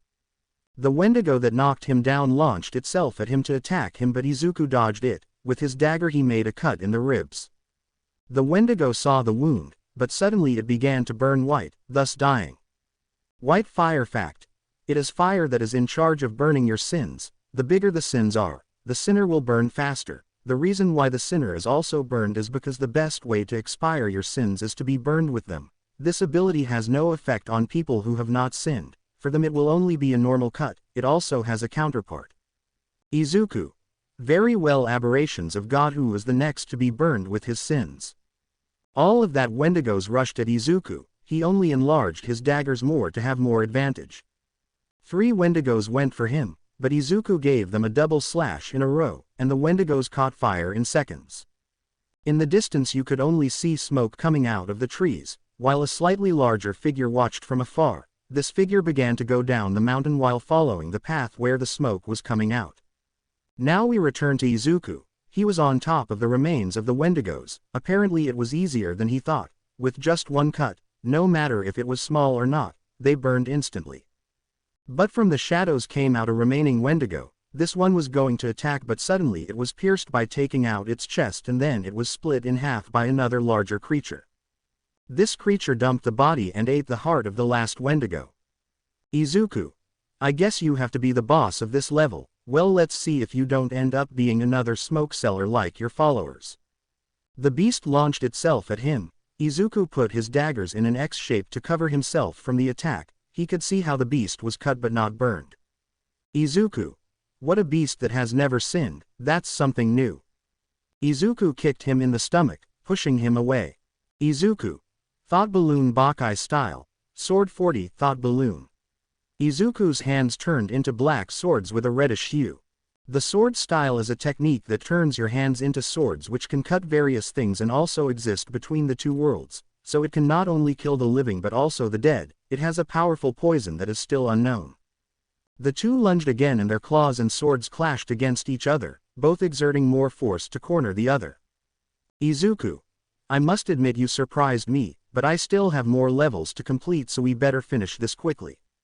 The Wendigo moved away from Izuku, and in a blink of an eye appeared behind Izuku. He quickly blocked the attack with his sword, taking advantage of the fact that both of his hands were blocked and with his other hand that was going to pierce him. Izuku. Red fire. Blood fire. The sword ignited with red fire and pierced the Wendigo. Not content with that, it went up the cut until it cut him at the shoulder. The Wendigo's wound began to burn red. The cut part ended up exploding.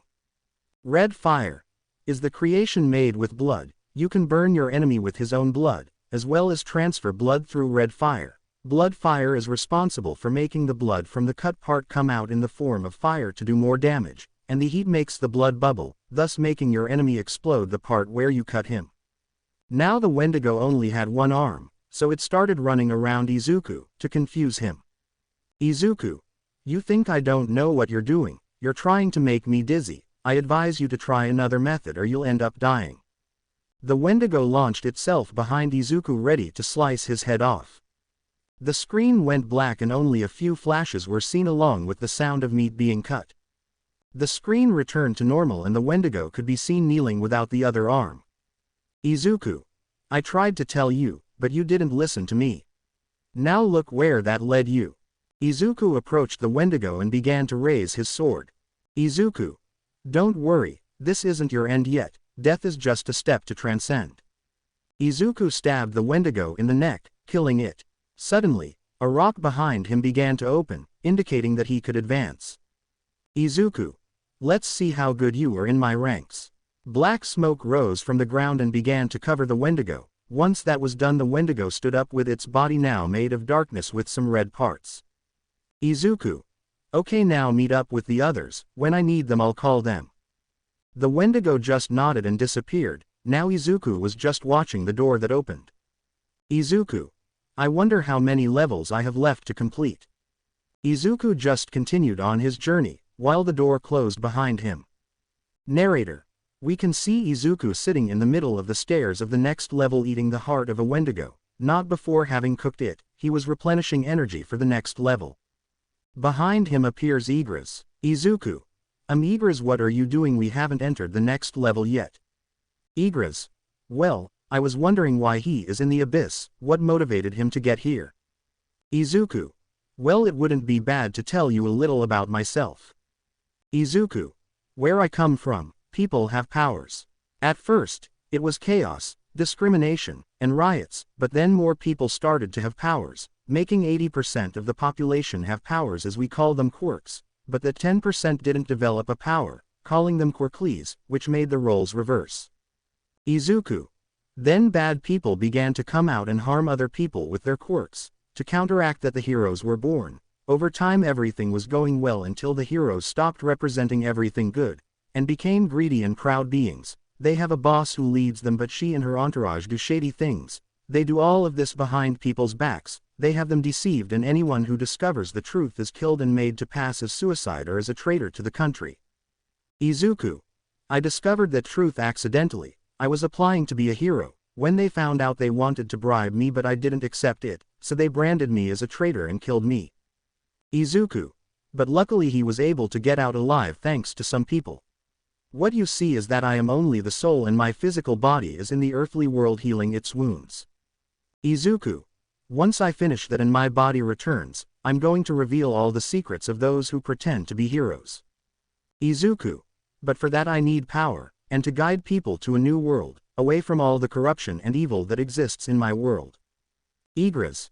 Your ideals are similar to those of my king. He believed in what was fair. In second chances, he took what his kingdom needed, never more. Igris. He always wanted to resolve conflicts in another way, but when there wasn't one, he did everything possible to make his enemies see reason. He earned our loyalty and we followed him until the end of time. Izuku. And what happened that caused you to end up locked up here? Igris. We fell into an enemy trap and they ended up trapping us. When our king saw that there were some doors, he decided to explore alone, and that was the last time we saw him. Now that you are here, we have hope of meeting our king. Izuku. The promise still stands. I think that's enough rest. Go back to your companions. I'm going to continue going down. There aren't many steps left. Igris returned to the others. Izuku continued down the steps, until he finally reached the door, but he found it strange to see a knight's helmet, but this one had a crown. The doors opened. Upon entering he could see that the whole place was covered in water, but it only covered his feet. Suddenly a bunch of bonfires lit up, forming a large circle around him. From the something peeked out until it was seen by the light of the bonfires. I haven't seen a human in a while. Let's skip the introductions, soon you'll be just another corpse in the pile. Izuku. Wow, if that's how you greet your visitors, I'm not surprised because you're so lonely. Izuku. Tell me how you ended up here. I fell into a trap, along with my subordinates. They locked us in here. When I saw that there were doors, I decided to see what was there. I was very surprised. They showed me that without enough power, you are nobody. Now I have become so powerful that I no longer care about my subordinates. Izuku. So you're the one your knights talk so much about. They have to see this, surgeon. Behind Izuku all the knights appeared along with the Wendigo. The first thing the knights saw was their former king. Igris. My king, what a joy it is to see you again. Where you have been all this time. King. Wow, I'm surprised you made it this far. I thought I wouldn't see you again. I was already glad. Tank. Sir, why do you say that? We've been waiting for you all this time. King. I understood that if you go in a group you show that you are someone weak. That's why I didn't come back and stayed here to become someone else. Now that I don't need them anymore. Igras. My king, but how, if all this time we were loyal to you, we never doubted you, because. King. Because I would give more explanations to flies like you, is that you die here. Izuku. Hey, it's better if you leave that one there is no longer your king, the power ended up governing him, the only way to free him is by killing him. Igras. If that is the only way, then so be it. Knights, attack. They all went against their former king. Izuku was in the lead but something fell behind him. The knights stopped because of a gigantic thing that fell in front of them. It was another knight, only this one was bigger. King. My guardian will take care of you. The human is mine. Igras. Izuku, go and free him from that hole he's in, we won't take care of the guardian. Izuku. Thought balloon, blue fire. Fire punch 50, thought balloon. Izuku jumped towards King. He was going to hit him in the face, but his blow was blocked by one of the daggers. The others were going to stab him but Izuku was fast and moved away from him. King. You'll need more than that just to defeat me. Izuku. You're right. Izuku with blue fire created a hidden leaf but it had the shape of an electric saw. These are not under the arm but above. He also created a shield from which saw-shaped blades came out. Izuku. Thought balloon Bakai. Gunfight plus blue fire 60, thought balloon. King decided to go down and stood in front of Izuku. Now the two were looking at each other face to face, waiting for the other to make his first attack to counterattack. King took two of his daggers and was going to stab Izuku, but Izuku was faster and blocked them with his shield. With his hidden blade he was going to stab him but the other two blades blocked it. The last two were going to stab him from behind. Izuku, seeing that, quickly ducked and turned 360 degrees, using his hidden blade to cut King's legs, then moved away from him. King was about to fall to his knees but recovered and saw that both legs were bleeding. King. Blood. Since it's been so long since someone made me bleed, I guess it's time to get serious. King. Dropped his daggers and pulled out the hilt of a sword, only this one didn't have the blade. The 6 daggers were put in a straight row up on top of the hilt. The 6 daggers joined together and stuck to the hilt, thus forming a sword which was set on fire. King. Now yes, may the best win. Izuku with fire blue created a mask for combat. King using a propellant launched himself towards Izuku. Izuku blocked his attack with his shield. The shield had a rope so he pulled it and the shield's blades began to spin, just like the retractable blade began to spin. Izuku was going to nail him with the Sierra. King seeing that kicks Izuku away from him. Izuku threw his shield towards King, but he dodged it. King. Yes, my lord. Izuku. Who said it was aimed at you? Izuku with a movement made the shield come towards him at high speed, causing the water to rise. King, seeing the shield coming this way, was ready to split it in two, but the shield suddenly stopped inches away from him, missing him, but then he saw a bunch of water fall on him, causing him to get distracted. Izuku took advantage of that and slashed him in the back, causing him to bleed again. King. Ah, miserable human, you'll see. Izuku ducked so that King's sword wouldn't slice his head off. Izuku quickly stabbed his blade into his leg, then with a downward cut he split it open. He took his shield, pulled the rope starting to spin and stabbed it into his ribs, leaving a large wound. King, with his strength, pushed Izuku away with his sword, making a cut in his chest. The impact made Izuku fall to the ground, making his hidden blade and shield disappear, while King supported himself with the help of his sword and his fire ring. The rumble of something falling was heard behind him, so he turned to see what it was. He was very surprised to see that his guardian was defeated. Now they were celebrating, while Tank was on top of his guardian, shaking his mace up and down in a sign of victory. He had fallen because of what were once his knights. He understood that he had done everything wrong, but it was too late. Now the needles were filled with the blood of both. Izuku with some difficulty got up. Izuku. I must admit that was a good hit, but you don't have much left, you're barely holding on. King. You're right, but I must thank you. Izuku. And that's because. King. You showed me that I was wrong. I let myself be governed by my ambitions. I walked away from everything I stood for. I became a mean person, but thanks to you I reconsidered, seeing how my former knights were able to defeat even guardians that surpassed them in size and power. it made me realize that I was the problem and not them. King, it's too late for me, the only way I can atone for my sins and redeem myself is with death, so let's make this last attack decide who lives and who dies. Izuku. You know, if we had met before, we would have gotten along very well. Izuku stood up with his hands and a sword made of fire white appeared. He got ready to give his last attack just like King. The other knights were just watching, who would be the winner in this battle. So they both threw themselves at each other. The only thing that could be heard was the water and the sound of swords clashing. Izuku fell to the ground with a large cut on his face and his sword disappeared, while King was standing but blood fell back into the water, while the daggers fell into the water along with the hilt. Separately, when rising it could be seen how King had Izuku's sword on his chest. He saw his arm, he could see how it was catching fire, but the strange thing was that he didn't feel pain, he could feel a great warmth. It was as if his mother was giving him a big loving hug. King. So this is what defeat feels like, it's not so bad after all. King lay down on the floor, and put himself in a mourning position and all his former knights surrounded him. King. I know I disappointed you, my brothers, I ask you to forgive me, but do not cry for me, now the young man who guided you will be your new leader. That's when Izuku approaches. King. Guide them to a better future than I can offer. Now the mantle falls to you, Izuku Midoriya. Before the white fire consumed him, he said a few last words. King. Mom, my love, I'm finally going to be with you again. Thus the white fire finally reached it, covering everything until it was consumed. We can see how its ashes spread all over the place. Igras.